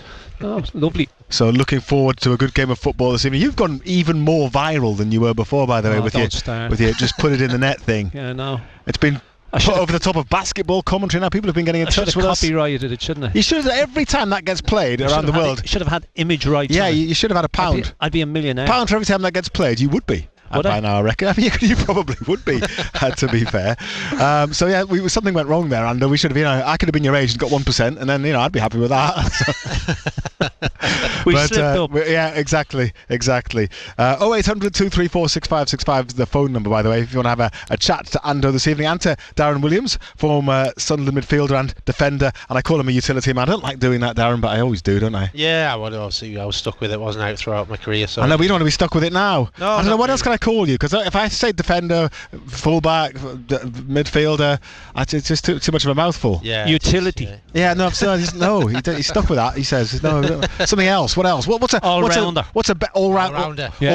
All-round action here. I sometimes call him the Vieira Slayer because he did that, didn't you? Yeah, well, yeah. Some famous. Look that up on. If you haven't seen it, look it up on YouTube, and you can see Darren. Yeah, it was vicious. Taming Patrick Vieira. Indeed. He didn't like you much after that, did he? No, he didn't actually. No. I went down to the FA on Monday actually because Arsene Wenger had pushed the fourth official over in the tunnel, so I had to go down there and say what I seen type of thing. I was supposed to be accompanied by a manager of mine, but unfortunately he didn't. You're all on your own. Yeah, I was all on my own. Good luck, son. Yeah, Vieira, Adams, Wenger. Oh, mate, it was versus Williams. Day. Yeah, brilliant. Anyway, but yeah, what was the outcome? He got one. I think it was a 1 or 2 match ban, and he got a fine. Yeah. So Pete Reid wasn't very happy because he thought he should have got longer. Okay. He blamed me for it. Ander, what's your longest run in the League Cup? Can you remember? It wasn't that long. No. You get to the quarterfinals before? No, I don't think so. 16? No. Darren, what about you? You got the semis, didn't you? Semis of the FA Cup. I got. Not get semis of the League Cup. Semis of the League Cup as well against. I think it was Leicester, wasn't it? Leicester. Yeah. I think that was when Sunderland were in the Championship, so yeah. Yeah, it was. But that was under Peter Reid, the aforementioned Peter Reid, wasn't it? Yeah, definitely, yeah. But and ran them quite close as well. Yeah, we did run them close, to be fair.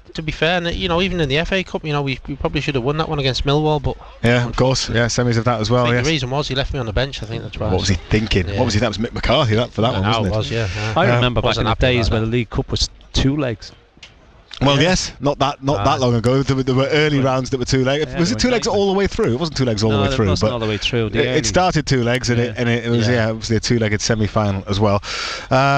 Nick Barnes can remember the days that the League Cup didn't even exist. Evening, Barnsley. How are you doing? Good evening. They did. Hi, Ando and Darren. They did used to be 2-leg from the first round, and. Yes, I remember doing. But not all the way through, though, was it? Or was it all the way through at one point? Yeah, all the way through. Yeah, okay. Yeah. So back in the late mid-late 90s, it was definitely 2 legs from the first round onwards. Nobody complained back then about players having too many games, did they? But it had for all the complaints about the competition now, for the lower division clubs, then you were drawing sort of big clubs in the early rounds, and so that was a real draw, and it became, so that it had a bit of a cachet then. It was only when TV and the Premier League came, it all changed, and now they've had to give it a European spot, haven't they, to give it some sort of luster, but it's a shame.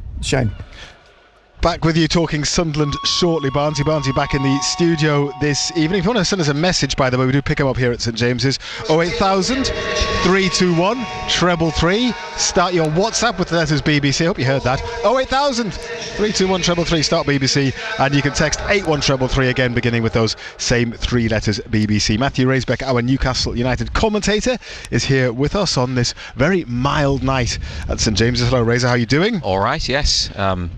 Nice to be here. It's a huge match. It's a huge week. Of the two against Chelsea, if there's one that I think they need to win, I wouldn't say want to win more. Yeah. It's got to be this one. Really? Yeah, it's got to be the Cup, because there's time to turn things around in the league, for league form, league results to improve. Maybe not at the weekend because it's Arsenal, although they did beat them last season. But the League Cup is hugely significant after what they did 2 years ago, but also more generally, it is the best chance that a club outside of those the richest clubs, are the ones that are used to having success, has. Not necessarily this season, because all the big boys are still in, but I know what you're saying, because they'll still rest players, won't they? Well, Chelsea, we think, will make a number of changes. It might not be 11 that they made for Europe last week, but it could be, because their squad is so deep and they've got lots of quality and young players as well. And Chelsea have kind of split it into two, with a Premier League squad and then a European and a Cup squad. Newcastle have got a few players out injured, but they will be going strong. Number one, they have to, because they need a result and ideally a performance, and there needs to be some positivity and some confidence coming back. But also, Eddie Howe's desperate to get through, and it will sustain them into the winter, the League Cup, and who knows what it could bring. I know what you're saying about other big clubs being in the draw, but it's a great opportunity for them. Much better here than if it was at Stamford Bridge like last season. We will talk in a moment about what the team might be tonight, and I guess I'll probably make you tell us what you think the 1 to 11 will be. It's maybe quite tricky this evening, and before we come to that though, would you share Razor's sentiment in terms of the importance of tonight's match, perhaps in comparison even to the Premier League game at Chelsea at the weekend? I think it's a massive game. I really do. We said before, bigger than Sunday though. Yeah. You agree? And I think even more so now, because we said before the Brighton game that it was a huge 3 weeks for the club. Starting with Brighton, we obviously lost there. Then we had Chelsea, got beaten there. Then you've got this. Then you've got Arsenal at the weekend. Then you got the Forest. So big games, but this is huge, because as Razor has said, it's a realistic opportunity of getting to a cup final. We did it 2 years ago. But it won't be easy tonight.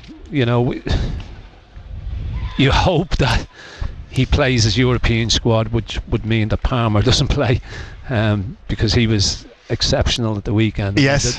To see the pass is one thing, but to then actually go and make that pass, to deliver it, had to be inch perfect, and it was unbelievable. And he weighs in with the goal as well. People having a go at Livramento saying he got done. I mean, it's an unbelievable. I think most fullbacks would have been done by that. Yeah, it just kills everybody. Yes. But yeah, tonight's it's a big game. I think Eddie Howe will go strong. I think if Gordon's fit, I think he will play. Hang on, and we'll come to the team in a second. We are going to patience. Write down your 1 to 11. Make a note if you want to. We're going to hear a little bit from Eddie Howe, so you can make a start. Write your 1 to 11. Here's a pen. Write your 1 to 11 down. I've got a pen. All right, okay, you use your own pen, and we'll come to 2 you and 3 with pens. that. I haven't got any paper though. That's the problem. No, that's a problem. But look, I just think tonight is massive. If you were to lose tonight, it would feel like an empty bit of a void up until the FA Cup begins, and a lot of onus would then be on the FA Cup. Okay, very, very true. Well, let's hear a bit from Eddie Howe. It is an important match. I think we're all agreed on that. But is it fair to describe it as season defining? You can call it whatever you want. I've got no issue with that. I think from our side, look, we know every game's hugely important. Every game has a bearing on your season in terms of either momentum, feeling, emotions. We know we need a result. We know we need a performance. Ideally, both together. This would be a great time to do it from our perspective. We're at home. We've got 2 massive home games to come. I'd love to think that St James's Park will be absolutely rocking for both games. And we need the players to thrive in that environment. So, if it's going down to squads, Razor, I mean, yeah, Chelsea have a big squad and they might well utilise it all. You think, though, and Ando's now starting to write down his team, you think that Eddie Howe will go as strong as he can or close to that? Yeah, I think so. In the last round here against AFC Wimbledon, he made 8 changes. I don't expect there to be 8 changes tonight. I don't think many people would. We're not expecting to see Callum Wilson because Eddie Howe ruled him out of this entire week, the 3 games. We're unsure about Anthony Gordon, whether he'll be involved because of the groin issue that he's had, and he's been for a scan, and Newcastle think it's okay, but Eddie Howe wouldn't say when he would be back. It's the midfield that interests me because there's been a lot of discussion about it, and we talked to Eddie Howe yesterday about how the midfield is working during the pre-match press conference. He's got options to change midfield. He suggested that resting Bruno is a possibility because Bruno's played in the last year and a half so much football. He barely missed any Newcastle games last season. He's played in all of them this year as well. And then you've got Willock, Longstaff, Lewis Miley, who's back in the squad, who all want to play. And what about Sandro Tonali and whether they're getting the best out of him on the right of a midfield 3? Would it be something that they could do to put him in the centre to change things around? Could Joelinton move to the left of the attack if there's no Gordon? It is moving players around, but he has the options to change things in midfield. I think that's perhaps where we could see something different tonight. Maybe Lloyd Kelly as well, because they struggled at centre back, and Chelsea's lineup will be different, won't it? But there could possibly be a change there because for the first 10-15 minutes in particular there were real issues in defence on Sunday. What have you gone for, Ando? I don't think he'll change the keeper, mind you. I'm not really positive on that, but I don't think he will. So you'll keep Pope in goal. That would be a statement straight away that he's taking it very seriously. Share, Kelly, Hall. So you think Kelly might well come in there, yeah? Longstaff, Tonali, Joelinton. And how would those 3? What would the shape of those 3 be then? I think Tonali will start in the middle. Yeah.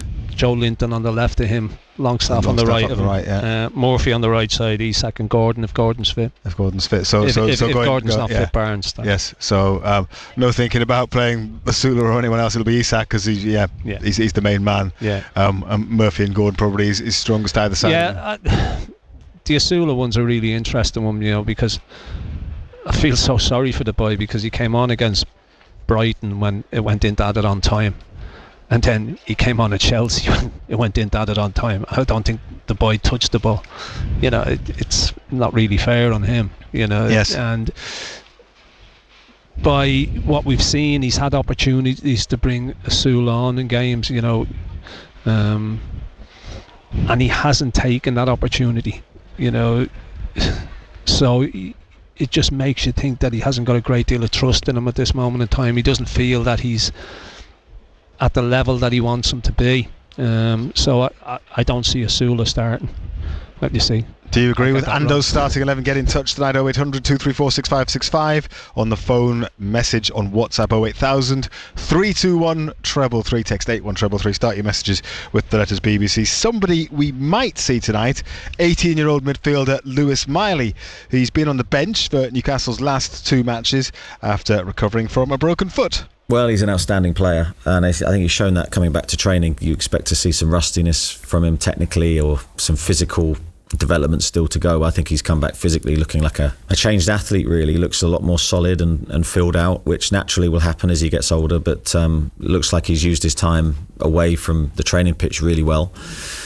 And technically he's been really, really good. So I've got no issue with his game. I think he looks in a really good place. It's just a case of managing. He's still very young. He's had a couple of injuries that have reflected on maybe we overused him last year and we don't want him to get injured again. So I think small steps initially for Louis, but hopefully he can progress into playing some big minutes for us. Yeah, so Lewis Miley maybe seeing some action this evening and seeing him back on the pitch would be a good thing, wouldn't it?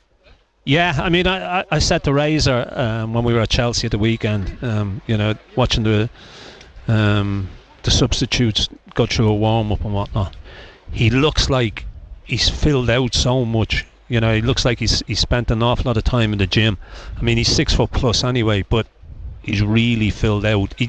When he first broke in the team, he looked what he was, a boy. You know, he looked lean and slim, but now he's grown into himself. There's no doubt about it. And you would like to think he would get game time tonight. I don't think he'll start him. You know, I don't see him starting because he's been out such a long time. But it'd be nice if he could get some game time. Speaking of lean and slim, Razor, you've just been watching some of the Chelsea players come out for just a little bit of a look around. Lots of headphones and hoods up and caps on. But one very recognisable player, someone that you mentioned who was influential at the weekend. I don't know whether he's going to start the game tonight, Cole Palmer, but there he is. Yeah, he's here. He's part of the Chelsea squad tonight.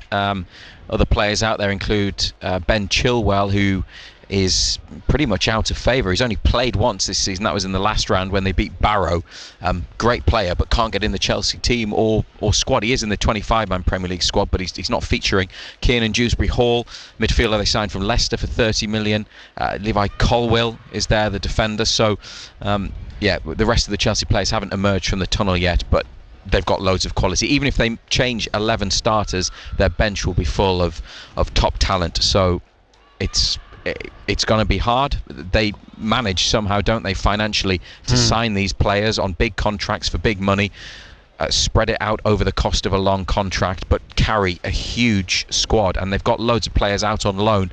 Again, Newcastle are struggling within the financial rules and the framework that they have to operate in, whereas Chelsea just do things within the rules but very differently. Chelsea players out on the pitch in front of us then. Did anybody see Cole Palmer's interview on Match of the Day after the game at the weekend, or Match of the Day 2? He was giving one-word answers, two-word answers, wasn't he? I don't know what that... I mean, I'm trying to sort of work out his personality there, whether that was just him couldn't really be bothered, whether he just doesn't like doing interviews, whether he was just being a bit cheeky.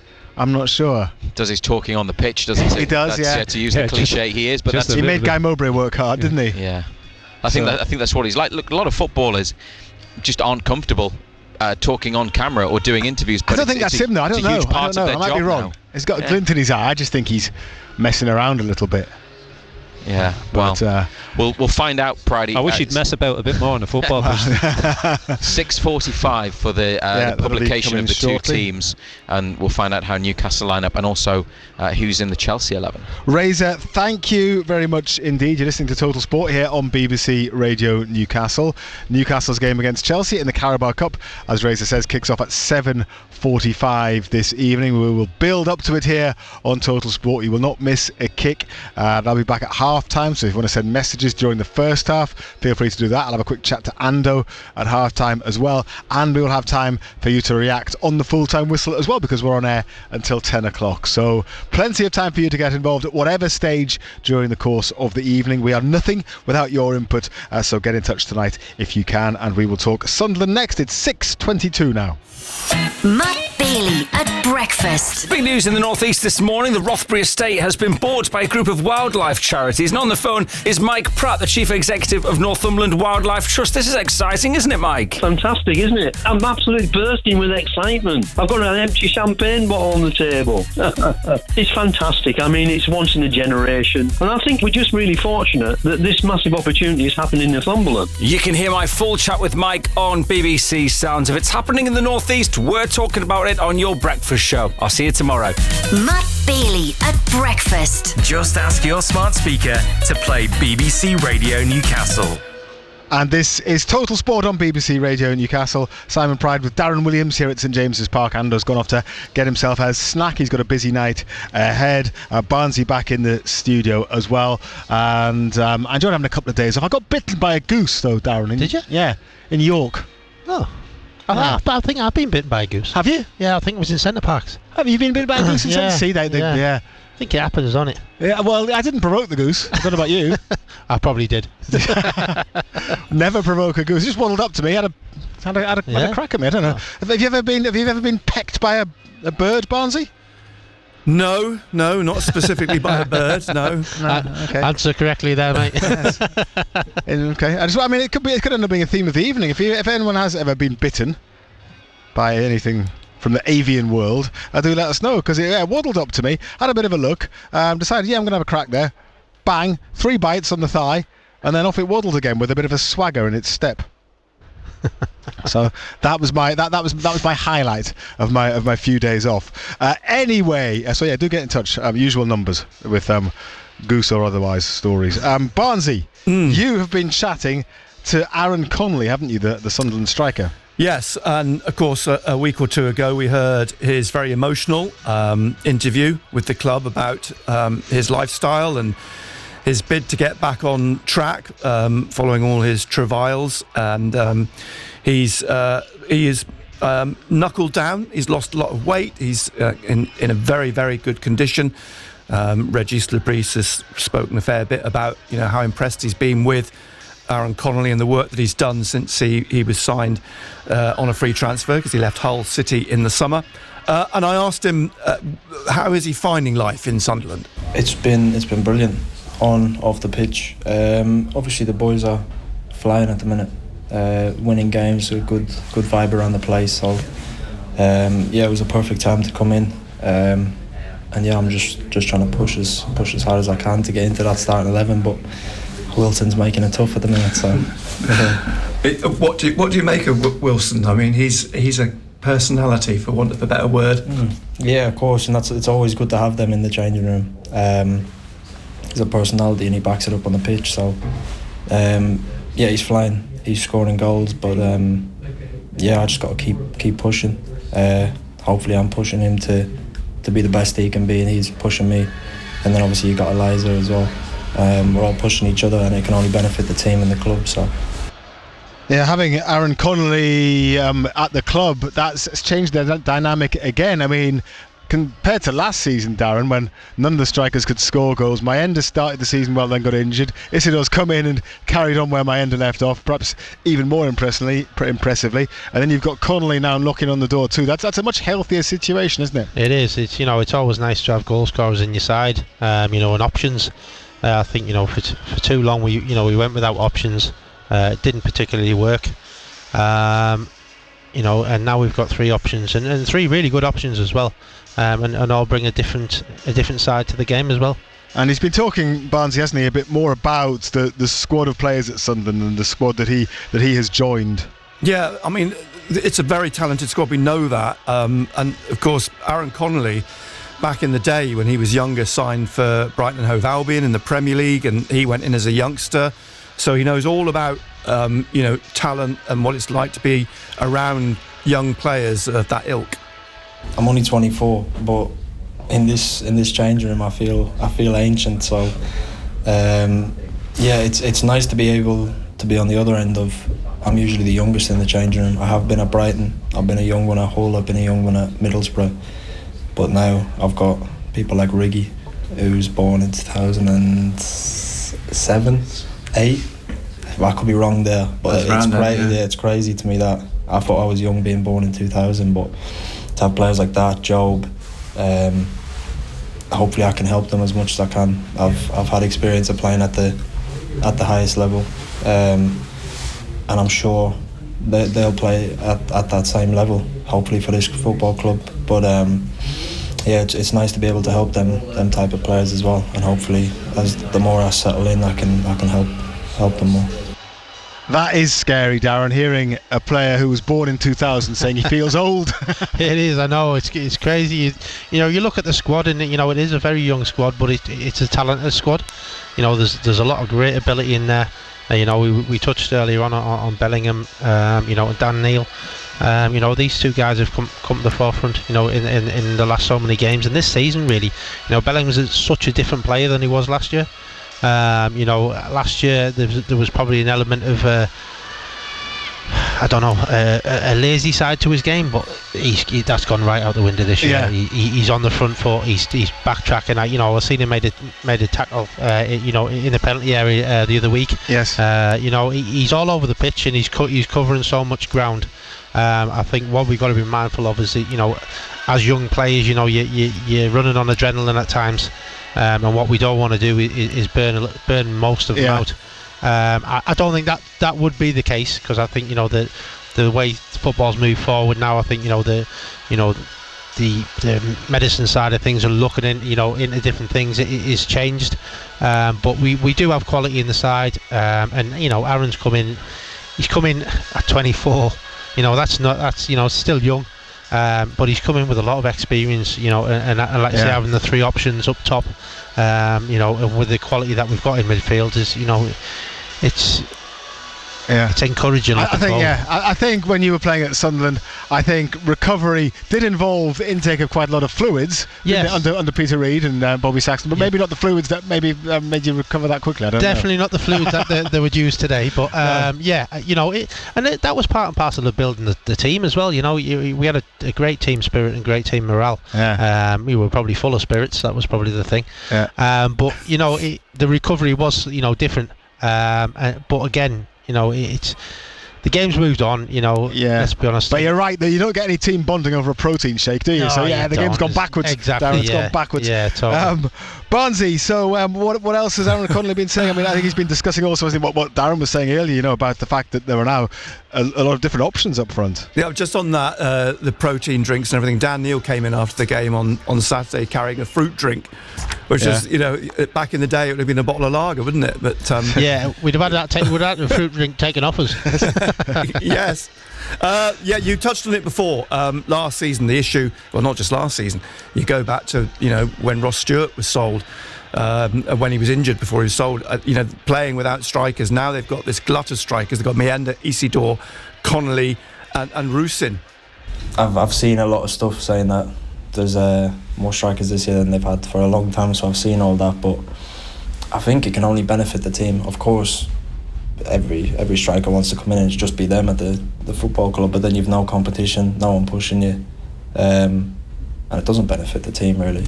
Like maybe when I was younger, I was selfish and I wanted to play every single game, which I still do now, but I'm realistic as well. I know that it's a squad effort if you want to get promoted out of this league. So like I said, I'll be patient. I've been through a lot of stuff over the last few months, so to be in and around it again is just, for now, I'll just keep pushing. He certainly is coming at it bearing in mind his recent past, which he's been talking about openly, Darren. It's obviously changed his perspective a little bit, hasn't it? And hopefully that'll bring the best out of him. Yeah, definitely. I think fair play to him for coming out, and doing the interview recently. It's a difficult thing to talk about, let's be honest, and he's done that. He's got it off his chest. It seems like he's turned himself around. I mean, listen, I can go back to when he was at Brighton. He was a fantastic talent, and he still is. He's still got the capabilities in there. Now he's got himself fit. As Barnsley said, he's looking well. He's just going to have to be patient. And I think that's the thing now, and that's the key with the squad now, because the squad is so good. And you look at the bench, and you've got great backup. We've got three strikers. So for me, it's a case of being patient. You will get your opportunity, you will get your chance, and I'm sure when he does, he'll take it. It's very much. A lot of people are comparing him to the situation that Patrick Roberts found himself in when he came to Sunderland. A little lost, a little bit directionless. And yes. Aaron Connolly has spoken about how he wants to live in Sunderland. He feels that he can lay down roots here. He feels that he can be part of this squad, and that's exactly what happened to Patrick Roberts. He found himself a family, if you like, and he's blossomed since that happened with him. And I think that's going to be the same with Aaron Connolly. He'll find himself with a very good, a squad that embraces him. He embraces he kept referring to it being a massive club. He was pinching himself. He said, I was in the gym the other day, and he said there were 4 people around me with Sunderland tattoos. He said it suddenly dawned on him just how massive a football club it is, and that he wants to stay here. It's funny, isn't it? Yeah, the little things that just kind of trigger those realisations. Barnsley, another thing I wanted to talk to you about as well, the latest supporters collective meeting. Well, it took place earlier this month, didn't it? But the minutes are now out. So what of interest have you picked out of that? Right, the collective meeting was on the 10th of October. It's worth mentioning that the supporters collective is made up of the Red and White Army, the Branch Liaison Council and the Senior Supporters Association and the club's leadership team. It's worth mentioning here a couple of new names. You may have heard one of them before, Paul Kingsmore. He's been appointed Sunderland's new Chief Operating Officer. We spoke about his appointment when that was made earlier on this season. Of course, he'd been 5 years at Chelsea as Director of Operations before moving to Sunderland. He's in charge of facilities, safety and security, ticketing, HR, safeguarding, and overall responsibility for matchday operations. And there's a new face now in charge of safety. That's Steve Wood. He's been at the club a long time, but he's now been promoted to head of safety because Steve Neal has left. He was a police officer. He worked for the National Coal Board. He started as a steward at the club, and as I say, is now head of safety. Now, there have been several areas that were raised over. It's interesting how time moves on, isn't it? Because the club's doing really well at the minute. The collective meeting, I think, was probably slightly less turbulent, shall we say, than one or two others that we've reported on over the last year or so. Food and beverages. David Bruce, of course, now head of marketing. He has been talking about the fact that there was a little bit of an issue about Vaux coming in, their Roca Raw beer, and there was a bit of a dispute because it meant that, you know, another brewer was sort of moved on. But David Bruce reported that the introduction of the Roca Raw, he says, has been a success, outselling the previous beer by 5-1. He also said there's been a positive uptake of 6 new food options introduced this season, and the additional click and collect services now in place. And he's pointed out the aesthetics of some of the concourse bars have also been updated. So it was one area of discussion. Another was away ticketing. I know that's been an issue because I've had fans coming up to me and they weren't particularly happy about the introduction of a ballot. Now, after a brief discussion on the issues relating to away ticket allocation, including the introduction of that ballot, it was agreed to table this item until November the 7th, when more time will be given at the ticket working group model meeting. So there's clearly still some issues about balloting and the way forward in that respect. And on ticketing, Ticketmaster, that's been a bone of contention, I know, with a lot of fans over the last few seasons. The existing partnership with Ticketmaster ends next year, and Paul Kingsmore says they'll be looking at all options for the club from the 2025-26 season. And on non-digital ticketing, the club say they're happy to provide non-digital tickets for fans who need them, but intends to review procedures for other fans who may request non-digital tickets out of preference. So watch this space on that one. Now, there's an issue today that's been raised, or was an issue raised at the meeting, which has been seemingly slightly contentious because it's brought about quite a thread on social media, and that's about the early leavers. David Bruce raised the issue of fans leaving early, and he noted that it comes up on this show all the time, doesn't it, Barnsley, to be honest? And noting that when national media talk about it, it hurts the club. And he says it's something they should all be working to address. Fans leaving takes energy from the stadium, and it's likely the team feel the impact of this. He concluded there's no one reason for people leaving early, but it does appear the habit of leaving early is developing. Now, I've seen lots of sort of responses to that today, and it's a bit of a mire. It's a bit of a difficult one because there are some very, very genuine and valid reasons for some people leaving early. I read one today about a fan who brings her elderly mother, and her elderly mother takes a long, long time to walk to the car. The son has to get to his job on the other side of Castle Eden by 6 o'clock. It's a very valid reason for leaving early. So there will be lots of reasons. Generally, it seems, reading the comments, a lot of people do leave a little bit early to beat the traffic or get the early metros or whatever home. But it's clearly, that is a contentious issue. The Red and White Army is going to survey members and the wider fan base on that whole issue by January 2025, and the club supported that action. So it'll be interesting to see what the consequences of the survey are and what they discover from that. No, and we'll talk more about it, I'm sure, yes. Wanted to mention the Memorial Garden, that's in front of the main stand. The club have confirmed there's been lots of issues about ashes being laid on the pitch. Of course, the pitch has been dug up and relaid. There's 105 families of fans whose ashes were laid at the pitch. The ashes have been safely stored and they will be reinterred in a new memorial garden. It's going to be on the same site, but it's going to be greatly expanded. I've seen the plans for that, and you can see the plans on the minutes. It looks fantastic. When that's finally built, and it will be a real landmark in front of the main stadium, and good work from the Heaven branch in getting that forward as well. The club also say that next year they'll be launching a fan panel. They hope that will enable them to get rapid fan feedback, and try and deliver, improve and introduce everything that they feel is important to fans. Okay, so lots that's come out so of there's that. a lot in there. If you want to read them, they're all on the club website. There's a lot more besides, so that's sort of the nub of what's been discussed at the collective meeting. The headlines, if you like. The next will be in December. Thank you very much indeed for bringing those to us.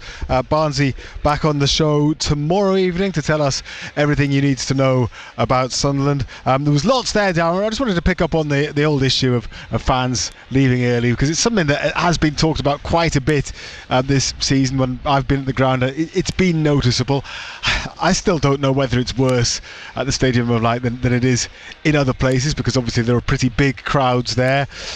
So just by percentage-wise, lots of people are going to leave. I don't know. I don't know whether we'll see that tonight. I'll have a look when we're here at St James's Park, particularly if the tie looks like it's decided with 10 minutes left, whether people do the same sort of thing here. I don't know. Is it worse at Sunderland than anywhere else?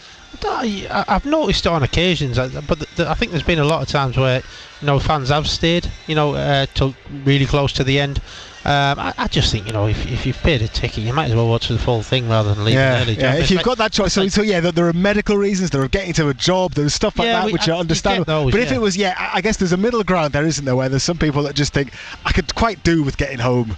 I could quite, I want to go around my pals and watch Strictly, so I could quite do with getting home 15 minutes earlier, so I can have my tea, then go. If the people like that, they're the ones that maybe the players would really appreciate, wouldn't they? Yeah, if they did stay, even if the team's 2 down, you can score twice in injury time, can't you? Yeah, listen, the atmosphere after the game, obviously, especially now, as the games are going, and touch wood, long may that continue.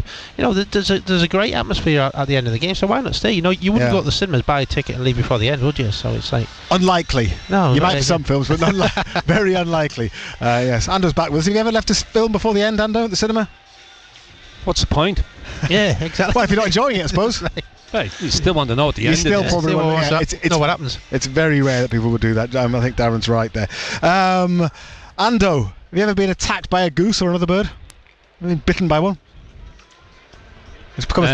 Been attacked by a parrot. Have you? When did you get bitten by a parrot? Where were we? We were in a park over Gateshead. What's it called? Saltwell Park. Saltwell Park. Yeah. And there was a lady there, an elderly lady feeding parrots, and she said, "Oh, they're really friendly." Oh yeah. She was feeding them away, and I stuck my finger in, and she took a lump out of it. Did it say anything to you, the parrot? Can't repeat it. Okay, so it's happened to you, because I was talking about my goose incident at the weekend, I know, which I know I've seen it. Yeah, you already know about. Yeah, a few other people have been in touch. Quite a lot of people, in fact. So this one says, my parents had a farm with thousands of free-range chickens. We were collecting eggs from one of the hen houses. My younger brother, who was only 5 and very small in height, dropped the side of a nest box to see a chicken sitting in there. He rummaged around with his hand, seeing if there were any eggs, and the chicken grabbed him by the nose, the grizzly bit between the nostrils. Ooh, ouch. Yeah, and boy was he upset. So this particular, but I bet he was. Put him off eggs for life. I would imagine it did. Paul says, hi Simon, I was held hostage by a pair of geese. It's not just us, Darren. I was held hostage by a pair of geese when I was studying animal care at Kirkley Hall. I was putting food and water in their enclosure, and as soon as I shut the door and placed them on the floor, that's when they attacked. One of them clung onto my right leg and wouldn't let go, while the other one pecked at my left leg, while my classmates outside just stood and laughed while I was being savage and never went back in after that. No. I don't think they won, at least I let them go. Yeah, so a tandem goose attack. We got away lightly with our respective incidents, didn't we? Let's be honest. And this one says, not bitten, but I was on a residential at High Borrens. One of the teachers was hit by a buzzard. Buzzards can swoop at you. Oh, they can. Been attacked by one of them as well before when I went running. And Bilbao Black Cats. This is a toucan attack. The toucan known as Simon in a hotel in Santa Cruz in Bolivia. It wasn't impressed with me not paying attention to him while he perched on my hand, so then he let me know about it. Gave him a good peck. Well, so you see, I'm not the only one that this has happened to. Railton is said in my ears, we've got a caller, to come on. So I think what he's trying to say is, back from the studio, stop rattling on about bird attacks. It's important, Railton. People are getting in touch. And now he said, can you play a jingle first? All right, well, you can do that, and I'll just give a time check, Railton. How about that? It's 6:43. Total Sport North East. Call free 0800 234 6565. BBC Radio Newcastle. It's me told, probably quite rightly. Johnny's on the line, Newcastle fan. Hello there, Johnny. How are you doing? Good evening, gents. How you all doing? Hey, Johnny. Yeah, okay, Johnny. We could well be getting team news while you're on air, so you can react to it live on the programme, Johnny. But what are your thoughts ahead of tonight's game? Well, I hope you tell me Anthony Gordon's in the squad, and that'll cheer me right up. But no, I think it's a really difficult game tonight. Really, really difficult game. I think when you look at the teams like Chelsea nowadays, yes, they've got a very good first 11, but the second 11 is nearly as strong in some cases. But it's a good test because Newcastle aren't going to make many changes. I wouldn't have thought. But this is a really, really important game. If you can win this and get to a quarter final. That's kind of where it all started here. Like teams that have won trophies in the past, they say you get to the quarter-final stage, it's almost a new competition. Newcastle have a big hurdle; they've got to get through it, and then hopefully, if they do get through it, then it's something that you can take going into the Arsenal game on Saturday lunchtime. Yeah, I heard Pep Guardiola today saying that he takes it serious, this competition serious, but he likes to give players who haven't really featured in the first team game time in the earlier rounds, but when it gets to the quarter-final stage, that's when he starts taking it serious, because he gets his big boys in then, because you're only a couple of games away from a cup final. So look, I think this is a big game for us tonight, Johnny. I really do. After the last couple of games, 2 defeats, you wouldn't want to be losing 3 on the bounce going into Arsenal at the weekend. It'll be I think the most interesting thing will be to see the side that Chelsea put out. They've got so many players. They basically got 2, probably 3 squads. Probably have. Yes. So it'll be really interesting to see what they're starting to Johnny, hang fire there. Razor is here. He has got the Newcastle team this evening. Razor. 5 changes, but it's still a strong-looking Newcastle team, as Eddie Howe promised. Here it is. Pope is in goal. Kraft at right back. Cher, who is captain, at centre-half alongside Kelly. And Hall continues at left back. Then in midfield 3 of Longstaff, Tonali and Willock. The front 3, Joelinton, although he may switch with Willock, Isak, and Gordon is back. Anthony Gordon is fit and starts in one of 5 changes to Newcastle's team tonight. The bench, Dubravka, who has returned from a knock. Barnes, Osula, Livramento, Almiron, Byrne, Alex Murphy, Bruno and Miley. So no Jacob Murphy involved tonight, not sure why, but 5 changes, and here it is again. Pope, Kraft, Cher, Kelly, Hall, Longstaff, Tonali, Willock, Gordon, Isak, Joelinton. Ando, so you weren't too far off, I think, with your team, were you? Or were you? I can't remember. You had 2 or 3 wrong? Yeah, I had 4 wrong. Yeah, I had 4 wrong. What do you make of this team then? Yeah, I think it's a strong side. I think he was always going to make changes in midfield. I think if Gordon was fit, I think he was always going to be played. It's good to see him back. He gives you that energy level. You know that he puts defenders under pressure. He closes goalkeepers down. He's direct. Defenders hate playing against players who are direct and have got pace, and he fills both of those categories. So look, it's still a strong side. He's made changes, but there's players there that he needs to have a look at as well. Johnny, what do you think? I like the defence. I think Kelly coming in as centre half is something I'd prefer more than left back. I think Lewis Hall was one of the better players on Sunday at Stamford Bridge. Midfield, surprising. I think not in a negative way. I'm surprised Bruno's not been dropped off. He's just probably been rested and thinking maybe Saturday lunchtime against Arsenal. It's a very, very quick turnaround, but I thought he would have started. I'm interested in the Joelinton, whether he's going to be on the left or Willock's going to be on the left. I would imagine it will be Willock, in my opinion. But again, good thing about that is that they can change the game. Again, I would have been tempted to start Harvey Barnes today because I think he needs a big performance. I think he's been. It's hard to say because you look at the games this season. He scored a few goals, which is obviously what a winger's meant to do. But he's got so much talent, so much ability. I want more from him. I want a lot more from Harvey Barnes. Now, just at the minute, in the last few games, I'm not singling him out in particular, even though it sounds like it. But I think he can give you a lot more. But look, I would have liked to see him start. But look, Eddie Howe's the manager. He needs a big result, and he needs a big performance, and he needs to get to the quarterfinals. And that team, on paper, has got a good chance of doing so. I think the Barnes situation's really interesting. I mean, it's all about opinions. We've all got different opinions. I think the games that he started in, he hasn't been great. You know, I think his performance from the starting games, you know, has been poor. But when he's come on in games, he's had huge influence. You know, so he's had more of an influence coming off the bench than he has when he started games. Razor, sorry, Johnny, I was just going to ask if you've got the Chelsea team as well, if you've had a sighting of that just yet, and if so, what is it? Yeah, there's loads of changes for Chelsea. I think it's 11 changes. I think they've changed just... not a huge surprise. Yeah, just trying to work it out here, but I can tell you who's in it. Philip Jorgensen, the goalkeeper, starts. Axel Disasi, who was linked to Newcastle in the last transfer window, at right back. Tosin and Benoit Badiashile at centre-back. Marc Cucurella comes back in at left back. Enzo Fernandez is the captain. Renato Vega and Kiernan Dewsbury-Hall also in midfield. João Felix, Mihailo Mudryk and Christopher Nkunku are the front three. Cole Palmer is among the Chelsea substitutes. Okay, so you're chuckling at that. I mean, it's a strong squad, we know that. Yeah. What do you think of that team? Look, it's still a strong side. You know, it's a totally different side to the one that we played at the weekend. But there's still an awful lot of quality in there.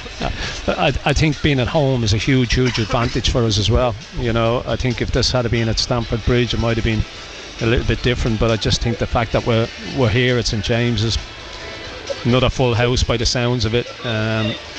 All the changes that Chelsea have made. Hopefully we'll be able to come out the right side of it. So you've heard the Chelsea team now as well, Johnny, so what do you think? Yeah, I'm not surprised they've made 11 changes, if I'm honest. They've got 4 competitions. They've got the Conference League, which they've obviously made pretty much the same amount of changes.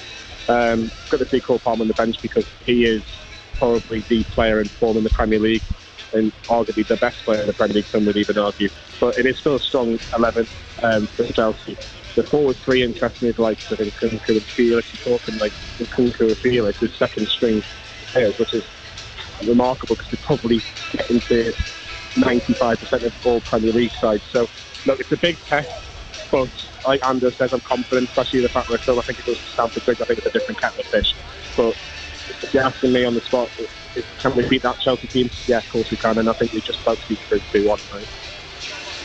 Johnny, thank you. Cheers, Johnny. Very much indeed for getting in touch. What are your thoughts on that team? 0800 234 6565 is the number to call. You can send us a WhatsApp message, 08000 321 333. Start your WhatsApp with that as BBC. And you also need to begin with those same 3 letters if you want to text us on 81333.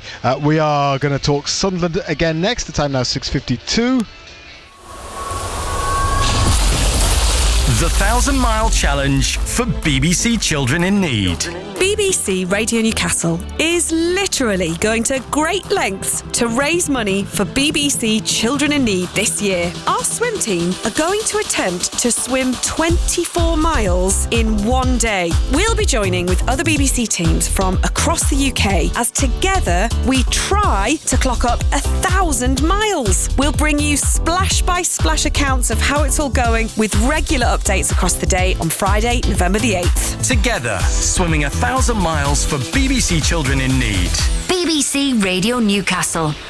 Yeah, Darren, I'm part of that swim team for children in need. It's not my strength, really. No, to be honest. I'm supposed to be putting the training in, but things have got in the way. You know, getting bitten by a goose didn't help. No, you probably won't, mate. You'll probably be scared of the water. No, yeah, indeed. So, yeah, and I found I'm allergic to chlorine as well, which again doesn't help. Which is not great, mate. But you know, we will splash on certainly.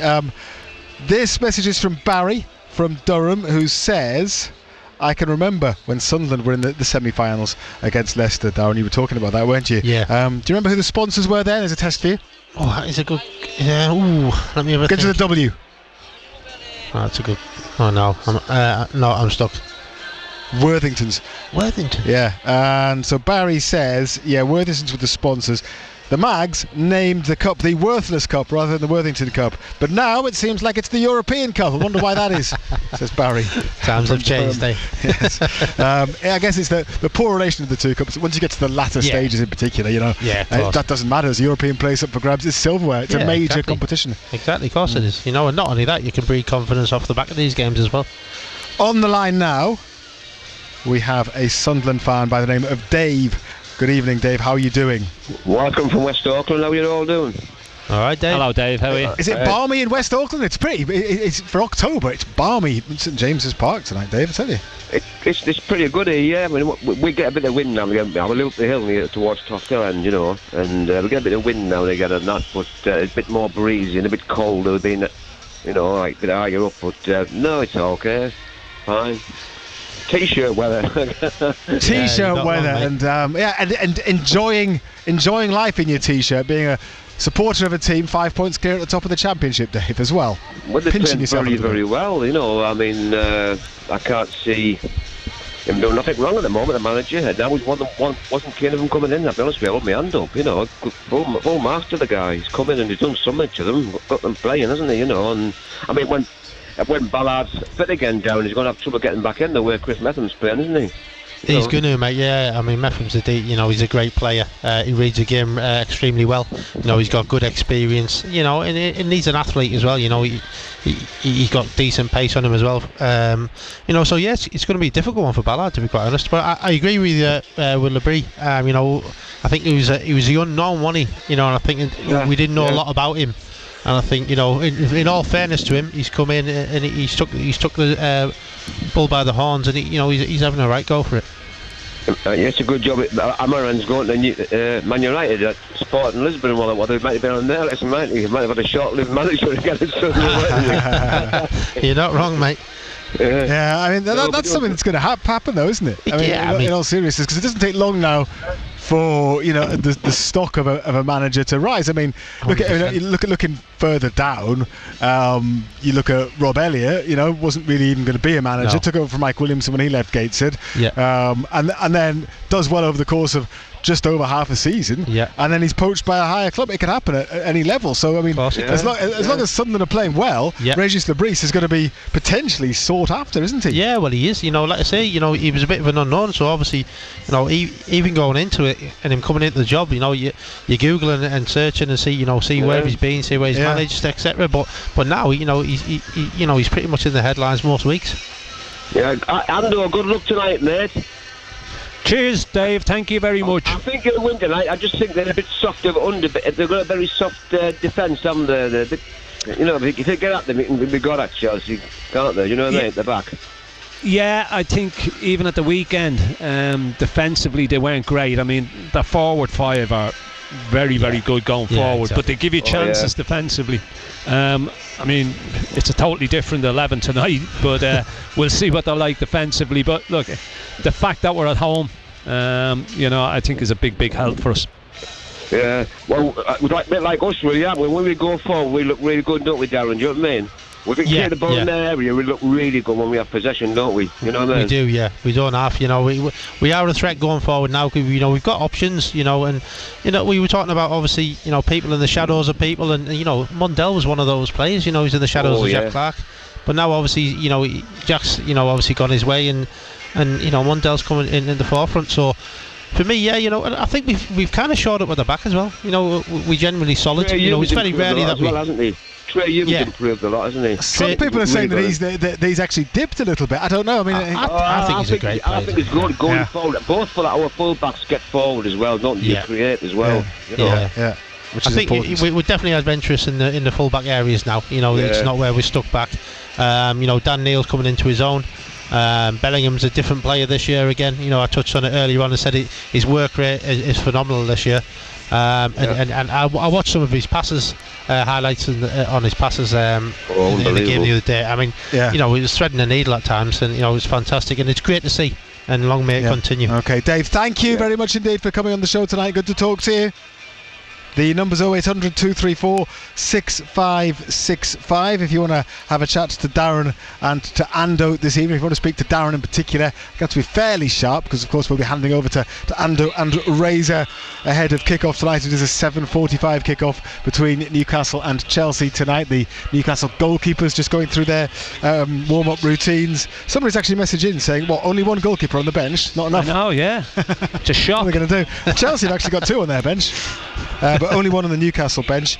And Stewie from Hetton says, hi Simon, on a visit to the Farne Islands I was beaked by a tern through my hat. Blood was drawn. It was quite painful, as you can imagine, says Stewie. You've got to be careful. People go to the Farne Islands with umbrellas to fend them off, especially if you go during nesting season. No, it's you've got to be careful. And there's a message, number ending 206, which I am not going to read out. It is inappropriate. I knew I'd get a couple of those, which I shall ignore. Thank you very much indeed. On the BBC Sounds app, on your smart speaker, Play BBC Radio Newcastle. and on your radio. The sound of the North East is BBC Radio Newcastle. At 7 with the BBC News, I'm John Barnes. The Chancellor Rachel Reeves has used the first Labour budget for 14 years to raise taxes by £40 billion a year to fund big spending increases for the NHS and schools. Employers' national insurance contributions will rise by 1.2 percentage points to 15% next April, raising £24 billion a year. Capital gains tax paid on the profits made on assets will also increase, raising another £6 billion a year. There'll also be a crackdown on tax avoidance, and private school fees will attract VAT. Rachel Reeves told the BBC the changes were necessary to reverse the economic approach of the previous government. This is not a sort of budget that we would want to repeat. This is the budget that is needed to wipe the slate clean and to put our public finances on a firm trajectory. The first line of the first step in our manifesto was to bring back economic stability. If I hadn't have taken those choices today to put our public finances on a firm footing, I would risk making the mistakes that the previous government made. The Conservative leader, Rishi Sunak, says Labour has decided to let borrowing rip. Mel Stride, the shadow Work and Pension Secretary, says the government has broken promises. What Labour have clearly done here is they went into the general election telling everybody they weren't going to be putting up taxes left, right and centre. They've then come into office all along having decided they were going to have this huge spending splurge, huge borrowing splurge as well. An investigation is underway to find out what caused a fire at the BAE nuclear shipyard at Barrow in Cumbria. The emergency services were called in the early hours of this morning and 2 people were treated in hospital. Nuclear-powered submarines are built at the shipyard, as are the submarines that carry the UK's nuclear deterrent, but there's been no nuclear risk to the public. A veteran from Haslingden in Lancashire has thanked social media after his late wife's engagement ring, stolen in a house burglary, was returned to him. Darryl Horsnell discovered it had been taken from next to her ashes, along with a number of other items, after he came home from a charity fishing trip last month. He appealed for the ring on social media, and it was sent back to him anonymously in the post. I've had an amazing reaction that's been shared literally thousands of times by people that know me and people that I've never met before. Your social media's really done a good job for me. I never thought I'd ever see the ring again, but now it's back where it belongs. Around 600 pieces of Star Wars memorabilia have sold for more than £177,000 at an auction in Stockton-on-Tees. A rare figurine attracted the highest individual bid, fetching over £9,000 after fees. That's the latest. Up to date. You can find out all the details on the BBC News website. It's 3 minutes past 7. Total Sport North East. Call free 0800 234 6565. BBC Radio Newcastle. Yes, do give us a call us in the show, coming live from St James's Park, where kick-off in the Carabao Cup last 16 match between Newcastle United and Chelsea is just over 40 minutes away. Razor is here, and he can, in between dropping his team sheets everywhere, I've memorised it, it's fine. Remind us of the team news. Anthony Gordon is back from a groin problem. One of 5 changes for Newcastle tonight. Here's the 11.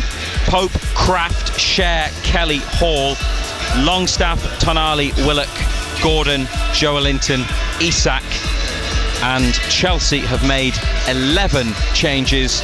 Cole Palmer is among their substitutes. Thank you very much indeed, Razor. So what do you make of that Newcastle team then?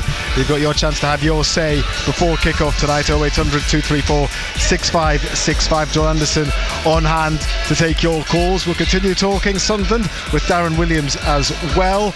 We have been talking this evening about Aaron Connolly. We've heard from him on the show tonight, and the general competition for places in terms of the strikers. We've also been talking about that old chestnut of leaving early, leaving before the final whistle as well. A couple of messages on that topic which have come in, which I will come to later as well. Keep those messages coming in as well. 81333 on text, 08000 321 333 on WhatsApp. Start your messages with the letters BBC. Total Sport North East. BBC Radio Newcastle.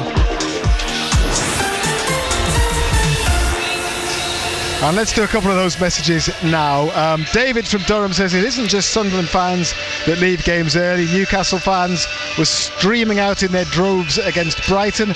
It was even mentioned on Match of the Day, but not on your programme. Real Madrid fans were leaving early against Barcelona last week. This is just the modern day football fan. There's a reason for that one.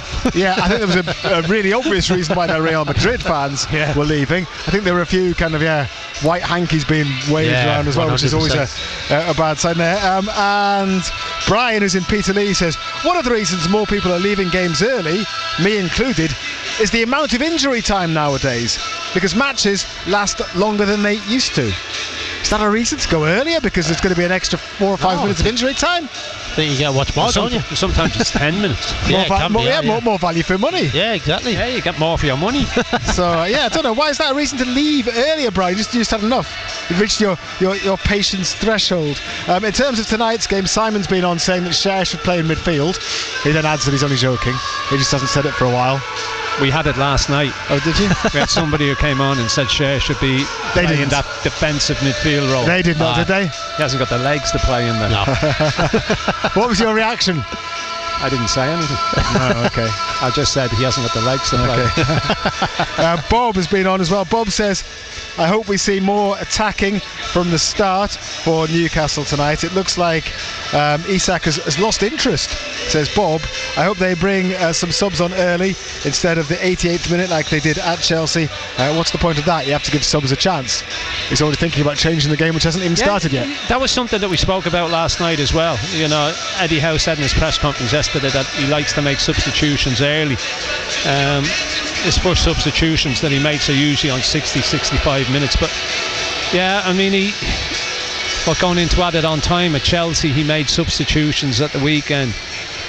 You're not giving those boys any chance whatsoever. No, you know, the lads that were coming on. But that's the way he does it, and that's the way he's always done it. And he probably won't change. Did you ever come on, Darren, with 3 minutes left, getting told to change the game? Jim Smith did it to me one day at Middlesbrough. What did he do? Going into added on time, he said, get stripped. What was the score? It was 1-1, I think. And was he happy with the point and therefore thought he just wasting a bit of time? Ready and go on. I went, no. He said no? Yeah. So you refused? Yeah, for 2 minutes added on time. That's a disgrace. There was one occasion. Well, you can't be saying no to Jim Smith. I did. Did you play the following week? No. There was one occasion where I think there was two or three of us left, and it was a race to see who got on, and that was only to get your appearance money. So yeah. Right, so there's always that as well. Yeah, well, you're not going to get appearance money for that, Ando. You didn't think of that, did you? No. Okay, fair enough. Not for a minute. Arthur is on the line, Sunderland supporter. Hello, Arthur. How are you doing? Hello, lads. How are you? Are you all right? Hello, Arthur. I'm good, Arthur. Thanks, right, yeah. I'm good, mate. Thank you. I feel like I'm cheating now because I'm at St James's Park. So. Yeah, you feel slightly uncomfortable here. Has anyone recognised you, Darren? I hope not. Okay. Hi, Darren. Yes, mate. I've supported children for 70 years, and I've made, as I said before, this programme, I've had ups and downs and more downs and ups. But at this moment in time, I am actually over the moon. The football, what we're playing, is good. The supporters are happy. And at last, the club, I think they've realised that what the club means to the supporters. And they're finally coming around to say, aye, we've got some good supporters there, we'd better look after them. What do you think of that? 100%. Yeah, 100%, mate. I think it's taken its time, hasn't it? Let's be honest. We've gone through so many different transitions, and situations throughout the club. I think we're finally getting to kind of where we want to be and where we want to go. And I think they've taken that on board. It's evident that the fans love the club, and that goes without saying. Even through the bad times, mate, you guys have always been there. So, I think it's a bit of a payback now for you guys. The football's great. We're winning. And long may that continue. I mean, the players what we signed, they're all saying decent players. But the main thing I've noticed is we've got some good characters now. 100%, characters. We've got the John, the lads, or nothing like that. Well, this is it, and I think the lads who we've got in and the lads who we've brought in are down to earth, and they're in the quant, should we say. They're working hard, they're putting in the shift, and I think we've competition for places now, which is a massive thing. I think we went for many years where we didn't have a strike. Well, not many years, but a long time where we didn't have strikers, and I think now we've got three competing against each other. It's only going to make us better, mate. It's only good for the team and good for the club and good for us and what have you. John, can I ask you a question, mate? Of course you can, yeah. Chocolate. You're assistant manager at Tinder. That's what I call him, chocolate. Right. He lick himself. Yeah. Has he lost his camera? Has he lost his camera? Aye, he didn't take me taking many photos now. They took one at the women's derby after the final whistle on the pitch there. They took one at the women's derby at the Stadium of Light, Arthur, on the pitch there. But the men's team hasn't. That was the ladies. That was the ladies. Yes, okay. So I don't know. Has Jason lost his camera? I don't know. They only take these photographs after they win games. There hasn't been one. There hasn't been one for a while. Look, I have to admit, I'm not a big fan of it. I mean, if you're going to take a photograph, take it all the time. Yeah, exactly. Win, lose or draw. Yeah, 100%. There's no point in just doing it because you win. If you're going to do it all the time. You can't be taking a picture after you've lost 4-0, though, can you? Well, if you're going to do it when you've won 4-0. You might as well do it when you've lost. Well, I don't know. Why do it at all? It's a celebratory thing, isn't it? It's a load of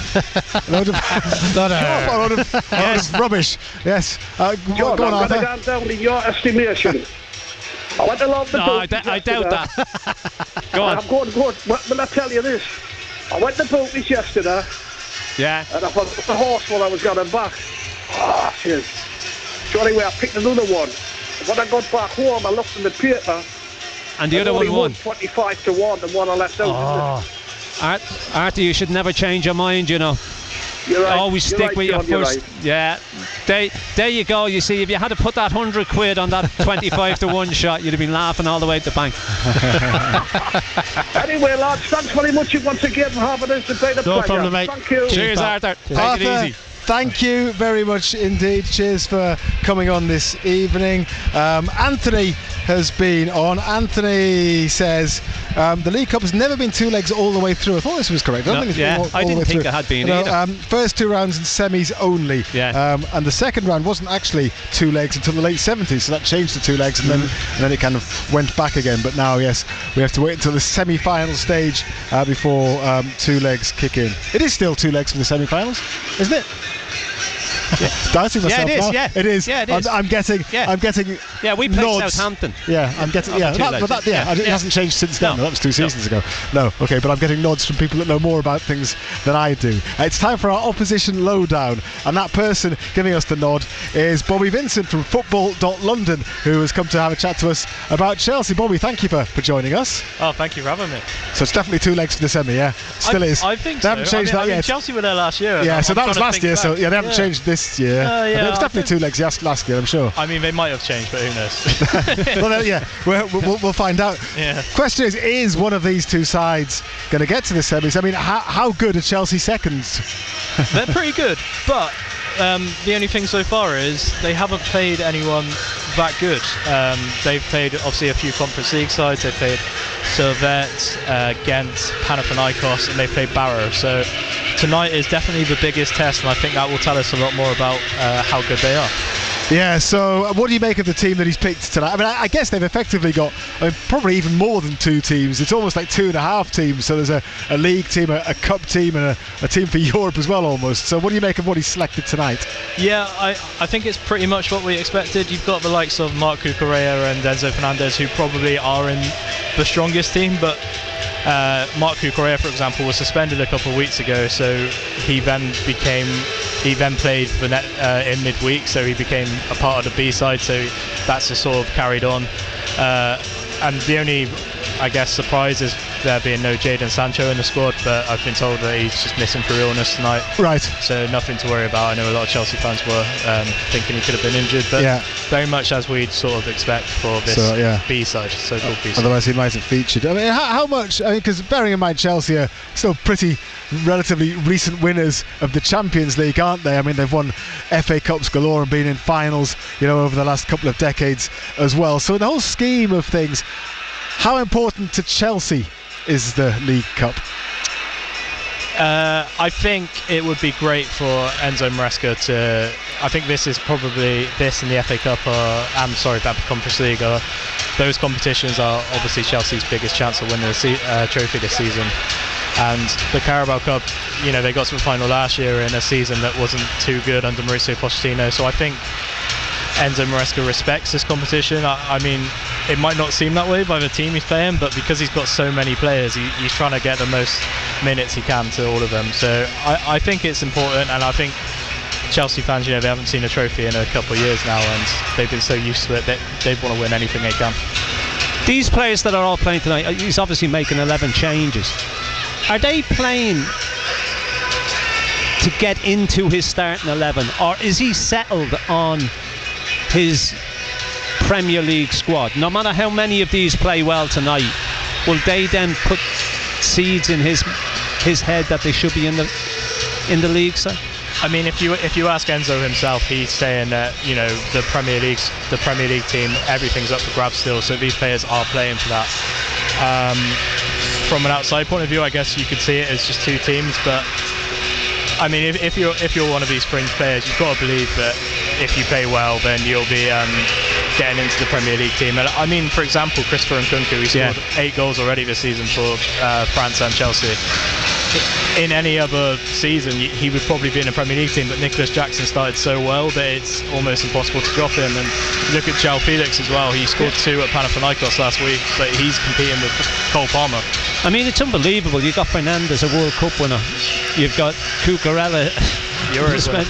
It's... Yeah. And all of a sudden they're in the B side. If you start to get a manager that gets the best out of these players, I mean, what does success for Chelsea this season look like, Bobby, do you think? I mean, we've tried asking Enzo this a few times, and he hasn't been set a clear target in terms of what to do. But I think, from a fan's point of view, top 4. Maybe a trophy like the Carabao Cup, but that would be an added bonus. I think top 4 is Chelsea want to be back playing Champions League football. I mean, they weren't even in Europe last season. Yeah. But now in the Conference League, and we've seen from the first 2 games, they don't belong there. The squad they've assembled is, a lot of money has been spent on this squad, but it is now a very good squad, and I think they've got the right head coach finally to. Yeah, I was just going to ask you about that. Have the fans accepted Maresca? Have they? Yeah. Simple as that. They have. They weren't sure about him at the start because coming from Leicester's got promoted last season, but with the squad they have, they should have. But the way he got them playing football was he got it going very quickly, and he's already done that at Chelsea, and fans seem to be really on board. I got the feeling with Mauricio Pochettino last season, and perhaps something to do with his the fact that he was at Tottenham, but they never really accepted him. Yeah, never really got behind him as much as they would have liked and as much as they should have. And with Maresca, I think it has been different. I mean, just from looking on social media and speaking to people I know, they seem to have really got on board with Maresca, and that's made a big difference. Okay. Bobby, what's your prediction for tonight then? Bearing in mind that Chelsea have an excellent record over Newcastle at Stamford Bridge. It's not so good, the record here. So, interesting matchup. How do you see it going? I'm just looking at the Newcastle team, because I haven't actually seen that yet. 5 changes basically from the team that played at the weekend. So okay, Anthony Gordon's back, so that's big. I think it's one that could go to penalties. That feels like a bit of a cop out. I hope not.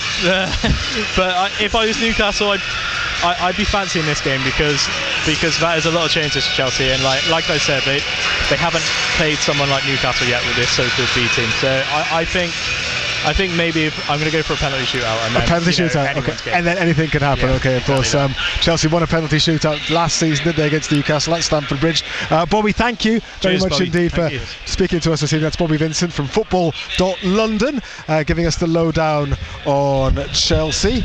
Let's have a chat to Dave, who is a Newcastle supporter, on the line now, just to give us his thoughts ahead of a kick-off, which is now 25 minutes or so away, and a very noisy and I keep saying it, balmy is the only word for it, Ando. It's unbelievable. St James's Park. Anyway, Dave, good evening. Good evening, lads. How we doing? How you, Dave? All right, Dave. How are you feeling about tonight, Dave? Nervous, Friday, nervous. We're not in the best of form, but he's chosen a good team. He's chosen a strong team. There's a couple of changes in there. I'm just glad Isak's still in the team. I don't think this is the right game for Asula. We haven't really seen enough of the lad, to be honest, but Chelsea at home in a game I think Eddie Howe really needs to win. I think we need to win this game. How we'll win it is another thing. We need to get through. Otherwise, I think there's going to be some questions asked. I think the midfield's interesting. It'll be interesting to see how that works up, whether Willock or Joe Linton is in the midfield 3 or the attack 3. I'm assuming it's going to be a 4-3-3. I just want to see us perform. The last round against Wimbledon was poor. I think we need to have some more intent here, and I want to see some positivity from the team. I texted him last night about that daft press conference Eddie Howe did, and he's beginning to come out with some weird stuff. So I think tonight we need to change tactically as well. Interesting to see what happens when we get a corner, mind John. So there's been a lot of talk about that. And also I think this chat over the week we've had about the 3 midfielders. Look, if you're going to spend 50 odd million on a midfielder, I think you're right, John, it's not working. That's down to coaching for me. I think we've got players in their quality. You need to make it work. You need to change something. And I'm a little bit worried Harvey Barnes is a very expensive substitute. So, tonight, mate. Are you happy with the substitution that he's made? I mean, the changes that he's made to this starting 11. Obviously, Kelly, Willock, Kraft, Longstaff coming in. Yeah, I mean, I love Kraft. He's one of my favourites because he's got a good horse. Would I put him in ahead of Livramento in a game like this at home tonight? Probably not. I think Kelly's interesting. I think Dan Burn got well and truly took out the face the other night. Longstaff, it's the endless debate, isn't it, with Longstaff? Well, he's in tonight. Let's see what he does. Is he gonna keep up with this myth and does all the dirty work? I don't think he does, but Eddie's had to change it. We've asked him, can he be creative? He's changed it. Right, let's see what happens then. They're all first-team players that have come in. We're not playing kids untested. So credit to him for that.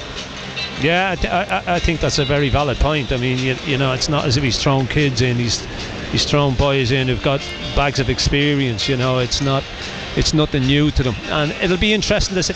I agree with you. The interesting one for me is where Willock and Joe Linton play.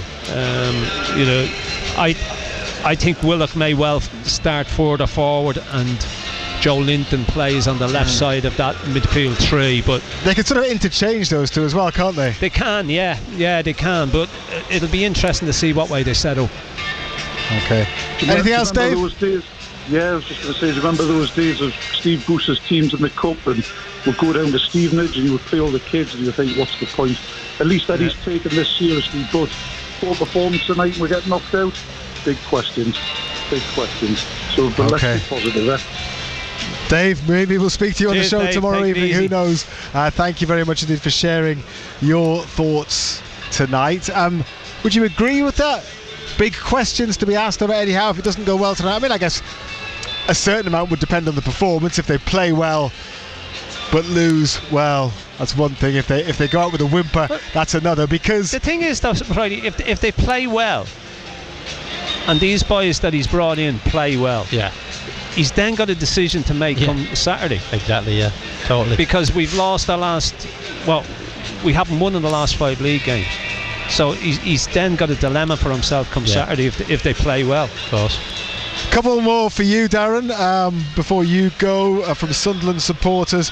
Ryan says, Darren suggests that Job has come on leaps and bounds. Yes, but people forget at only 17 he did get 7 goals last season. He wasn't that bad, but him, Rig and Neil are going to go far in this game, says Ryan. Yeah, I'm not saying he was bad last season. What I'm saying is his work ethic this year is a damn sight higher than what it was last year. Listen, he got goals, he's a great player, we know that he was brilliant last year, but what I'm saying is he's adapted his game. He's now working hard, he's working up and down the pitch, he's covering more ground on the pitch, and he's more effective for that, and who's benefiting from that? The team's benefiting from that. So I'm not saying he was bad last season. What I'm saying is his work ethic has changed massively. This one is from Michael in South Shields. He says there has been a lot of plaudits for the likes of Job and Rig and Mepham, etc., all richly deserved. But for me, somebody is our unsung hero. Who do you think he says? Who do you think, Dan Neil? Nope. No. Luke O'Nien Luke has gone O'Nien? for. He's solid in defence, his distribution is excellent, plus his composure and keeping his cool has improved 100%, says Michael. I'm not sure you would say that, bearing in mind the full-time kerfuffle that he got involved in when he ran 40 yards to leap on top of the melee. But I think with Luke, he's a great player and he's a consistent player, and I think that's the key with Luke. He's evident. He's played in a few positions. He's consistent.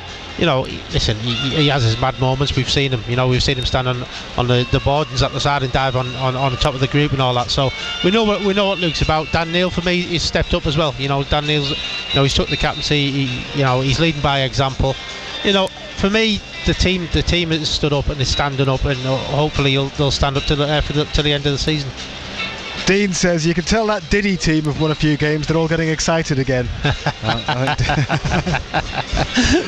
I will let you respond to Dean if you wish, or you can just let that chuckle do the talking. Listen, Dean, we're going about our business in a quiet manner, let's be honest. But not, for me, I don't think there's anything better than seeing the North East lifted with results, and that goes for all the North East teams. We all like to see them win, and we all like to be in the Premier League again, competing against each other like you used to be.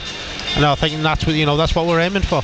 And Philip has been on. It's another of the age-old debates, this one, because we were talking earlier about squad rotation, etc. And Philip says claiming a player has played too much football is ludicrous because that is his profession. Get on with it, says Philip.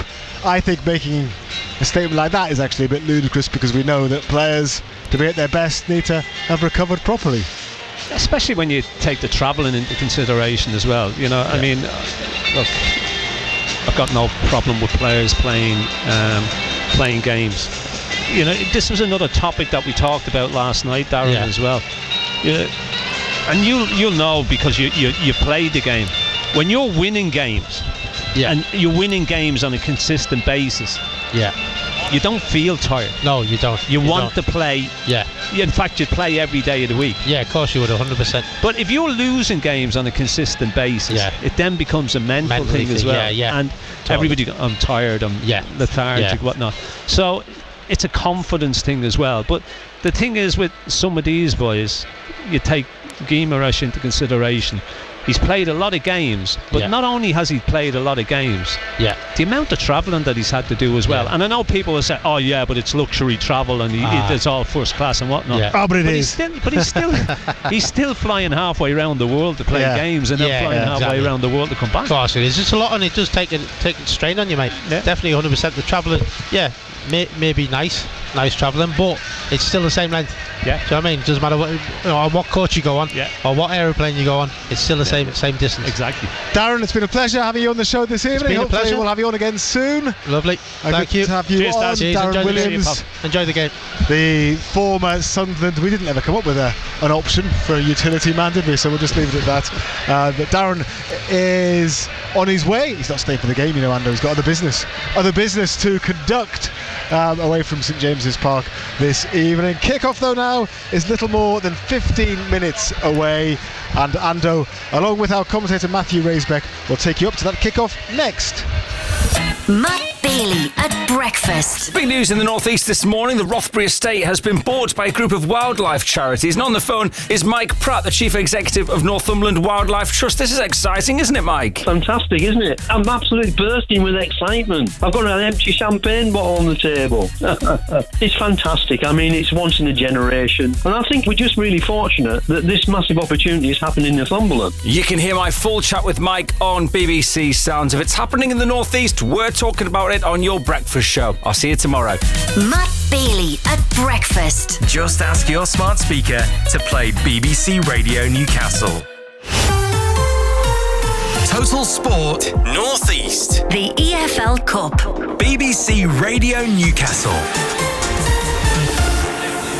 And we're at the fourth round stage of the competition, so the winners go through to the quarter-finals, which is where these two clubs met last season, just before Christmas. Newcastle were almost in the last four. They were 2 minutes away until Chelsea scored a late equaliser and then won the penalty shootout, eliminating United, and the League Cup dream died just a few days after the Champions League came to an end and all European football last season.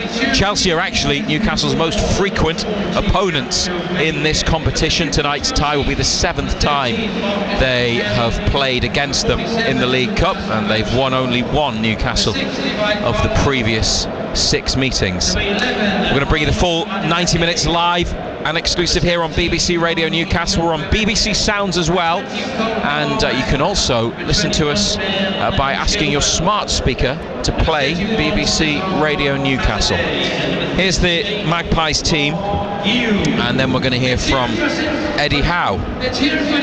Nick Pope is the goalkeeper, so no change in between the posts tonight, but 5 outfield changes.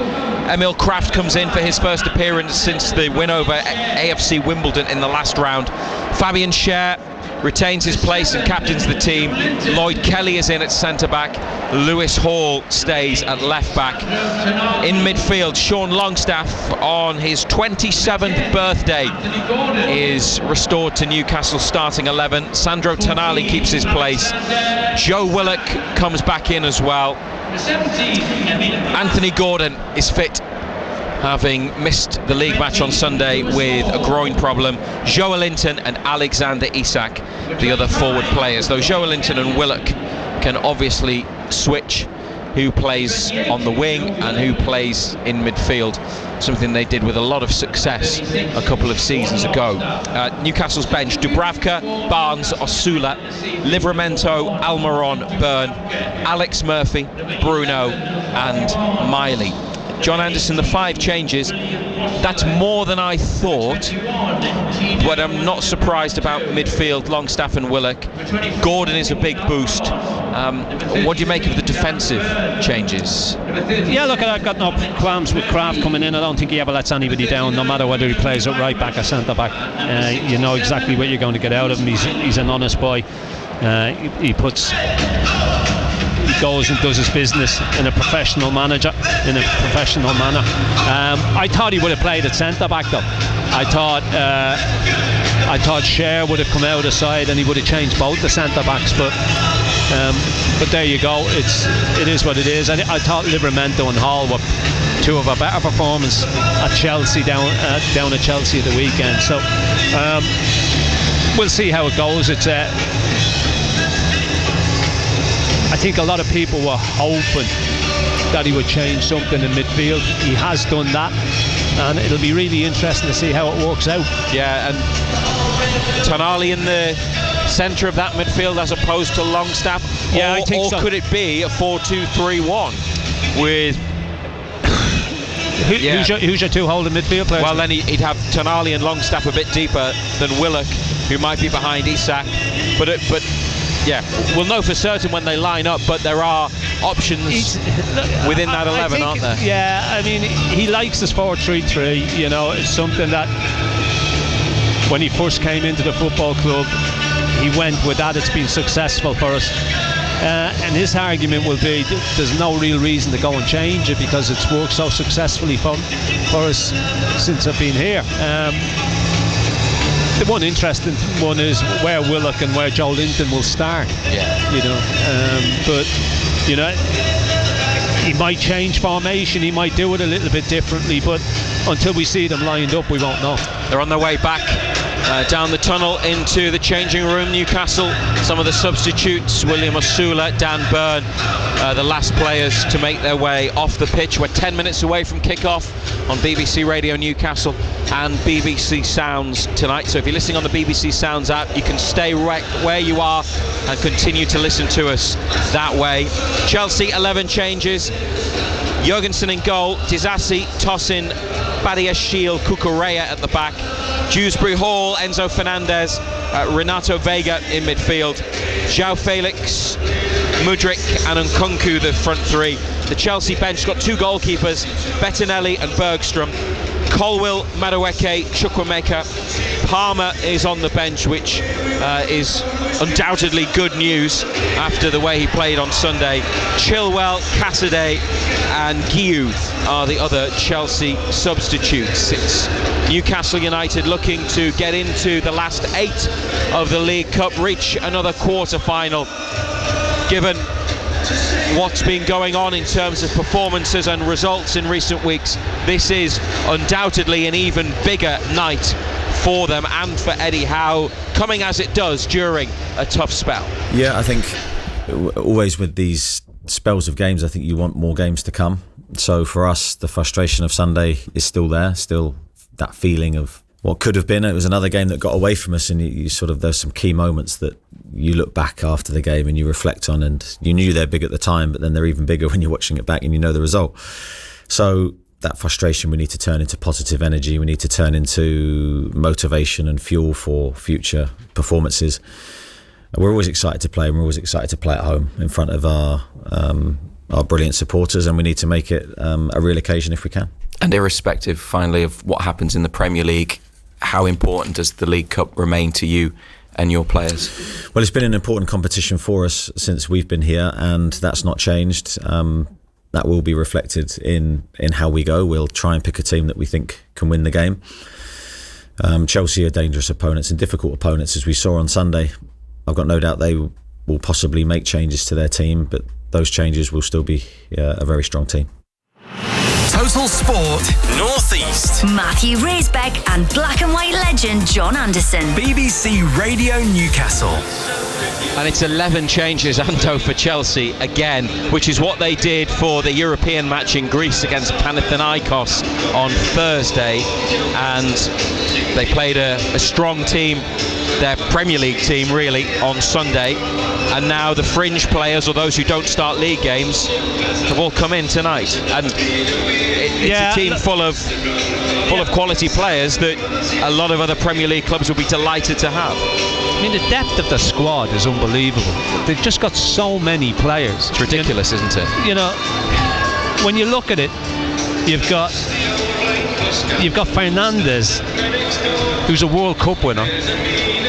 You've got Cucurella, who's won a European Championship, and they can't get in that starting 11. It's a real strange one, but they've just got so many top players. Chelsea were beaten finalists last season, losing to Liverpool after extra time at Wembley, knocking Newcastle out on the way. This season they've played one League Cup tie, which was against Barrow of League 2 at home in the last round, because with them being in Europe they only enter the League Cup at the third round stage. 5-0 win against Barrow for Chelsea last time, which included a hat-trick for Christopher Nkunku, who's actually their top scorer with 8 goals. And he can't get in the starting 11. Scored 4 in Europe, 3 in the League Cup and just 1 in the Premier League. The embarrassment of riches they have, Chelsea. I mean, it's unmatched, isn't it? I just think when you compare what they have and the level they're at, and the fact that they have such high revenues, and they've also been able to sell players for big money, which Newcastle haven't historically or even recently been able to do with a huge amount of regularity. That enables them to continue to invest at the level that they do. And what we know Chelsea have done is when they've signed players, whoever they are, young players or established names and stars, they have spread out the contracts, that accounting practice, amortization, where they pay the transfer fee, whatever it is. In the case of Mihajlo Mudryk, about 90 million over 8 years, I think, and just pay a bit off each year, and that enables them to sign all these players. But it cannot be easy to manage such a bloated squad, keeping players happy for one thing.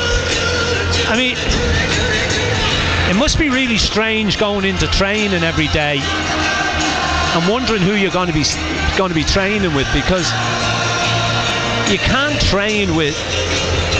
put sessions on with that many players. You know, you'll have your 16, 17, 18 maybe first team squad players that you train with. You may bring another couple in, but then what do you do with the rest of them?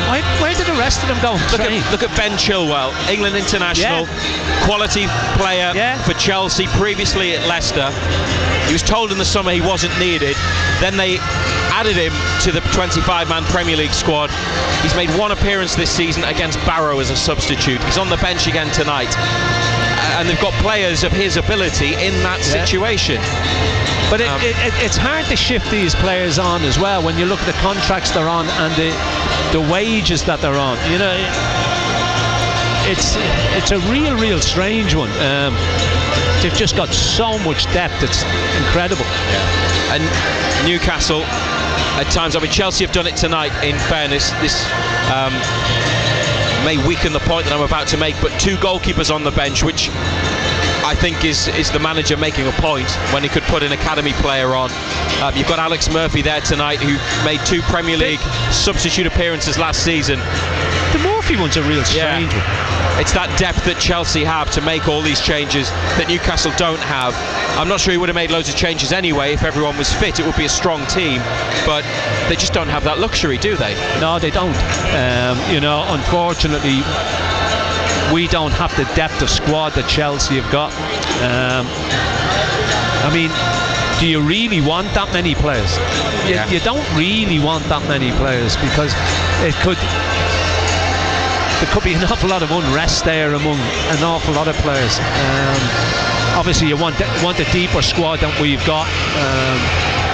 I think the fact that we haven't strengthened in previous transfer windows, you know, I think it's been a little bit unfair on Eddie Howe, you know, because teams in and around you have strengthened. We've seen them move on, and we're sort of standing still. Here they are, Newcastle United and Chelsea, led out by the referee Chris Kavanagh from Greater Manchester. He took charge of the 2-1 win at Wolves last month. Lee Betts and Adrian Holmes, the assistant referees tonight, wearing luminous yellow shirts, black shorts and socks. Thomas Bramall is the 4th official, and in the League Cup we don't see VAR until the semi-final stage, so it's not in use tonight. 11 changes for Chelsea, 5 for Newcastle United. and the players shake hands with the officials and with each other. Runners-up 2 seasons ago. Last year they were minutes away from another semi-final before Chelsea painfully came back to win. Yeah, it was a painful one. Right at the end of the game, we almost felt we were in the semi-finals in that moment. The game turned so quickly in the sense that they scored, then it went to penalties, and we hadn't really regrouped, I didn't think, mentally from conceding so late. And it was a missed opportunity for us because it's so difficult to get to the latter stages of any cup competition, and we felt we were sort of had one foot in there. So no, I think this game's totally different. They're a different team, different manager, but certainly you always learn from those moments. I think you take them with you, the scars and the experiences of difficult moments, but it actually helps you and makes you a better team, and all those experiences will hopefully help us the next time we're in that position. And they're at home tonight, Ando, which is key because their record away at Chelsea is terrible. Here it's pretty good, but they would always want a home tie, and they haven't had many in recent seasons, have they? And they only got the Wimbledon one at St James's Park switched because of issues beyond both clubs' control. Just as well they did. When you look back at that performance, you know, we scraped through that game with a penalty, you know. But you're right, you know, as bad as our record is at Stamford Bridge against Chelsea here, it's the other way around. You know, Chelsea very rarely do well here, and you just hope that trend continues here tonight. BBC Radio Newcastle, live on BBC Sounds tonight and NUFC TV. You can also ask your smart speaker to play BBC Radio Newcastle and listen to us through your smart speaker.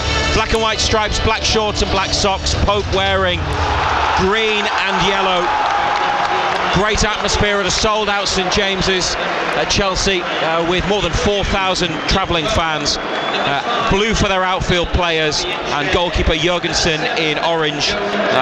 He is yet to play in the Premier League, but he's played in Europe and the Cup. Philip Jurgensen, Danish under-21 international. Axel Disasi, Tosin, Benoit Badiashile and Mark Cucurella at the back. Kiernan Dewsbury-Hall, who is another one of those players yet to start in the Premier League for Chelsea but plays in the Cup. Enzo Fernandez, Renato Vega, João Felix, Mihailo Mudryk and Christopher Nkunku. Newcastle United, Pope, Kraft, Cher, Kelly, Hall in defence. Longstaff, Tonali, Willock across midfield. Joelinton, Gordon, who'll be on the right, and Isak up top. And we are almost ready to go here at St James's Park on a mild night under the lights, looking to reach the quarter-finals of the League Cup. Chelsea kick us off. Newcastle are shooting up the hill towards the Leazes end in the first half to the left as we look at the pitch. Fabian Schär with a big clearance up to halfway. The two Chelsea centre-halves are absolute units, aren't they? Tosin, 6'5", Badiashile 6'4". Gordon putting pressure on goalkeeper Jurgensen. A back pass towards him from Badiashile. Gordon slides in and deflects the Chelsea clearance up the line out of play, signalling his intent from the off on his return after missing one match through injury.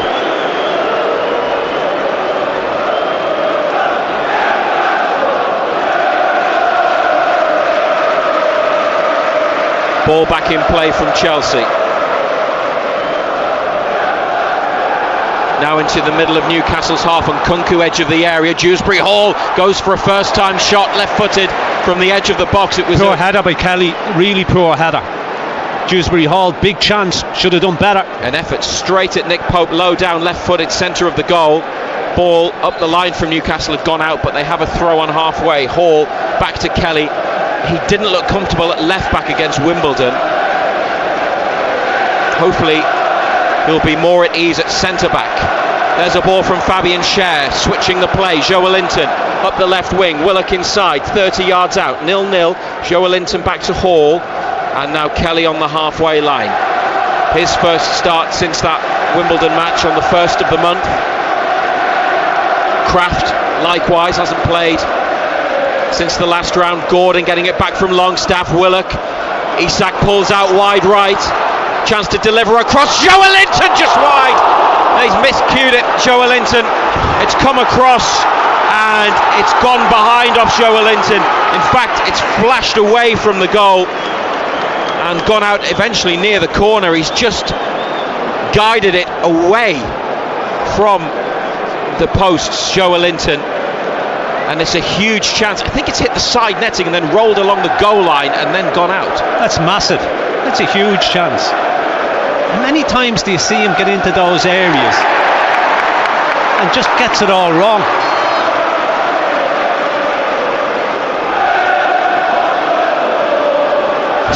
Two big chances at either end. Yeah. Inside 3 minutes. Huge for Joelinton and Newcastle. Couldn't take it. He has started as the attacking player, as we said earlier that he would. Newcastle have won it back on the far side, with Gordon playing on the right, Joelinton left, Willock in midfield, but he can switch with Joelinton. Kelly to Hall.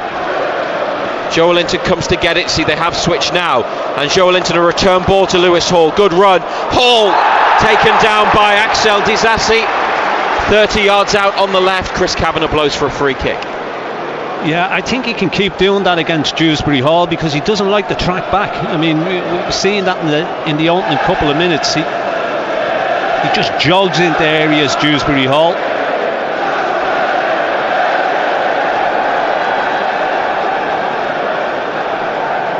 So free kick, Sandro Tonali, who has started as the deeper midfield player on the left, but towards the centre, or Lewis Hall. Tonali runs away, Hall curls it, goalkeeper dives, loses it. Joelinton can't get a shot away. Chelsea have the chance to clear. João Felix wins a free kick from Tonali, near to where the Newcastle free kick was taken. Goalkeeper came, threw himself across towards his left, Ando, to try and land on it, and spilled it. Yeah, it wasn't the easiest take, to be fair to him. He's at full stretch. There was enough blue shorts there to bail him out, though. Tonali, and he's overrun the ball as he tried to make progress up this near Newcastle left hand side, but with 5 minutes played, it's been an energetic start, matched by the volume in the stands. They're at it tonight on the early evidence. Jorgensen for Chelsea. Emil Kraft will take a throw 10 yards into the attacking half, goes back to Cher, to Longstaff, laid off to Kraft. Gordon comes to get it and is tackled by a combination of Mudryk and Cucurella. Now Dewsbury Hall followed his manager Enzo Maresca from Leicester to Chelsea this summer after winning promotion to the Premier League. Enzo Fernandez, Tonali on his shoulder, Disasi under pressure from Joelinton, who slipped, and then Willock makes a block, and it's out on the near side.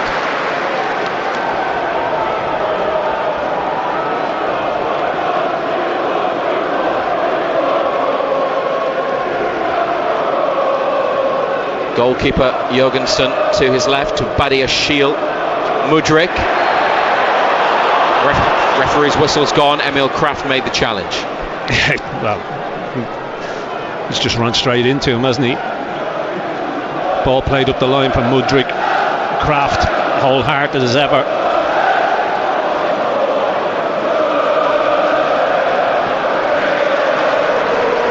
Forward ball from centre-back Tosin, who was a player Newcastle attempted to sign in the summer, as I'm sure you remember, went to Chelsea instead on a free transfer from Fulham. Gordon chasing, shares ball up the pitch, and Jorgensen volleys it away. Longstaff looking for Gordon, back into midfield. Mudryk for Chelsea though, over the halfway line. Longstaff wins it, tidies up, gives it to Hall, on for Willock, good ball. Tosin comes to close down. Here's Joelinton. Newcastle 30 yards out, looks for Willock, edge of the area. Badia Shiel nods it back to the goalkeeper. That's all 100 mile an hour, isn't it? High tempo to the game.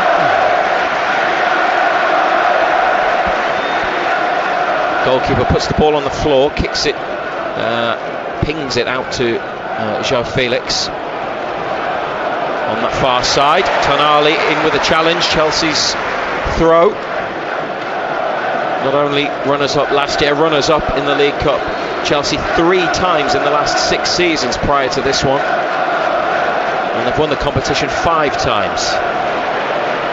Longstaff, Newcastle won it back in the final third. Ball into the middle is cleared. Now João Felix on for Dewsbury Hall. Takes a touch with his left, slows everything down, slips and plays it back to Disasi 35 yards out. Renato Veiga, Portuguese international, another big lad in the middle of Chelsea's midfield. Isak's header from a Newcastle clearance. Renato Veiga scoops it over towards Badiashile, lifted forwards and headed on by João Felix for Mihailo Mudryk. Cucurella with an overlapping run and a dangerous ball cut back, and Renato Veiga deflected shot behind for a corner. Oh, what a break that was. Cucurella got on his bike, got to the byline, great pull back into an area. He's taking a big deflection. Pope's not getting there. Oh.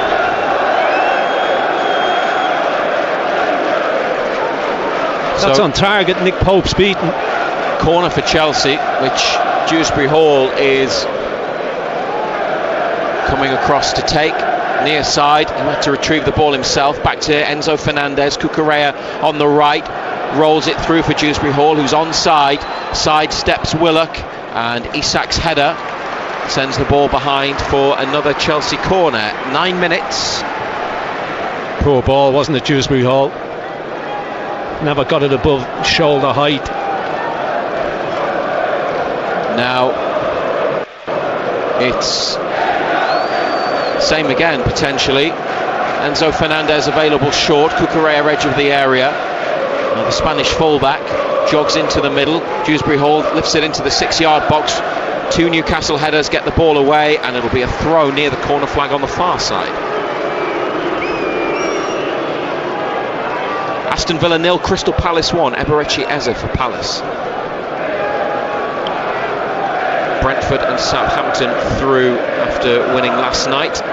Draw will be made this evening after the 8:15 kickoff. Spurs versus Manchester City. Mudryk, left-footed ball lifted into the Newcastle box. Joelinton nods it away. Enzo Fernandez has brought it down. Forwards by Disasi. Dewsbury Hall, that's a slip, not a foul. He gets back up, having held. And many times has he fallen over? That's 3 already, isn't it? Yeah. And a crossfield ball towards Mudryk is behind him and out of play in the middle of Newcastle's half. 0-0. So obviously got the wrong boots on. Share up to Longstaff. First time back to Tonali. On for Isak. Tonali again. Forwards to Willock. Good play. Ball overhit through ball. See what he was trying to do and just roll Gordon in behind on the right. But he really gave that the hammer, didn't he? Yeah, he got far too much on it. Straight into the hands of Chelsea's goalkeeper. Open game, isn't it? Stretched. And Renato Veiga, where's number 40?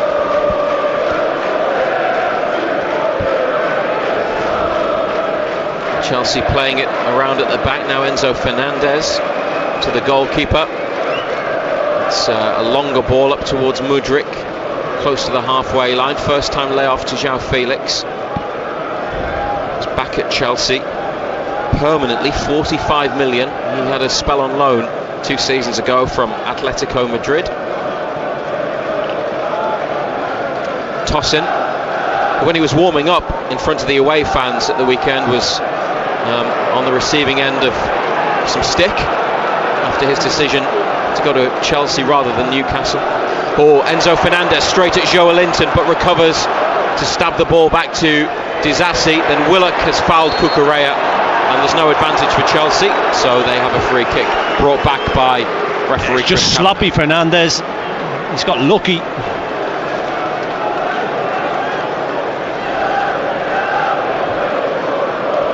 Joelinton with a huge chance at the back post that he managed to steer wide, and a block from Tonali at the other end on Renato Veiga's shot sent it behind for a Chelsea corner.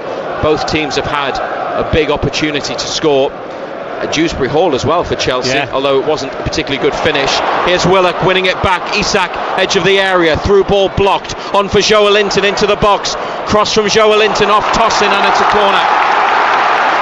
Chelsea just give it away at the back. Disasi trying to play out from his own 18-yard box.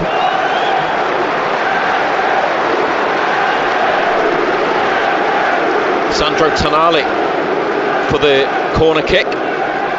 Lewis Hall nearby if he goes short. We'll see what Tonali can do with set pieces tonight.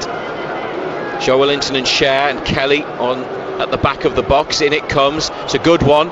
It's too high though. Plenty of power and direction. Joelinton just couldn't rise high enough to meet it. Yeah, he put plenty into that corner kick, didn't he? At least it didn't hit the first player, which is your pet hate. Disasi on the near side. Nkunku, the French international. Back to Renato Vega, over the top, but too straight, and Nick Pope picks it up. Edge of the area, rolls it out. Look at the space for Tonali. Right in the middle of Newcastle's half. Picks out a pass to Longstaff, gets it again. Kraft wide right. Gordon bends his run, trying to get away from Cucurella in the corner. Gordon's kept hold of possession for Newcastle, under pressure, and it's a throw, but it's Chelsea's ball now. Good battle that'll be. He's like a little terrier, Cucurella. Gets himself in and around you.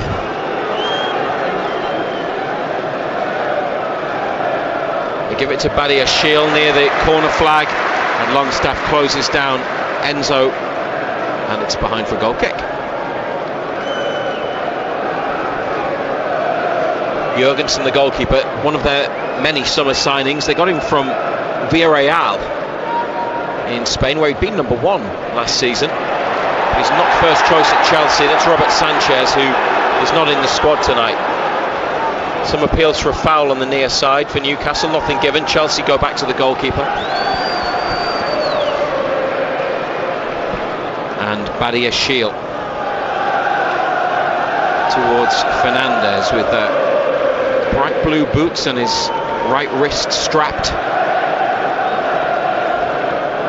Back to Badiashile, now Fernandez again. Newcastle with a high press. Oh, not the best back pass towards Jurgensen, but it was a good first touch. Then the clearance towards Nkunku, heads it on. Good win, wasn't it? Kelly. But Newcastle in possession at the back. Hall on to Joelinton. Holds off Disasi. Still got it, Joelinton. Newcastle get a free kick. Take a close look at Axel Disasi tonight, because it was potentially an option for Newcastle at the end of the transfer window. It's a big boy, isn't he? He's playing at right back. They needed a centre back. Casemiro scored for Manchester United, who lead Leicester 1-0 in one of tonight's other ties. Good midfield football. Hall now out to Joelinton. Willock on the outside, approaching the penalty area. On to Joe Willock. First time cross. Chelsea with a header clear, and Nkunku's got it just outside the area. Disasi forwards. Cher coming over. Cher didn't get any of the ball. There's a yellow card. He says nowhere near the ball to the referee, but it's a yellow card. Got nowhere near the ball. It's right in front of us. Took out Nkunku. Lewis Hall is claiming that he got the ball. No, he didn't. As well.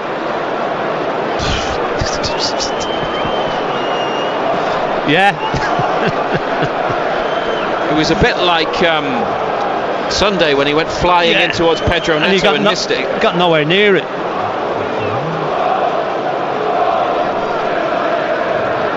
Well, Fabian Cher insists that he won the ball, but it didn't look like it. Just seen it again. Newcastle's captain tonight is yellow carded in the 17th minute, still goalless, and they have a free kick to defend. But it's 35 yards from the goal. Pope is on his 6-yard line. Players back to defend are in front of the D. so they haven't dropped back quite to the edge of the box. Enzo Fernandez, right-footed. Fabian Schär slips, and there's a header away from Emil Kraft. Chelsea on the left wing, whipped in towards the far post by Disasi, the right full-back. Popped up on the other side. Goal kick. Yeah, it wasn't great, was it?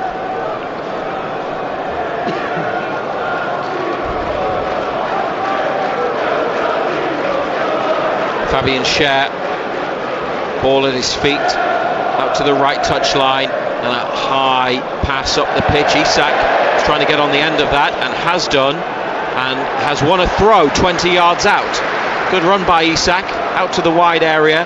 Ball had gone over the head of Gordon, and he kept Newcastle on the attack.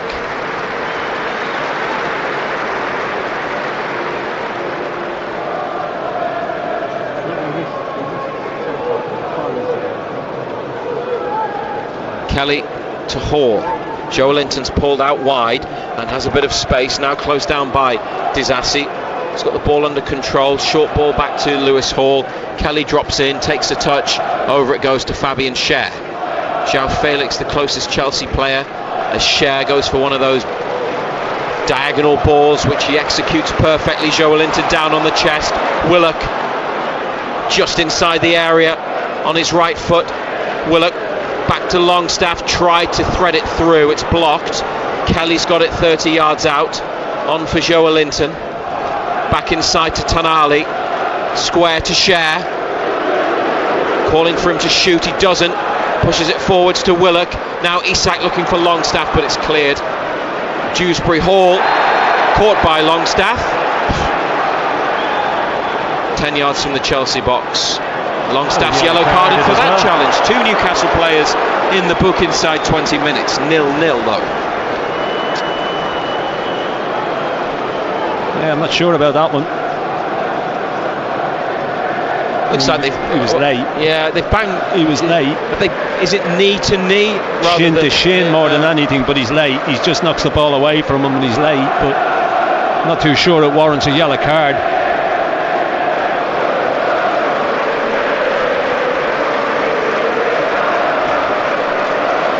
Chelsea free kick. Tosin to Enzo, and back it goes to the goalkeeper. Jorgensen looked a bit unsure there, passes it to Cucurella. Change of pace, and he gets away from 2 black and white shirts, plays a pass to the left wing. Now Mudryk to João Felix, went for a ball over the top, it took a big deflection. Lewis Hall has got a tricky one to deal with, but he's got the better of Dewsbury Hall, got away and looked for Willock. Ball to the forward line that Willock was chasing, tossing back to Jorgensen, and Chelsea passed their way out of trouble well. Did well, didn't it? And Mudryk on the stretch has lost it to Schär. He's lost out to João Felix. He's got to be careful, Fabian Schär. João Felix, edge of the area, good skill, and then over the top after setting up the chance brilliantly, going inside and outside, back again. Right-footed effort cleared the top corner of Nick Pope's goal. Yeah, Schär can't take liberties in those sort of areas. Just has his pocket pinched. Good skill, wasn't it? Schär switches it. It's a better ball. Hall for Joelinton on the halfway line, and Lewis Hall continues his run as Joelinton drifts into the centre, carries it well, gives it to Willock. Over they go to Kraft, up the line for Gordon. Joelinton on the right side, a return ball to Gordon in the corner, cross blocked, and it's a throw.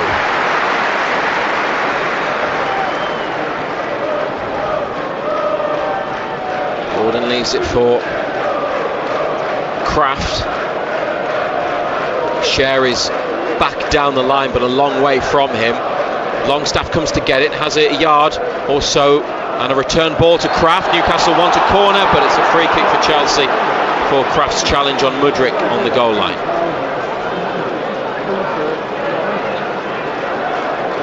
Five changes tonight, and the team is Pope, Kraft, Schär, Kelly, Hall, Longstaff, Tonali, Willock, Gordon, Joelinton, Isak. Chelsea have got the match started again, playing it around at the back. Newcastle bench: Dubravka, Barnes, Osula, Livramento, Almiron, Byrne, Alex Murphy, Bruno and Miley. 0-0, almost midway through the first half. Oh, he's given it away again. It's been a bit wasteful and casual in midfield. He's played it straight against Tonali. Newcastle have it, but not really able to go forwards with it or do anything quickly. They now go back into their own half, and Fabian Schär. Sean Longstaff turns. Tonali back to Schär. Not much movement. Willock wants the switch. Schär towards Tonali, but it's into the arms too of the straight. goalkeeper.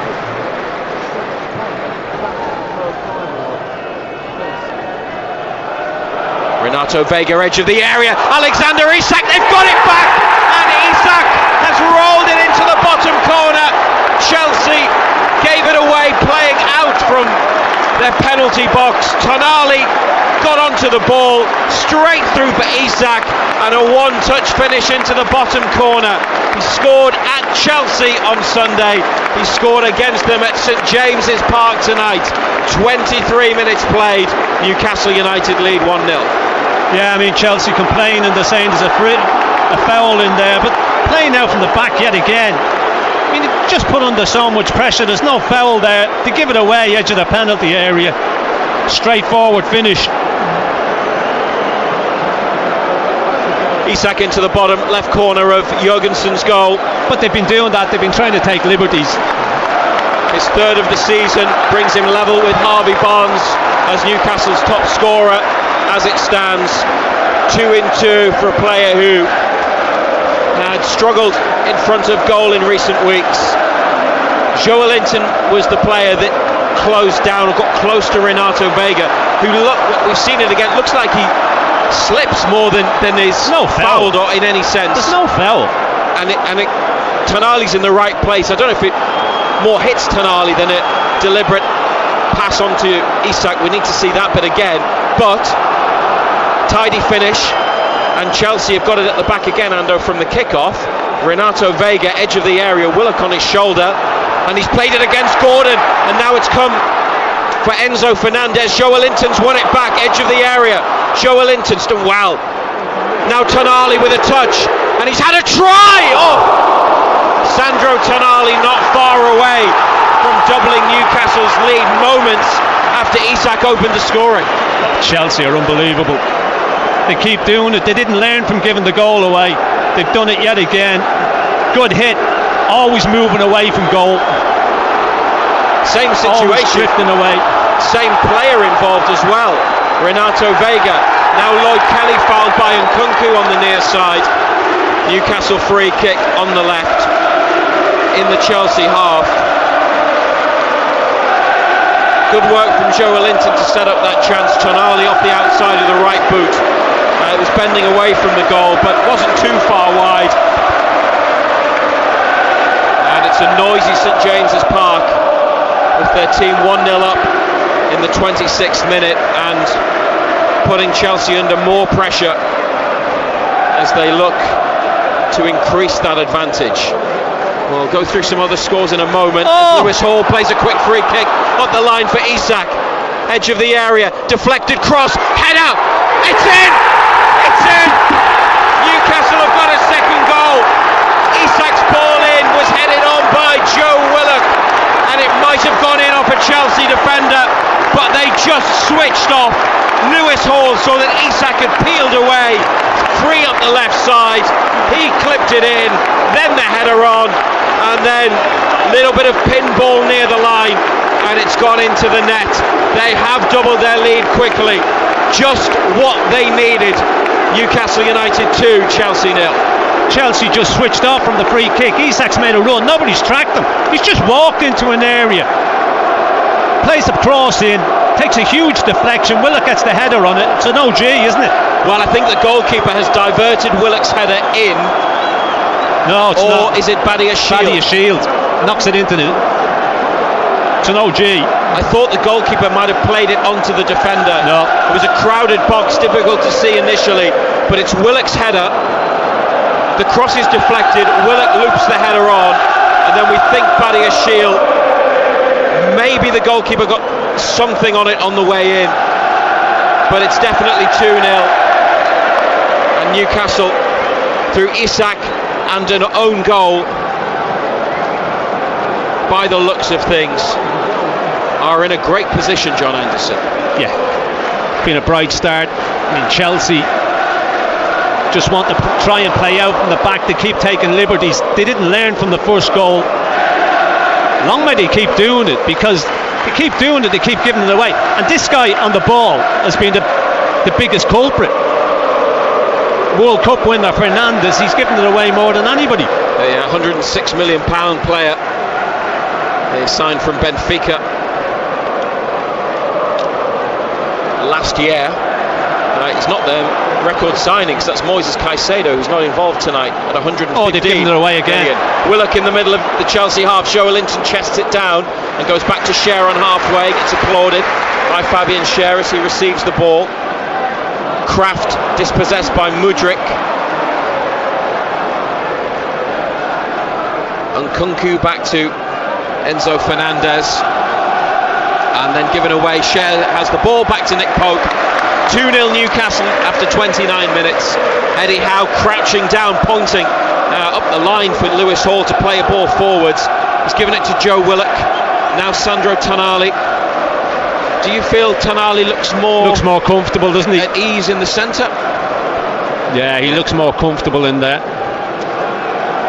Preston 0, Arsenal 1, Gabriel Jesus. And Aston Villa have equalised against Palace. John Duran. Good play on the right hand side. Kraft fouled. He's gone a long way with the ball. Good 30 yards. Yellow card shown to, is it Cucurella or was it Badiashile? Badiashile. Thank you, Ando.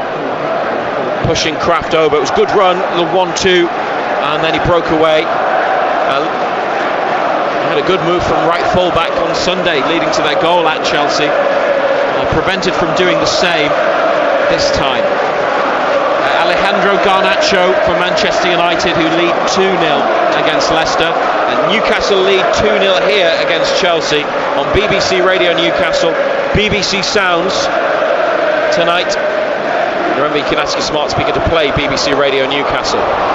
Tonali's free kick. Isak has goal kick. Came off in last. They went for another quick one to try and get Isak in up the right side this time, but it ended up going for a goal kick.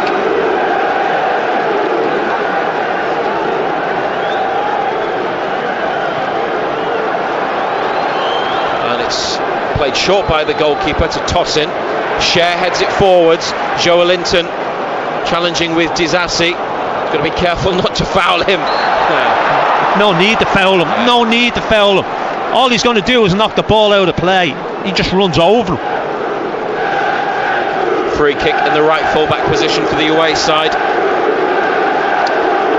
Lost only 1 in 9, and that was at Anfield in the Premier League. Good game a week and a half ago. Axel Disasi might be the player that scored the own goal for Chelsea. As they lose it again, playing out from the back, Tonali. Joe Willock, edge of the area. Oh, it's not what he was looking to produce. It's a shot left-footed that's been dragged well wide of the goal from a great position. They just give it away again, though, Chelsea. Fernandes again. It's poor effort, isn't it? On his swinger.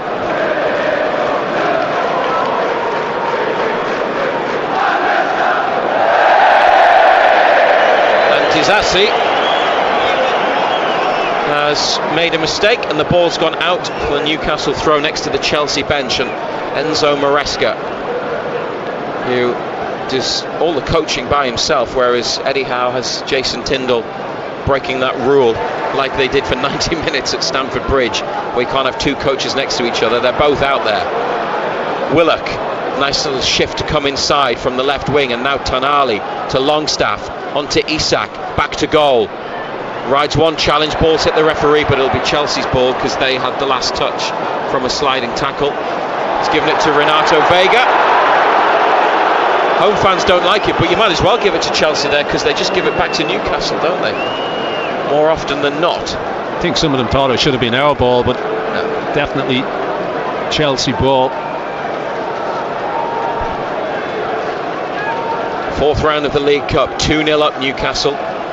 We are in the 33rd minute. Chelsea with 11 changes. Here's Mudryk, 40 yards out, left wing. Black and white shirts block his route to goal, so it's back to Enzo Fernandez. Toss into Renato Vega.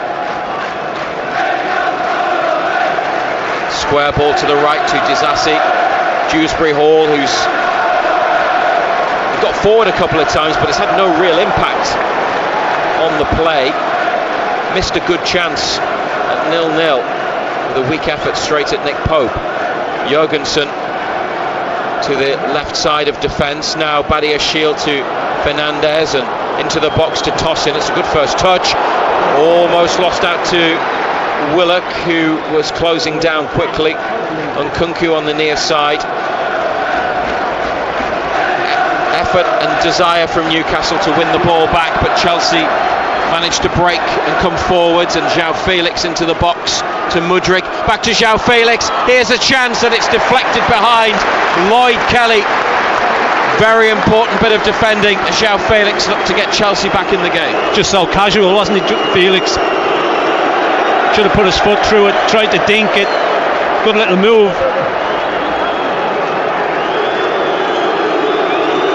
Corner on the left-hand side for Newcastle. Everybody's come back to defend. And let's see what comes of this. Chelsea players are around the penalty spot. Now they move. 4 of them go into the 6-yard box. It's dropped in under the crossbar. Pope missed it, and it hit a teammate. They have a player down, but the whistle's gone. Free kick Newcastle. Don't know if Nick Pope caught Sandro Tonali when he missed the ball. He went to punch it, which he did a lot on Sunday, didn't he? From set pieces. Oh, the balls hit Tonali. I don't see a great deal in that. Pope went to punch. Tonali was just hit by the ball on the side of the face and probably didn't expect it. No. Another goal for Arsenal, 2-0 up at Preston. Ethan Nwaneri and Leicester. I think Leicester have got one back at Manchester United. 2-1 now to Manchester United. Hall. Oh, that's brilliant. Brilliant from Lewis Hall to bring it down, find space and ping it on the diagonal to Anthony Gordon. Newcastle now have a throw on the far right-hand side. 2-0 up. It's been a good night so far. Goals coming from, firstly, Chelsea passing it out and taking risks, and then Chelsea switching off from a free kick and scoring an own goal from the cross that was played in. Chelsea getting caught regularly. Yeah. Hall to Isak, but there has been some good stuff from Newcastle so far. They get a free kick.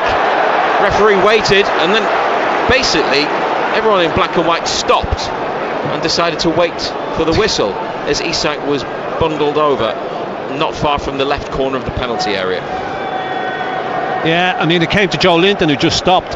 Referee was trying to play advantage, but Joe Linton decided he wanted a free kick instead, and it's in a dangerous area. Tonali and Hall stood over it. Tottenham lead Manchester City 1-0. Timo Werner has scored that goal. Here's the Newcastle free kick. BBC Radio Newcastle, 37th minute, close to the edge of the penalty area. Tonali runs over it. Hall delivers. Sean Linton's flicked it away, and it might go for a Chelsea throw. Yes, it will. Willock couldn't get there. There's height and shape on the free kick, but just a bit too much. They've won it back on the far side. Newcastle. Longstaff whips over a cross which was ahead of all of his teammates, but it's a Chelsea throw near the corner.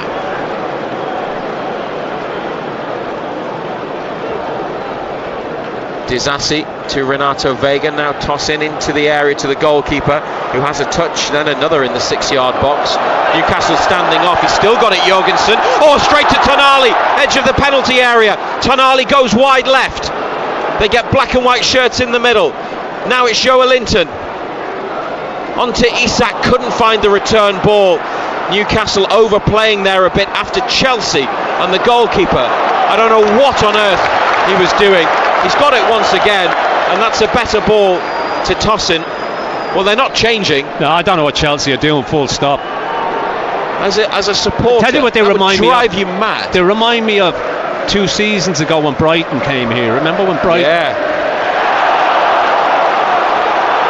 Newcastle think they should have a throw on the far side. Gordon against Mudryk, but it's gone Chelsea's way in the middle of Newcastle's half. 2-0 up though.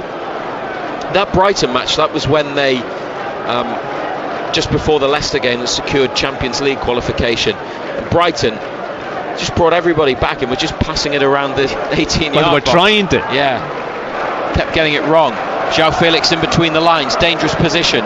Dewsbury Hall, right corner of the area. Renato Vega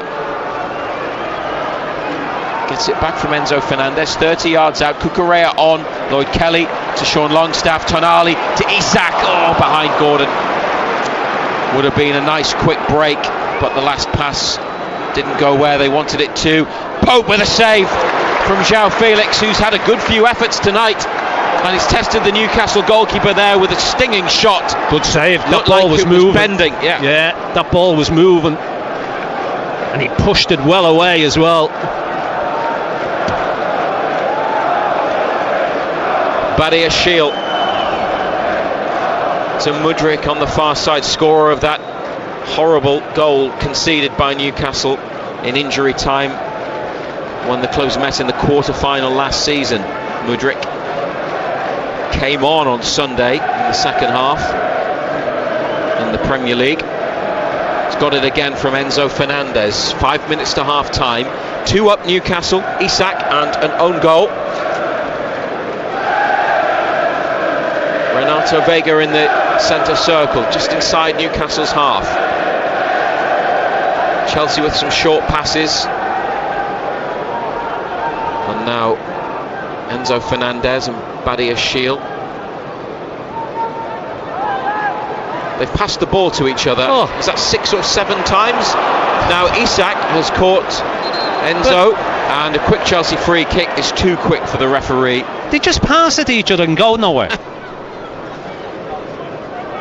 Well, there has to be a purpose, doesn't there? Now they've taken the free kick back towards the centre circle, forwards up the right. Dewsbury Hall. He's playing on the right of the attack, Dewsbury Hall, rather than in a central position. Here's Mudryk, away from Kraft, good pace, Kraft, good recovery. Corner. Yeah, Mudryk couldn't get the ball over his feet, could he?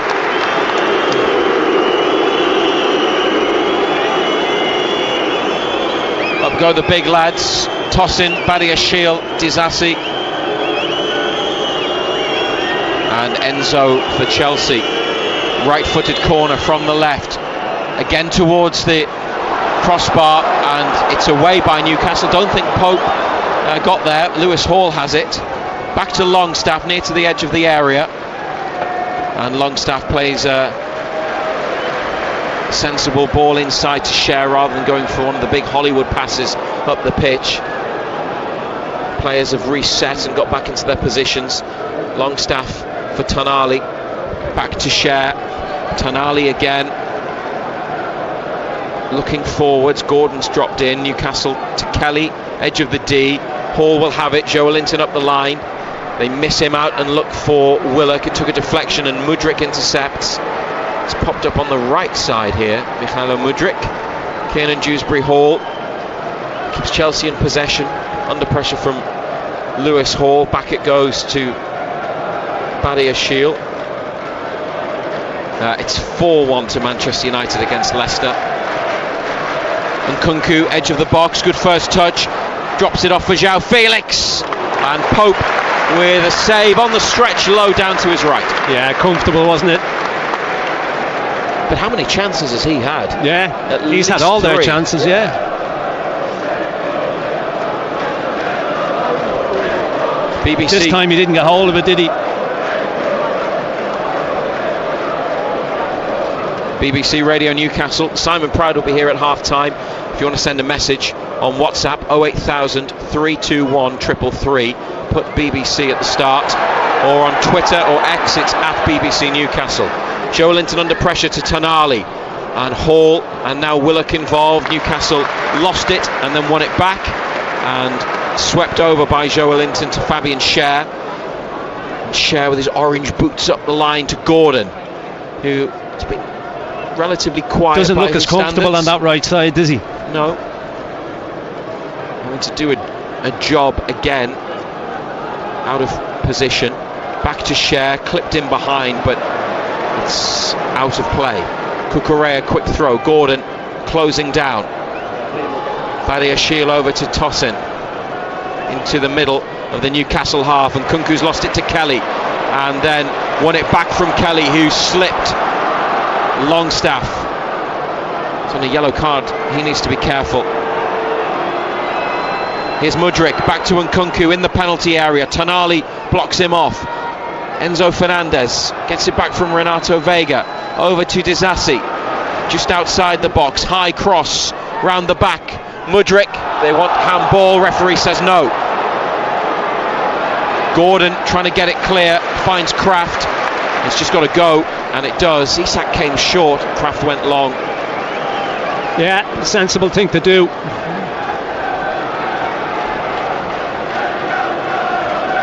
Chelsea looking to get one back before half time. Newcastle 2 goals up.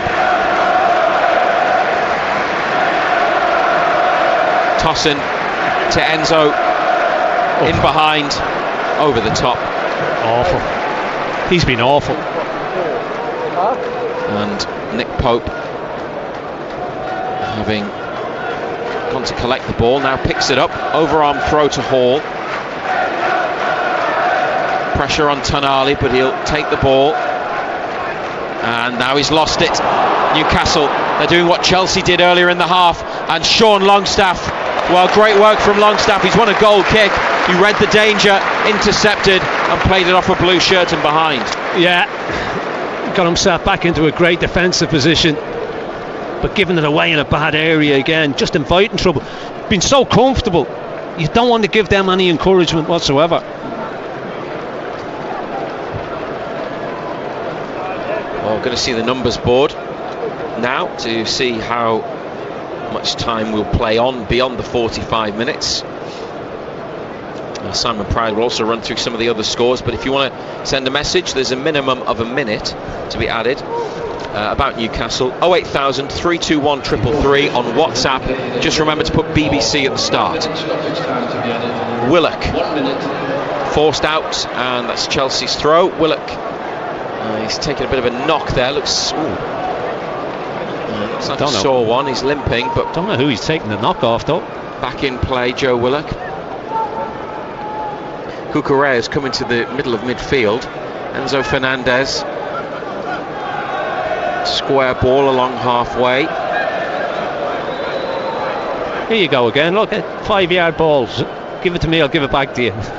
Let them do that all night. Mudryk, time for one last attack. 10 seconds remaining of the minimum additional period. Tonali intercepts Longstaff. Isak looking for Gordon. Oh, the defender's missed it. Anthony Gordon getting away into the final third. Willock in the penalty area. Isak as well. Gordon. Oh, and Willock backstick couldn't connect properly. Massive chance. Great break by Gordon to extend Newcastle's lead right at the end of the first half. Chelsea just got in a muddle, and Gordon was away, and there's no catching him. Into the box he went, but lashed it over. There was too much on the cross, wasn't there? Too much pace on it. And Willock off the outside of his left boot and behind. Badiashile, I mean, he just lets the ball run under his feet, but it's been so comfortable. It has been comfortable. It's 2-0 to Newcastle United. Alexander Isak with the first. The second was an own goal by Chelsea, and Ando, they've had other chances. Chelsea have had their opportunities as well. Yeah. But the 2 goals Newcastle scored, they came because, number one, Chelsea made a mistake passing it around, and 2, they then switched off from a free kick. Yeah, I mean, they haven't learned, Chelsea. I mean, they keep giving it away on the edge of their own penalty area. It's been Fernandes, who's, he's not a young boy, he's an experienced player, but he's probably been the biggest culprit. He keeps giving the ball away all the time. Chelsea keep persistent trying to play out. They keep giving it away, keep encouraging us to get at them, showing us all the encouragement in the world. The second one's unbelievable. I mean, he just walks into an area, Isak, nobody goes with him at all. It's absolutely schoolboy defending. And obviously it's an OG at the end of it, but it's been comfortable. They've had 1 or 2 chances. Felix has been the main threat. He's the one that's had them all. He's good little bit of skill that he's hit one over the top. Other one was a comfortable save. But they haven't shown a great deal going forward. At half time, you'd say that we're in a commanding position because it's been very comfortable. It really has. Chelsea have passing little 5-yard balls between each other, just knocking it and getting back, not looking to get forward, and they keep giving it away. So long may that continue. Second half commentary coming up here on BBC Radio Newcastle and BBC Sounds. At the break at St James's, Newcastle United lead Chelsea by 2-0. Matt Bailey at breakfast. Big news in the northeast this morning. The Rothbury estate has been bought by a group of wildlife charities. And on the phone is Mike Pratt, the Chief Executive of Northumberland Wildlife Trust. This is exciting, isn't it, Mike? Fantastic, isn't it? I'm absolutely bursting with excitement. I've got an empty champagne bottle on the table. It's fantastic. I mean, it's once in a generation. And I think we're just really fortunate that this massive opportunity is happening in Northumberland. You can hear my full chat with Mike on BBC Sounds. If it's happening in the northeast, we're talking about it on your breakfast show. I'll see you tomorrow. Matt Bailey at breakfast. Just ask your smart speaker to play BBC Radio Newcastle. And this is Simon Pride at St James's Park, where Newcastle United lead Chelsea by 2-0 in this Carabao Cup last 16 ties. So advantage very much Newcastle. I'll run through some of the other scores in just a tick. Spurs have just taken the lead against Manchester City as it happens. John Anderson is still with me to reflect a bit more on that first half. Those 2 quick fire goals, that own goal from Disasi following Isak opening the scoring, Ando. Do you know what the most surprising thing about that half was from my perspective? It took you as long as, I think, the 37th minute to mention Brighton a couple of seasons ago. I was thinking exactly the same. I thought, I know what he's going to say here. I know what he's going to say, because they just kept doing it, didn't they? They just keep doing it, and they just keep giving it away. It's... And I said it when Brighton were here. If it's not working, why do it? Yeah. I mean, I guess they keep persisting. Changing game. They keep persisting, but I mean, Fernandes keeps getting it. He keeps giving it away in midfield. They're not. He's not the only one. He's not the only one. I mean, the keeper doesn't look comfortable particularly, does he? No. Vega doesn't look particularly comfortable. And none of them look comfortable at the back. Yeah. Getting on the ball and trying to play. The only one that looks comfortable on it is Cucurella.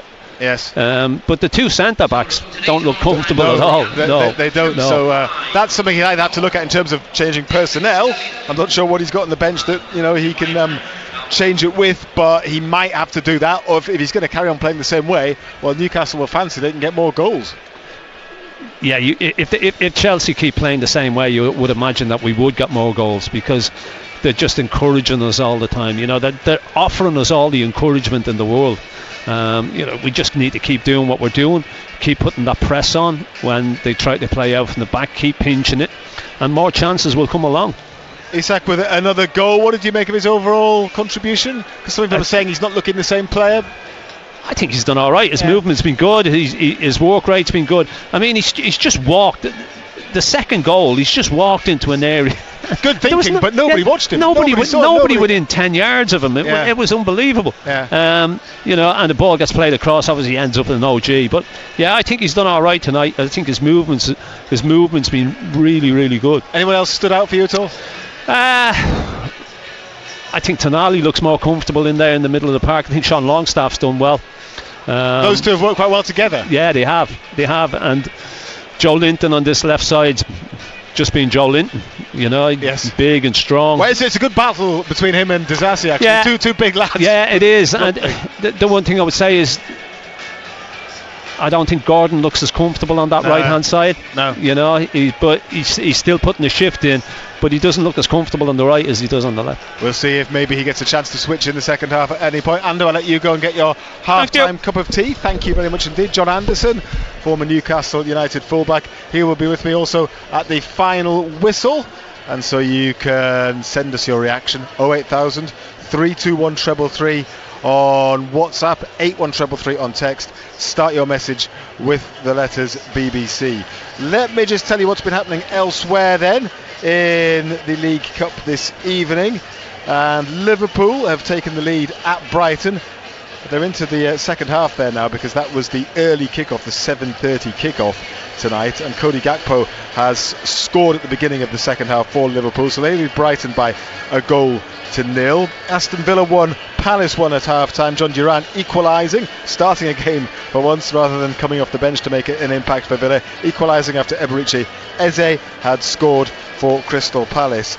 Quite a game to greet the post-Ten Hag era at Old Trafford. Manchester United 4, Leicester City 2 at half-time at Old Trafford. Casemiro with a couple for Manchester United. Garnacho and Fernandes also on the score sheet. Bilal El Khanouzi scoring for Leicester, and Conor Cody as well with another one in the 3rd minute of first half stoppage time for the visitors. So 4-2 there.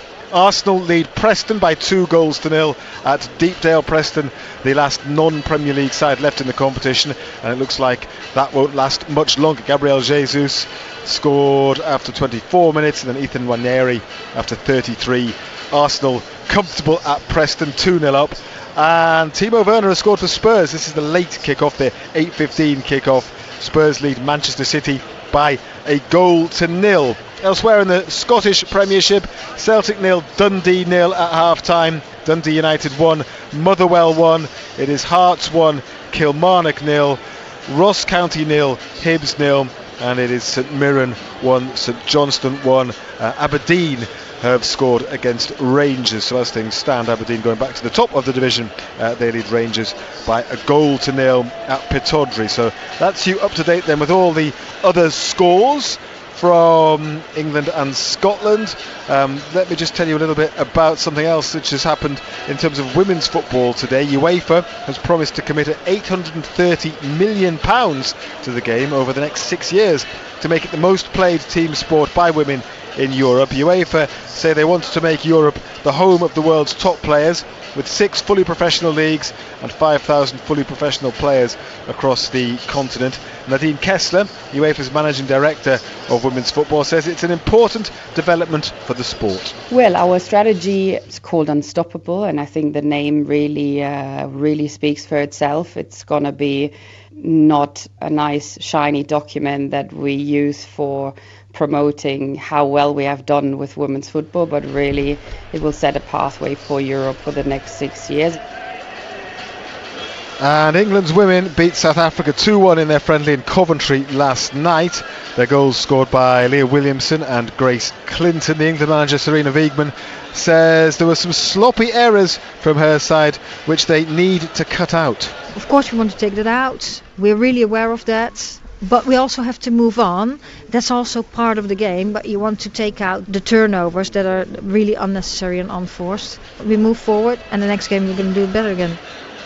Now, some concerning news surrounding the Durham and England all-rounder Ben Stokes, who says that a masked gang burgled his home when his wife and 2 children were there. This while he was in Pakistan for the recent Test series. The 33-year-old said his family did not come to any physical harm, but a number of sentimental items were taken. Stokes posted pictures of the missing items, including the medal for the OBE which he received in 2020.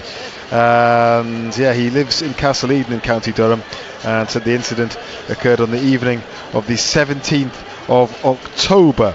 Elsewhere to rugby union, and the Newcastle Falcons begin their Premiership Cup campaign this Saturday away to Caldy, who are bottom of the Championship. Now we'll have full match commentary via the BBC Sport website and app with Dean Gray and Pete O'Brien. Dean has been talking to the Falcons Consultant Director of Rugby, Steve Diamond, who says that they will, perhaps unsurprisingly, be making changes to the side.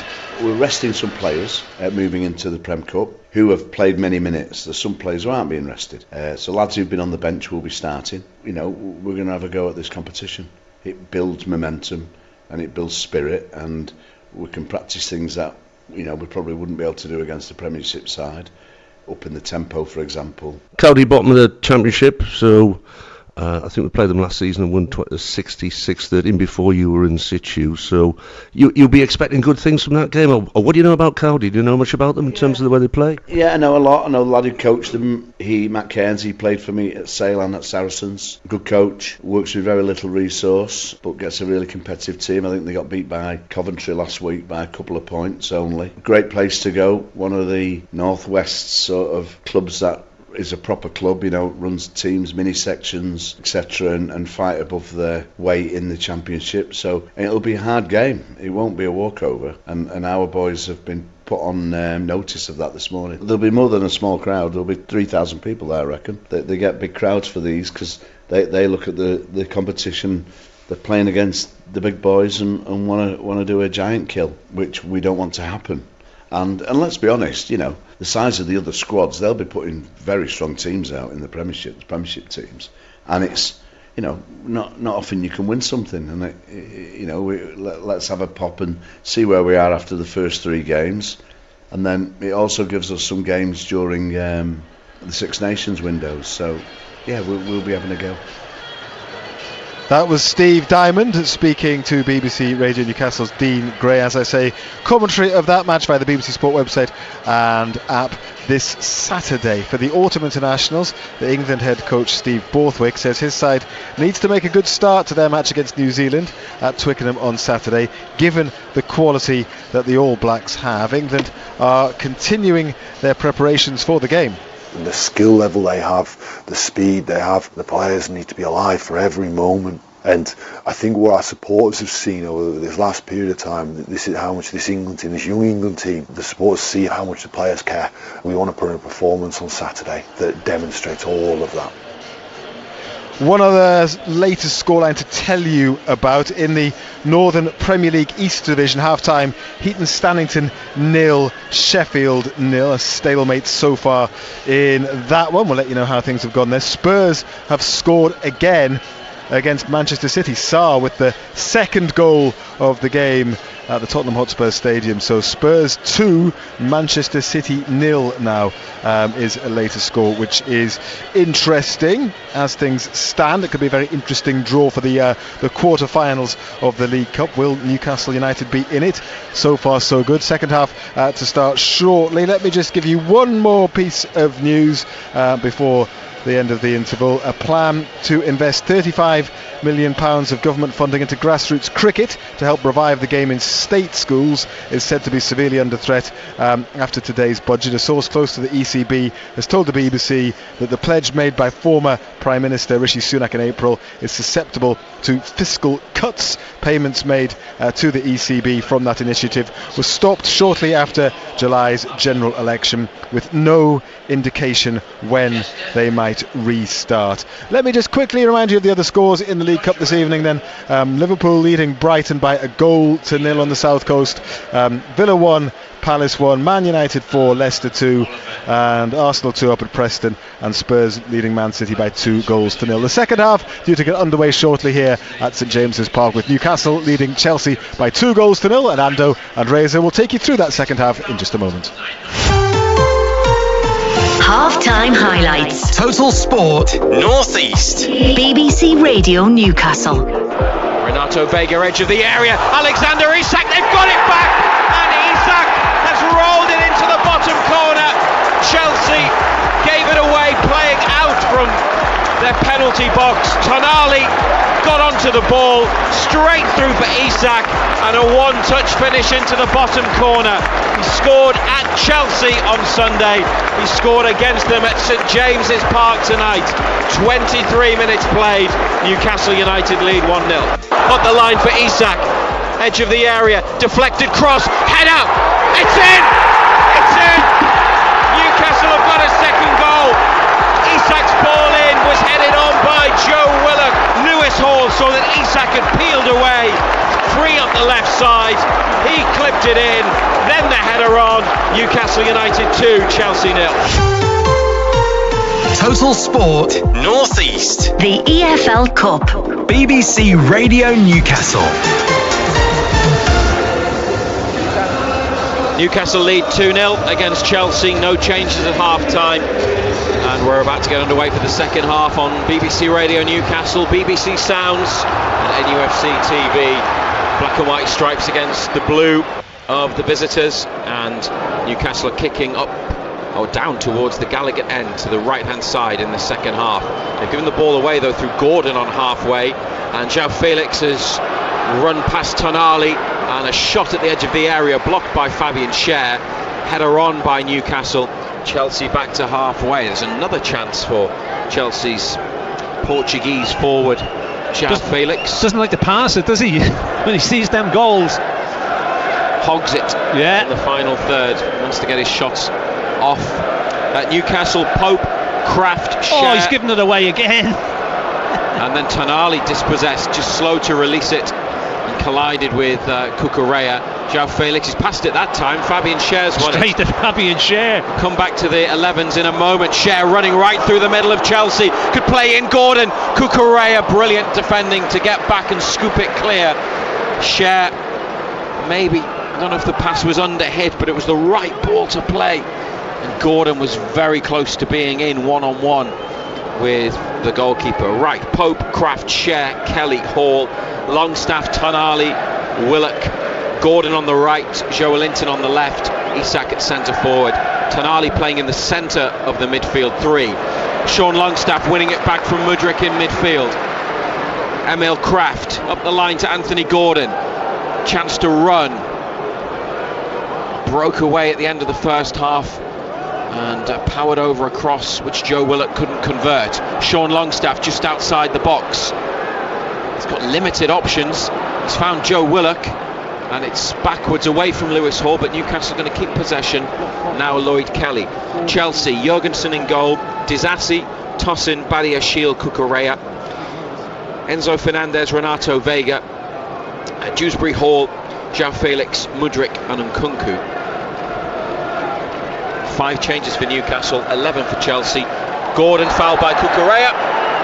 Newcastle's bench: Dubravka, Barnes, Osula, Livramento, Almiron, Byrne, Alex Murphy, Bruno and Miley. And Chelsea subs: 2 goalkeepers, Bettinelli and Bergstrom, Colwill, Madueke, Chukwuemeka, Palmer, Chilwell, Cassidy, Guiu.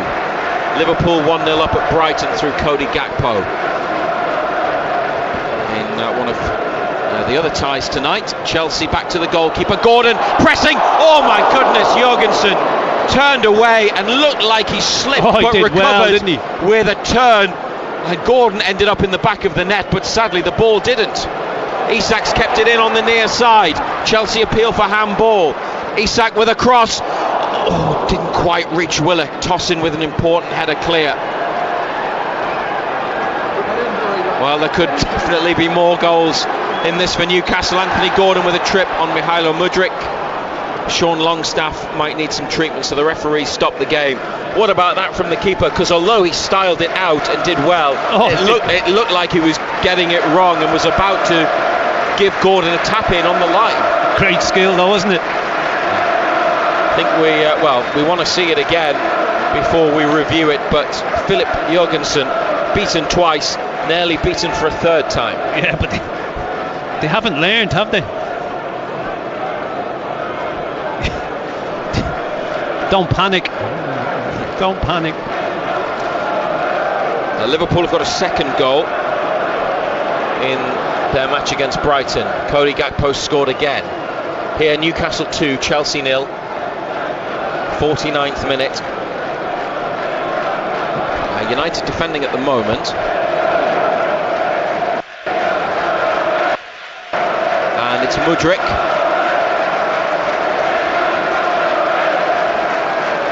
Left wing, drifting infield, 10 yards. Enzo Fernandez threads a ball through for Cucurella, squares it. Nkunku, what a block, Lloyd Kelly. The second time tonight, Kelly has done some brilliant work to stop Chelsea as Joe Willock goes on the charge. What a run from Willock into the penalty area. It's fantastic from Willock. Now the cross to Isak, brought down beautifully but away from goal. Tonali, edge of the area. Hall goes for the shot, and Jorgensen saves low down. Good save. Firmly struck as well by Hall, held by the keeper. But Joe Willock, he'll be absolutely. That's what he gives you, though. He gives you legs in there. I tell you what, those three in midfield have given the manager something to really think about for the weekend, because the three of them have been excellent tonight. Far more energy about Newcastle's midfield play, but Joe Willock with a great run up the pitch into the box, and then he found Isak with the cross. The first touch was really nice, but it just took him away from goal. There was the presence of a defender as well, and it ended up with the Lewis Hall shot that was saved. Good football by Newcastle. 2-0 up against Chelsea. Cucurella, João Felix, space left side of the penalty area. Kraft forces him away from goal and wins it back. Emil Kraft with great defending, and now Gordon away from Enzo Fernandez, and from Cucurella, needs some support into the Chelsea half. Still Anthony Gordon, nutmeg on another defender. Then he's caught Cucurella, and he's going to get a card. It's a booking for Gordon. Didn't appreciate Badiashile giving him a shove. Joelinton getting involved, pushing. Enzo Fernandez now trying to be peacemaker. Joelinton trying to help his teammate. Chelsea players getting angry. Fabian Schär, Newcastle's captain, trying to calm things down. Alexander Isak likewise. Joelinton, he's possibly in danger of a yellow card. Just walk away. So Gordon booked for the challenge. It was a bad one actually, because he got away well, just didn't have the option of a quick ball, an early one in behind, and then he lost it, and frustrated. I don't think you can have too many complaints. Yeah, not being able to finish that move off. Went right through Cucurella, didn't it? Yeah. Chelsea from the free kick over to the near side, out of play. Vega and Fernandez in the middle of the pitch have been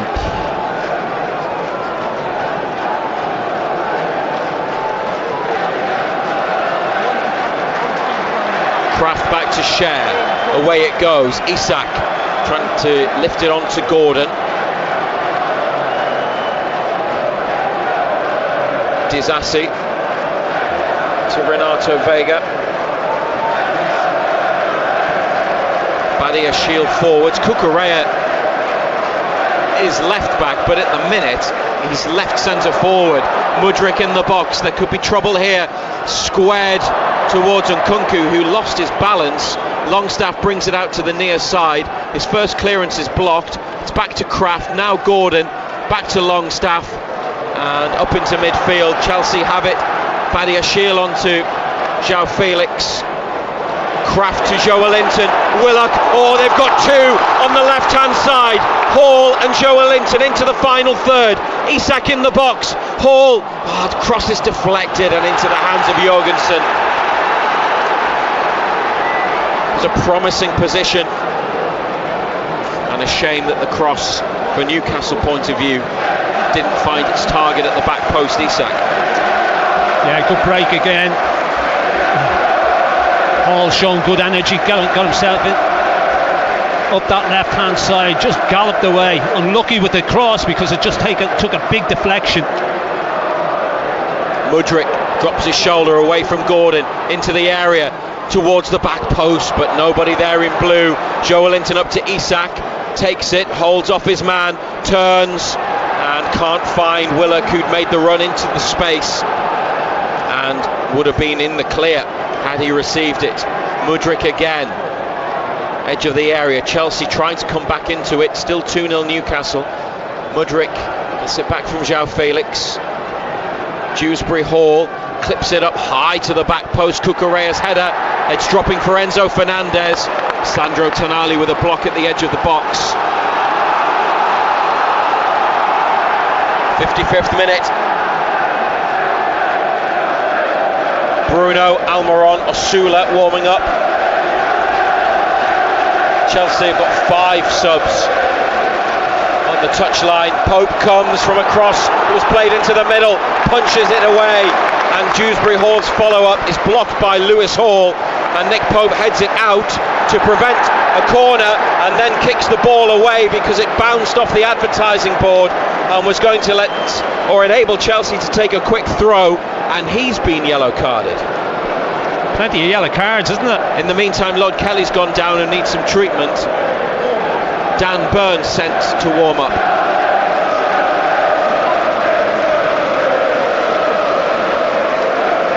I don't think he needs treatment. He's got himself to his feet. Saying it's one of those tactical stoppages that Eddie Howe has been accused of implementing. Are you talking about the dark arts again, are you?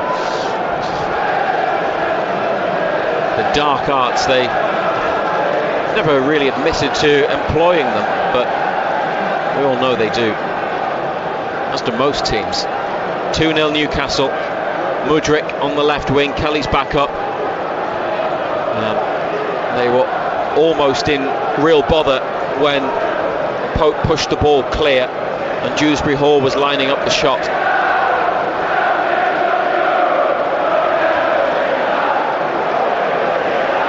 Enzo Fernandez. Square ball to Disasi. It's behind, away from João Felix. There will be a Chelsea change in a moment, and it's Noni Madueke, another one of their players linked to Newcastle in the summer. Good player, started the season well, played on Sunday. Sandro Tonali out off Mudryk from Kraft. Here's the change, and it's Kiernan Dewsbury Hall, who's not had any real impact, the former Leicester player.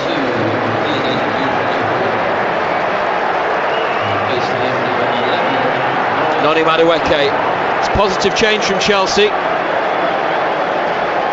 Gives Newcastle something to think about. I thought Hall did very well against him on Sunday. Yeah. He's playing well, Lewis Hall. Joelinton to Sean Longstaff, who's got away from Enzo Fernandez. Well played, Longstaff. Really good work. And now on the far side, Newcastle with Gordon. Switch with Joelinton for the moment. Gordon back out on the left, gives it to Willock. Now Tonali to Willock again, and wide to Gordon to take on Madueke. He's cut inside, gone back on the outside. Now the chance to deliver, laid off to Tonali. Hall has it, takes a touch, sticks the cross in. It's away from Joelinton. Emil Kraft got the last touch, trying to keep it in. It's going to be a Chelsea throw at left back. Arsenal, who come here on Saturday lunchtime, are 3-0 up at Preston. Kai Havertz has scored. Cher chests it, pushed by Nkunku next to the Newcastle bench, and a free kick for United. Joelinton's on the right wing, Gordon's on the left, and he'll be happier over there, Gordon. Gordon's done well, but he doesn't look as comfortable on that right side, does he? I would also really like to see what he can do up against Disasi. Yeah. Scorer of the Chelsea own goal that made it 2-0 to Newcastle, and that's how it remains, because I think Gordon could have a lot of success based on what we've seen tonight.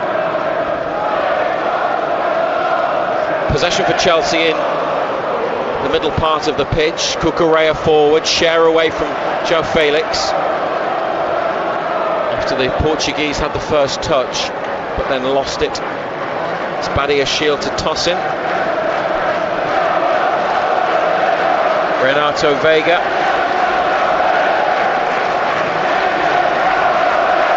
Badia Shield back to Tosin.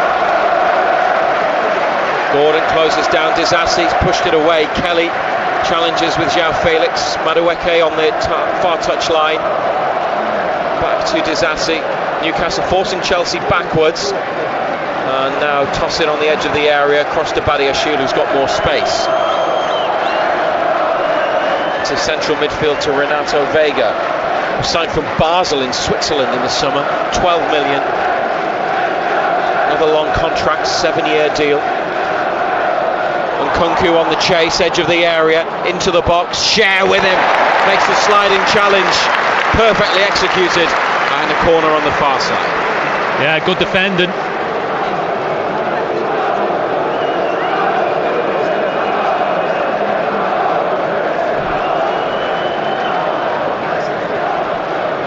William Osula comes sprinting back to the bench, and Eddie Howe and Jason Tyndall want a word.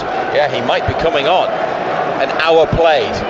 In swinging left-footed corner, Isak heads it over at the near post. Yeah, it wasn't an easy one. A lot of whip on that.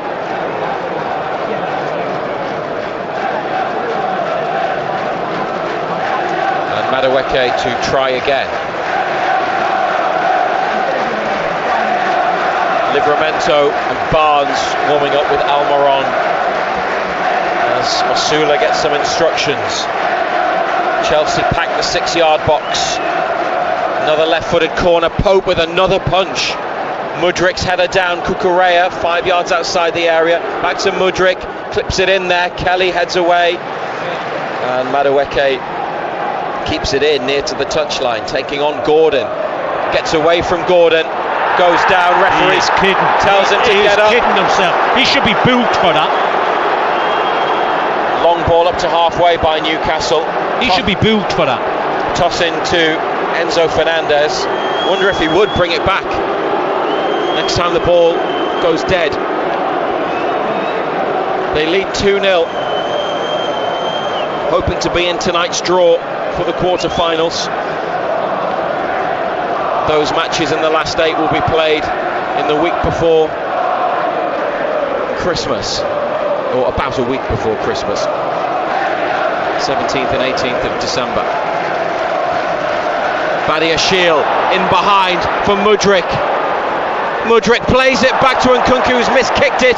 Cucurella blocked by Joelinton and then headed wide just in front of Pope. Goodness me. Nkunku got back up and might have done better with that header as Nick Pope was waiting for the ball to drop following Joelinton's block on Cucurella's effort.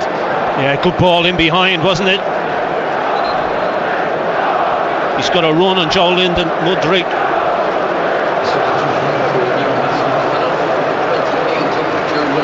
Right, there's some changes for Newcastle. Joe Willock is coming off. He's done a lot of good things, Joe Willock. Things they don't have when he's not in the team. He's been good. Gives you that option, gives you something different. He's going to be replaced by Bruno, and Alexander Isak is also coming off, with William Osula on for his 5th Newcastle appearance and 3 very late Premier League outings as a sub for Osula, and a start against Wimbledon in the last round where he didn't see a lot of action in terms of being involved in the game.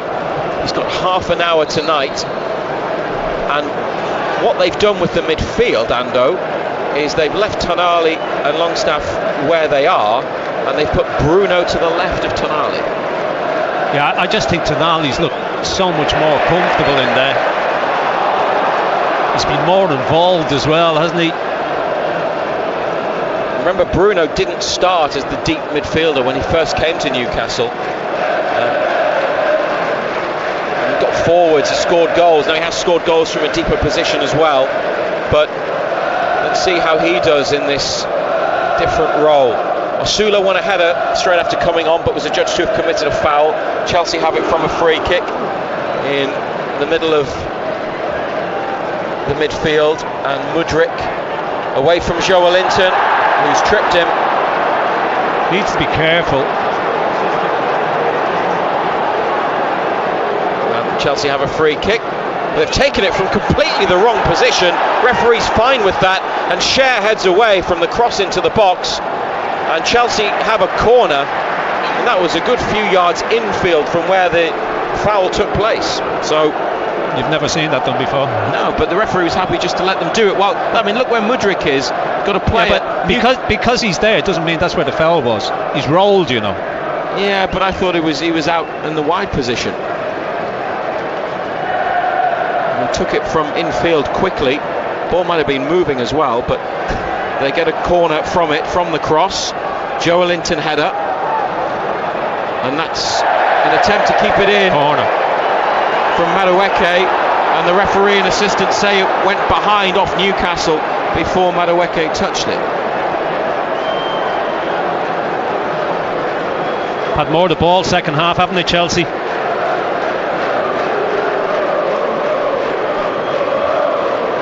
That looked like Madueke carried it out, but corner it is, flat to the near post. Behind again for another one. It was a poor corner. It was a poor good corner, if you know what I mean, because it's so flat and there's a lot of whip on it, and it's come off Nick Pope at his near post. Same side, left-footed. Again, it's a busy 6-yard box. Dropped towards the back post. Pope on the stretch. Catches.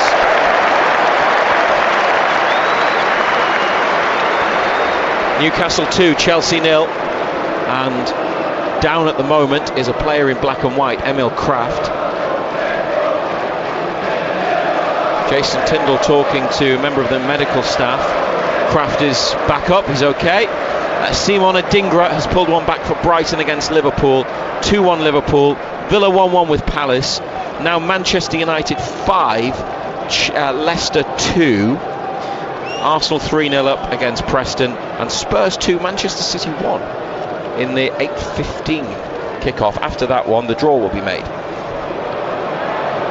Madueke spins away from Hall. The cross is overhit, there was nobody there. Joelinton, he's given it straight to Cucurella, inside to Enzo Fernandez, close to the 18-yard line. Osula forces him away from goal. Good work from Osula, desire to get back and close down. Madueke again, got the better of Hall on the previous attempt. This time it's a pass inside to Disasi, robbed of possession by Bruno, and Osula making the run through the middle. Bruno's got space in midfield.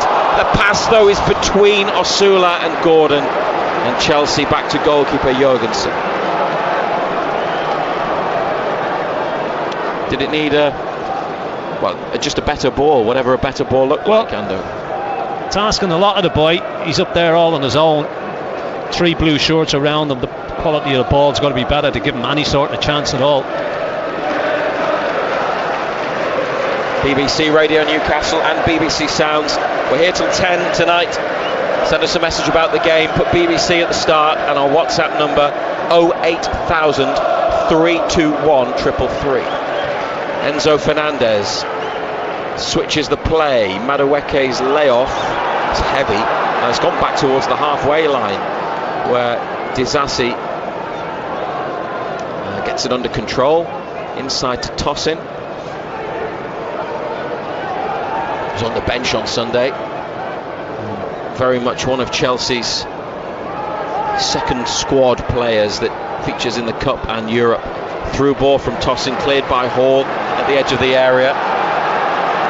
Had a couple of opportunities in the second half, Newcastle a couple of moments, but it's been mostly Chelsea with possession as they try to get back into the game, and they've had a lot of play in the final third, the away side. Enzo Fernandez lifted into the box. Kelly chests it down. Cher passes it to Hall, but it caught under his feet. Looked for Gordon, who'd gone away. Disasi intercepts Mudrik's header, and now Hall with a chance to clear. It's played against Madueke, and Pope dives at the feet of Madueke and Disasi, and comes up with the ball. Nick Pope.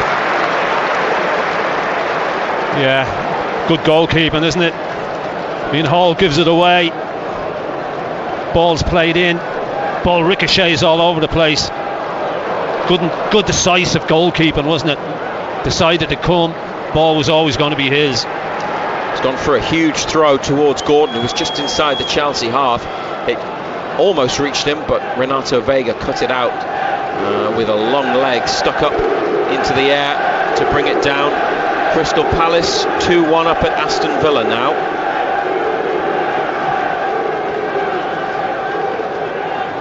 Enzo Fernandez back into the centre circle to big toss in. Disasi. Newcastle with the 2-0 lead that they have had since the middle of the first half. Renato Vega, 5 yards outside the area. Madueke whipped ball in, left-footed.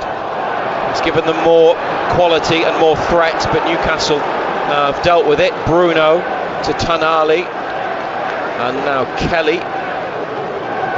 Ooh, inside to Pope and away from the keeper towards Gordon. Out off Disasi. They've come away from danger well, Newcastle. Tino Livramento is about to come on, and Luis Diaz has made it 3-1 to Liverpool at Brighton. We're also going to see Dan Burn as a substitute. A ball back to Pope from the throw, and he sliced it out of play. Chelsea's ball midway through Newcastle's half.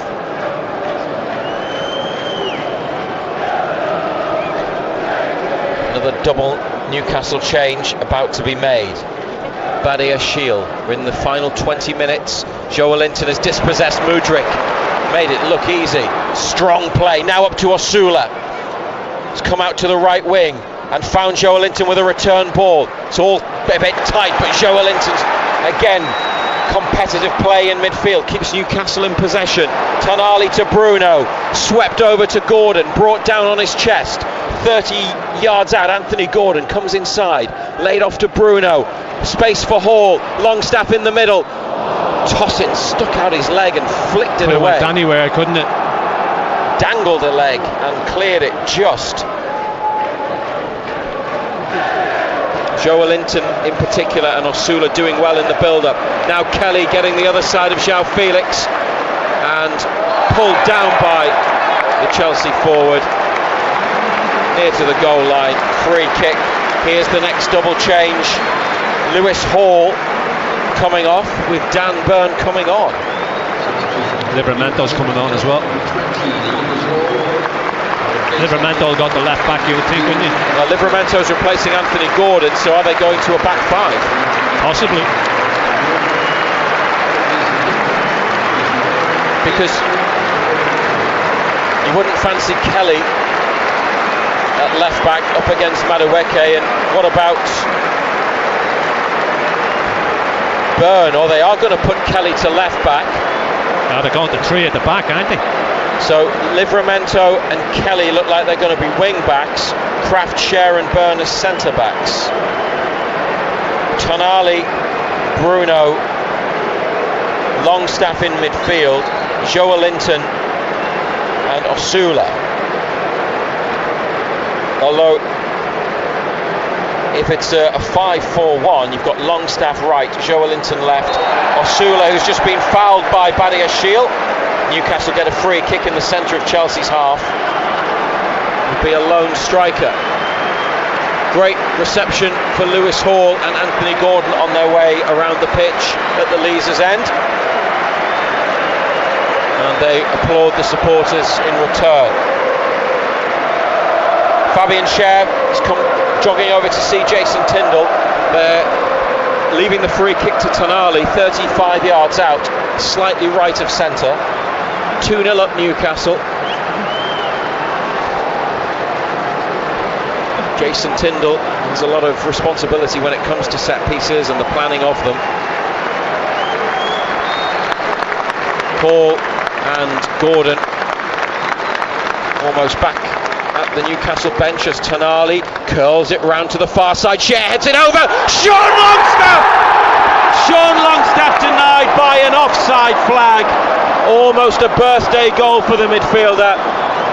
Free kick, clever from Tonali. Share back across. Longstaff's header at the Gallagher end ruled out for offside. Yeah, it was a good free kick. I was going to say we don't score many from free kicks. Then when we do get one, it's disallowed. Well, we haven't seen the replay, but it would presumably Share around the far side.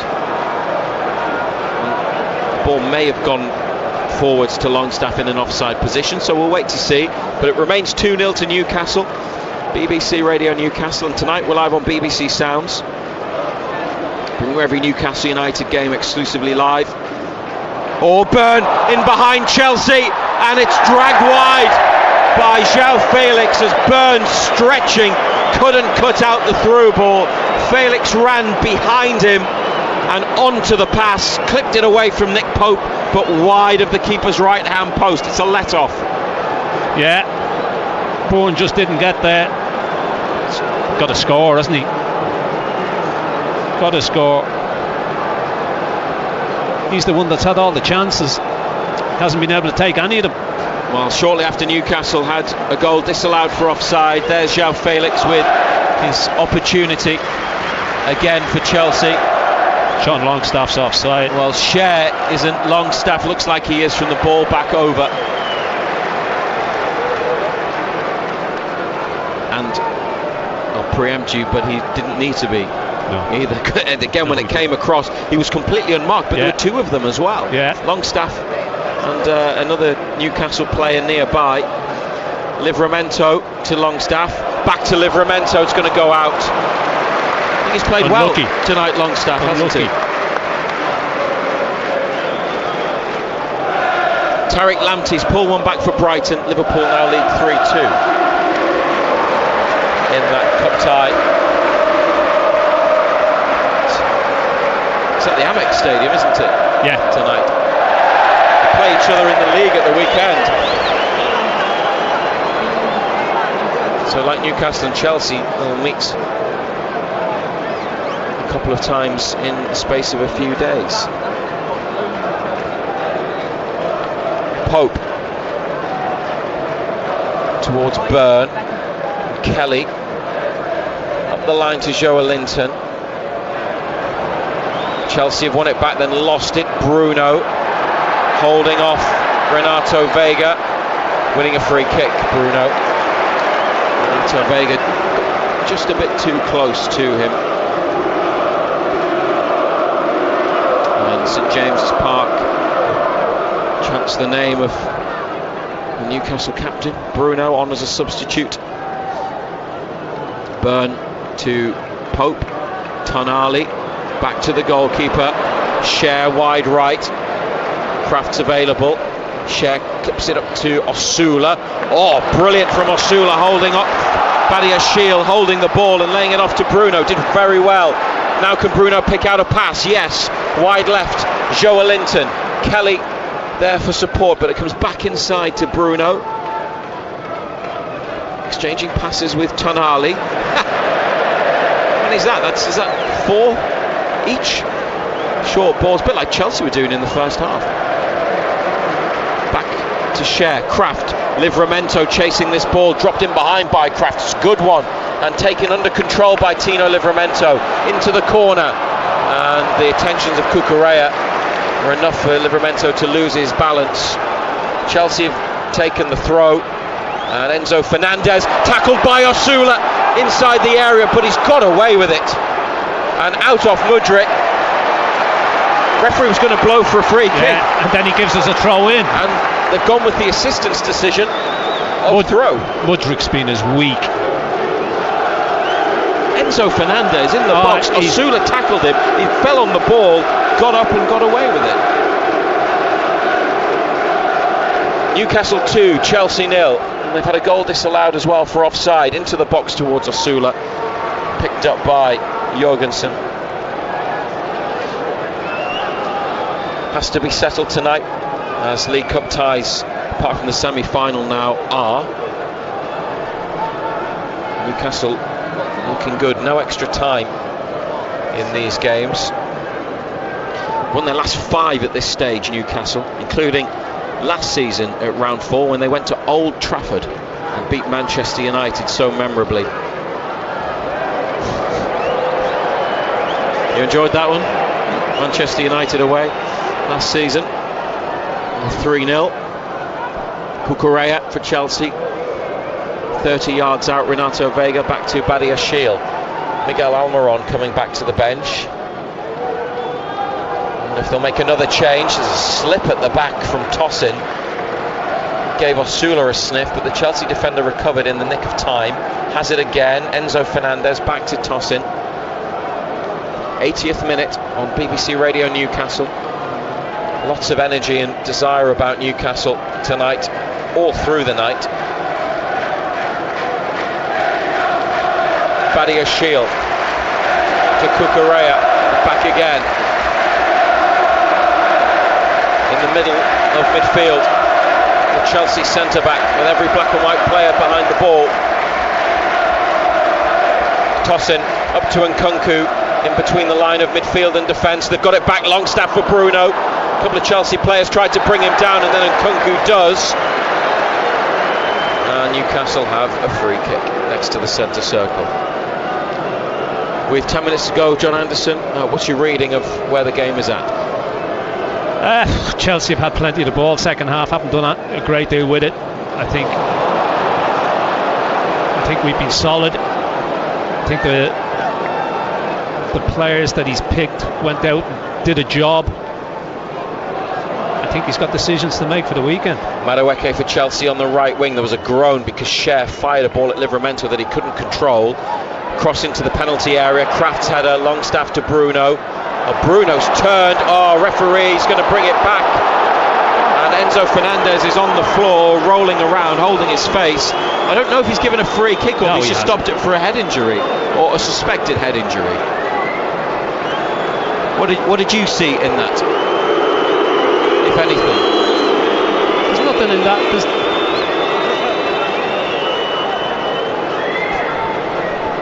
Any contact at all? No. You see players do it all the time. It infuriates the life out of you as well. Chris Kavanagh, the referee, will say he's obliged to stop the game if a player has any possibility of a head injury. He's given the ball back to Newcastle. Dan Burns launched it up the pitch, caught by Chelsea goalkeeper. So there Newcastle lose their possible advantage that they had when Bruno was on his way forwards. Mudryk from halfway, back it goes.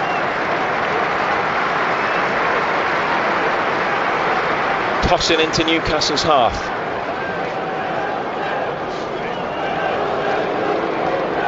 Enzo Fernandez, high cross. Cucurella header, Longstaff nods it away. Osula, knocked down to Kraft, stomped it clear. Badia Shield miscontrolled, but he's got 20 yards of space behind him, so he's all right. Nobody nearby in a black and white shirt, and offside against Chelsea. João Felix. Cucurella was offside.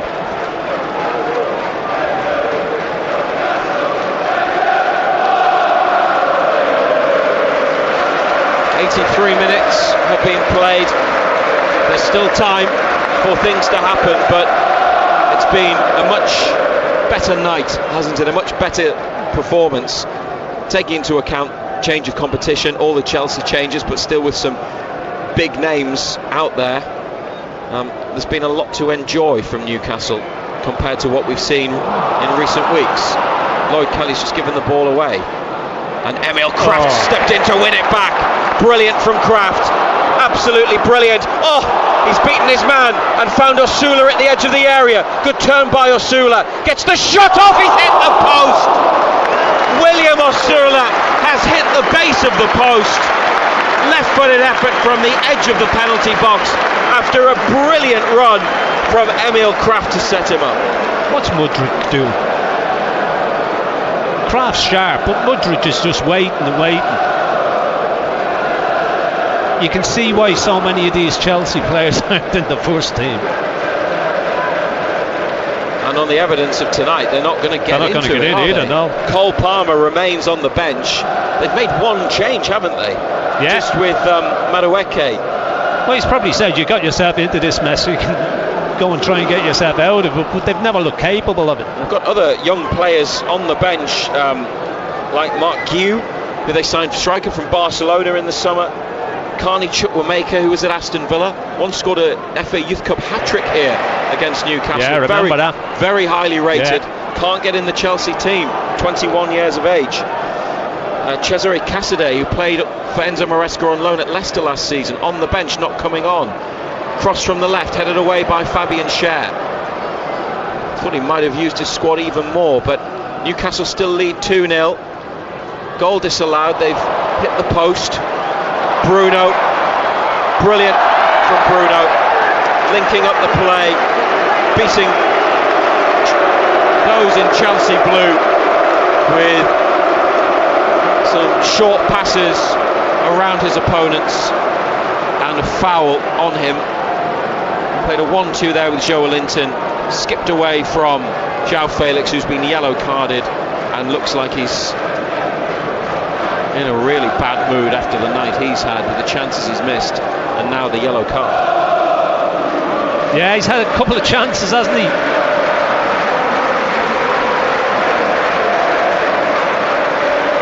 Liverpool have won 3-2 against Brighton, so they are through. A team to go into the hat. Hopefully Newcastle will join them. Hopefully they'll avoid them in the quarter-finals. Bruno to Joe Linton, and back again in the corner on the left. Newcastle. Bruno tried to take on his opponent. It's come back to Tonali. Do you think they have to start with Tonali in the centre and maybe Bruno he just looks to the side of him on He just Saturday? looks so much more comfortable. Which may have been... Oh, Livramento evades the challenge of Cucurella, skips inside. Still going, Livramento. It's ended up on the floor. Referee says play on, Newcastle have the ball. And he's not going to bring it back. So they're just going to have to continue with the game. I think he's got decisions to make because the three midfielders that he started with were excellent. But had Bruno gone in the summer, Tonali would have just gone into that spot in midfield, wouldn't he, in the centre? Bruno's the captain, Tonali's back from suspension. Maybe this is how they play effectively together. Newcastle on the attack, Livramento, Joe Linton in the area, oh, he's overhit it. Livramento got too much behind it, played it at an angle between Chelsea defenders, saw the run. He was so unlucky. But just needed to take a little bit of the power out of the pass. Just a little bit too heavy. 87th minute on BBC Radio Newcastle. 2-0 up. João Felix, goals from Isak on 23 minutes and then an own goal from Disasi of Chelsea 3 minutes later. Longstaff's had one ruled out for a header which was offside. Osula's hit the post after a brilliant move. Chelsea still pushing to get one back.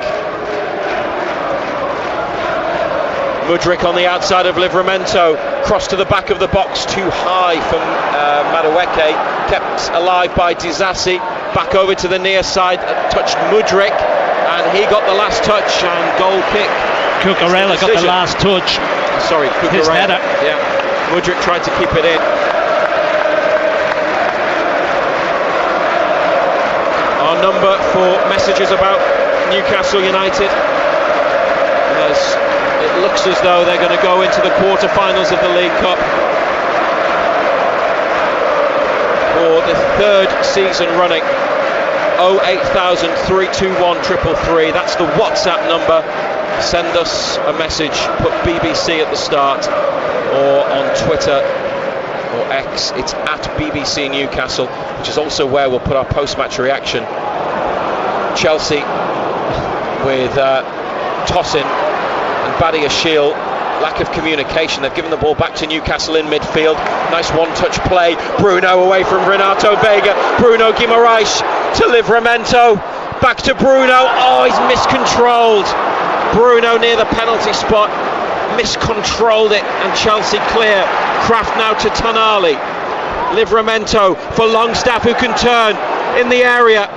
Longstaff's cross is looped up off the defender, and Badia Shields headed it out, and Tonali lets it come for a throw. A minute of normal time remaining. Newcastle 2, Chelsea 0.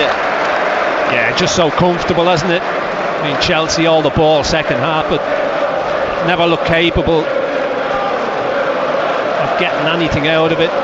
Livramento gets it back from Longstaff, puts the cross into the box, half cleared by Chelsea. Now Bruno, dispossessed by Cucurella. Renato Vega to Enzo Fernandez. Newcastle with players getting back. Lloyd Kelly chasing after the ball, which has found Noni Madueke on the right. Now Madueke trying to cut into the area on his left foot, blocked by big Dan Burn. Bruno wants a free kick for the challenge from Tosin, doesn't get it. Renato Vega. Nick Pope gets down low to push the ball away. Good save. Yeah, it was a good save. Bounced just in front of him. It was one of those awkward ones, just bounced in front of him, got strong hands on it. Kelly wins a throw with his clearance going out off Madueke. Jason Tindall wants one of the substitutes to come back to the bench, and it's, I think, Lewis Miley who might be coming on.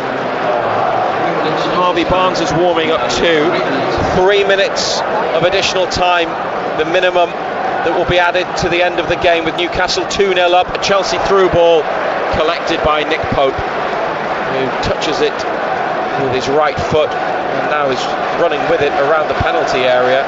Picks it up as João Felix comes to close him down. They're going to try to get... This is a big result for Eddie Howe as well. Needs it. Yeah. The run that they'd been on, and with the Premier League, the defeats by Brighton followed up by the defeat in the match away at Chelsea on Sunday. Obviously they played well against Manchester City, but they should have beaten Everton. So to have progress in the Cup is really important as they try to sort out their league form. But the timing of this game meant that they really had to get a positive result, and they've had a big performance as well, haven't they? Yeah, this guy coming off Tonali's been excellent. You know, he just looks so much better in that central midfield area. But he's not the only one in black and white that's played well. Players that have come in and performed, but as a unit, as a team, it's more like the Eddie Howe Newcastle that we know, isn't it? And that's the... You've hit the nail on the head when you've said unit. You know, it's not about, it's about partnerships, and that midfield three worked really, really well. It's going to be really interesting to see what Eddie Howe does for the game against Arsenal. Lewis Miley is on for his first appearance of the season. An injury at the end of last season, then he broke his foot while running in the summer, trying to get fit for the new campaign. Made his debut at Chelsea a year and a half ago, and now he's on in the 92nd minute. Might play on for another minute here beyond the 3. Newcastle leading 2-0. They have a free kick close to the touchline on the near side. Kraft back to share. They put Miley in the middle and kept Bruno to the left, so I wonder if that's with a view to Saturday, and just have Bruno in that position. To be fair, he's been involved and on the ball quite a bit, and he can make things happen in attack. Bruno, as Joelinton gets past his man, and Joelinton strides forwards and charges towards the box and beats another. Joelinton, Tino Livramento, blocked by Cucurella. Don't know if it was a cross or a shot, but it was on its way into the middle. Here's Miley, back to Livramento.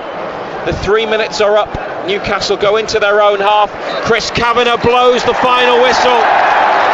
It's been a big night for Newcastle United and for Eddie Howe. An excellent performance and a result that has taken them into the quarter-finals of the League Cup again, and the dream of a return to Wembley and some success is still alive. 2-0 the score. Alexander Isak in the 23rd minute after Chelsea gave the ball away on the edge of the box. And then when they switched off 3 minutes later, Chelsea, from a free kick, played up the line to Isak, deflected cross headed on by Willock, and then an own goal from Disasi. And although Sean Longstaff had one ruled out, William Osula hit the post.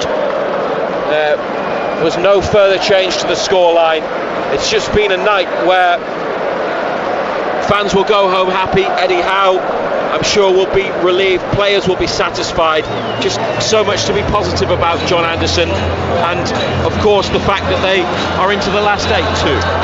Yeah, look, and it was very comfortable. I mean, once we went 2 up, it was really difficult to see how Chelsea were going to get back into it. They had plenty of the ball second half without ever really doing much with it.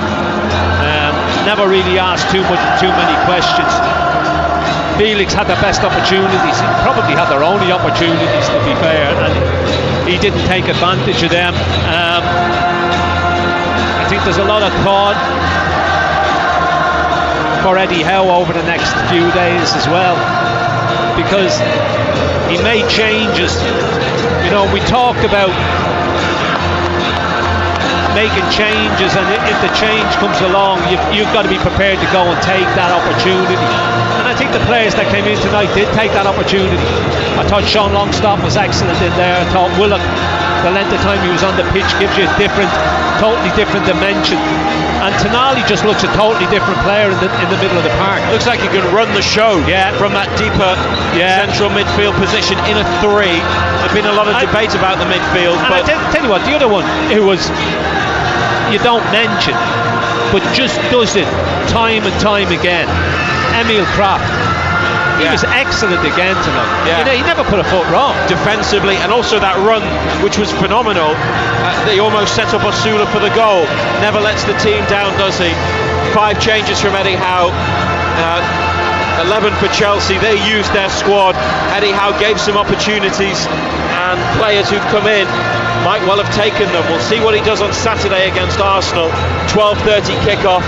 We'll be live on BBC Radio Newcastle from 11:30 ahead of another huge match. We'll go into it with a much better feeling after a big result, their first win since they beat Wimbledon in the last round of the League Cup, and they're into the quarter-finals. Now the draw's going to be made after the conclusion of Spurs against Manchester City, which was an 8:15 kickoff, so it will come later tonight, but Newcastle definitely in the hat, and Southampton and Brentford from last night. Liverpool are through as well. Quarter-finals played in the week beginning Monday the 16th of December. Players doing their lap of the pitch to thank the fans for their support. Newcastle United, it's been a good night, a big performance and result. They've beaten Chelsea here in the 4th round of the League Cup by 2-0. Matt Bailey at breakfast. Big news in the northeast this morning. The Rothbury estate has been bought by a group of wildlife charities. And on the phone is Mike Pratt, the Chief Executive of Northumberland Wildlife Trust. This is exciting, isn't it, Mike? Fantastic, isn't it? I'm absolutely bursting with excitement. I've got an empty champagne bottle on the table. It's fantastic. I mean, it's once in a generation. And I think we're just really fortunate that this massive opportunity is happening in Northumberland. You can hear my full chat with Mike on BBC Sounds. If it's happening in the northeast, we're talking about it on your breakfast show. I'll see you tomorrow. Matt Bailey at breakfast. Just ask your smart speaker to play BBC Radio Newcastle. So the Newcastle players and the coaching staff right in front of me here at St James's Park walk off the pitch applauding as they go. They're in the quarter-finals of the Carabao Cup. They've beaten Chelsea by 2-0. My name's Simon Pratt. I'll be here with John Anderson until 10 o'clock this evening. So if you would like to have your say, 08000 321 333 on WhatsApp, 81333 on text. Start your messages with the letters BBC, and I'll put some of those points that you raise to Ando between now and 10 o'clock. Lots to talk about from the game, as Ando says. Maybe a few players there giving Eddie Howe some food for thought in terms of his next Premier League selection. But also, what do you make of the fact that Newcastle are now into the quarter-finals of the Carabao Cup? We'll find out who they'll be playing in those quarter-finals around about 10:15 tonight, following the conclusion of the late game, the Spurs-Man City game. But who would you like in the quarter-finals? Who could you have in the quarter-finals? Well, here's what's happened this evening. Remember that Southampton and Brentford both progressed last night. Tonight, Liverpool won 3-2 at Brighton. A couple of goals for Cody Gakpo. All the goals, by the way, in the second half at the Amex. Cody Gakpo with a couple, Luis Diaz for Liverpool as well. Adingra and Lamptey, the goals for Brighton. Crystal Palace have won 2-1, perhaps a little bit surprisingly, at Aston Villa. Eberiche Eze scoring first for Palace, John Duran equalising, but then Kamada, the Japanese player, getting the winner for Crystal Palace on 64 minutes, so they are in the quarter-final draw. Manchester United have beaten Leicester by 5-2. Erik ten Hag no longer there. He, of course, won this competition with Manchester United, beating Newcastle in the final 2 seasons ago. But in the post-Ten Hag era, which has just begun, Manchester United beating Leicester by 5-2. A couple for Casemiro, a couple for Bruno Fernandes as well. Garnacho on the score sheet with El Canous and Conor Cody scoring for Leicester. But Manchester United are through. Arsenal are through as well. They have beaten the Championship side Preston, the team that knocked Sunderland out of this competition, of course, by 3-0. Gabriel Jesus after 24 minutes, Manieri after 33 minutes, Kai Havertz on 57. So comfortable for Arsenal. And Spurs and Manchester City, they kicked off later. They kicked off at 8:15, so still around about 20 minutes plus stoppage time to go there. But at the moment, Spurs lead Manchester City by 2-1. Werner and Sarr, the goal scorers in the first half. Mateus Nunes equalising in first half stoppage time. We'll keep an eye on what's going on there. So as things stand, Southampton, Brentford, Manchester United, Arsenal, Liverpool and Palace join Newcastle in that draw. It'll be either Spurs or Manchester City to complete the draw. And Ando, before we analyse tonight's game a little bit more, who would you be fancying out of that lot? All Premier League teams, of course. I think anybody here. I think you'd want a home draw. Don't give me anybody. You'd rather than Liverpool or Arsenal, you'd probably rather have Brentford or Southampton, wouldn't you? Yeah, but I think Arsenal and Liverpool will play young sides as well. They'll still do that, yeah. You know, so yeah, look, you would, I suppose, if you want to pick anybody, you would probably pick Southampton because they haven't won a game all season. Yes, I mean that would be the obvious choice, and yeah. Newcastle beat them in the semi-final, of course, 2 seasons ago as well. I'm just, as you speak to me, just having a look at the Arsenal team for tonight, and yeah, of course, as you would expect, well, they made quite a few changes. Some pretty recognisable players there as well. Like the forward line of Sterling, Jesus, and Martinelli. So it would be a tough test against any of the bigger sides, even playing. I think not quite their first team. I think the one thing you do want is a home draw. Yeah. You don't want to be travelling away. You would fancy your chances against anybody here. Yes. But yeah, you say Southampton, but you wouldn't want you wouldn't want to be going down there. A couple of weeks before Christmas, having a trip down to Southampton in midweek, would you? Definitely not. So we'll see. But do get in touch with whoever you would like in the quarter-final draw. As far as tonight's game was concerned then, I guess Newcastle were always going to expect to have to withstand a bit of Chelsea pressure in the second half, but they withstood it pretty well on the whole, didn't they? I mean, you're saying Chelsea pressure. I mean, Chelsea had an awful lot possession. of the ball. Yeah, they had an awful lot of the ball, but they didn't do a great deal with it, Simon, to be quite honest. They played on the edge of the penalty area. Felix probably had their best chances. I suppose the best chance was in the second half when Dan Burn fails to cut out that through ball, and he gets through and he dinks it past Nick Pope, but it goes wide of the right hand post. That was probably the biggest danger they had in the second half for all the possession that they had. I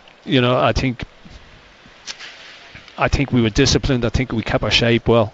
As I said earlier to Razor, I think the boys that came in, the changes that he made, I think worked really, really well.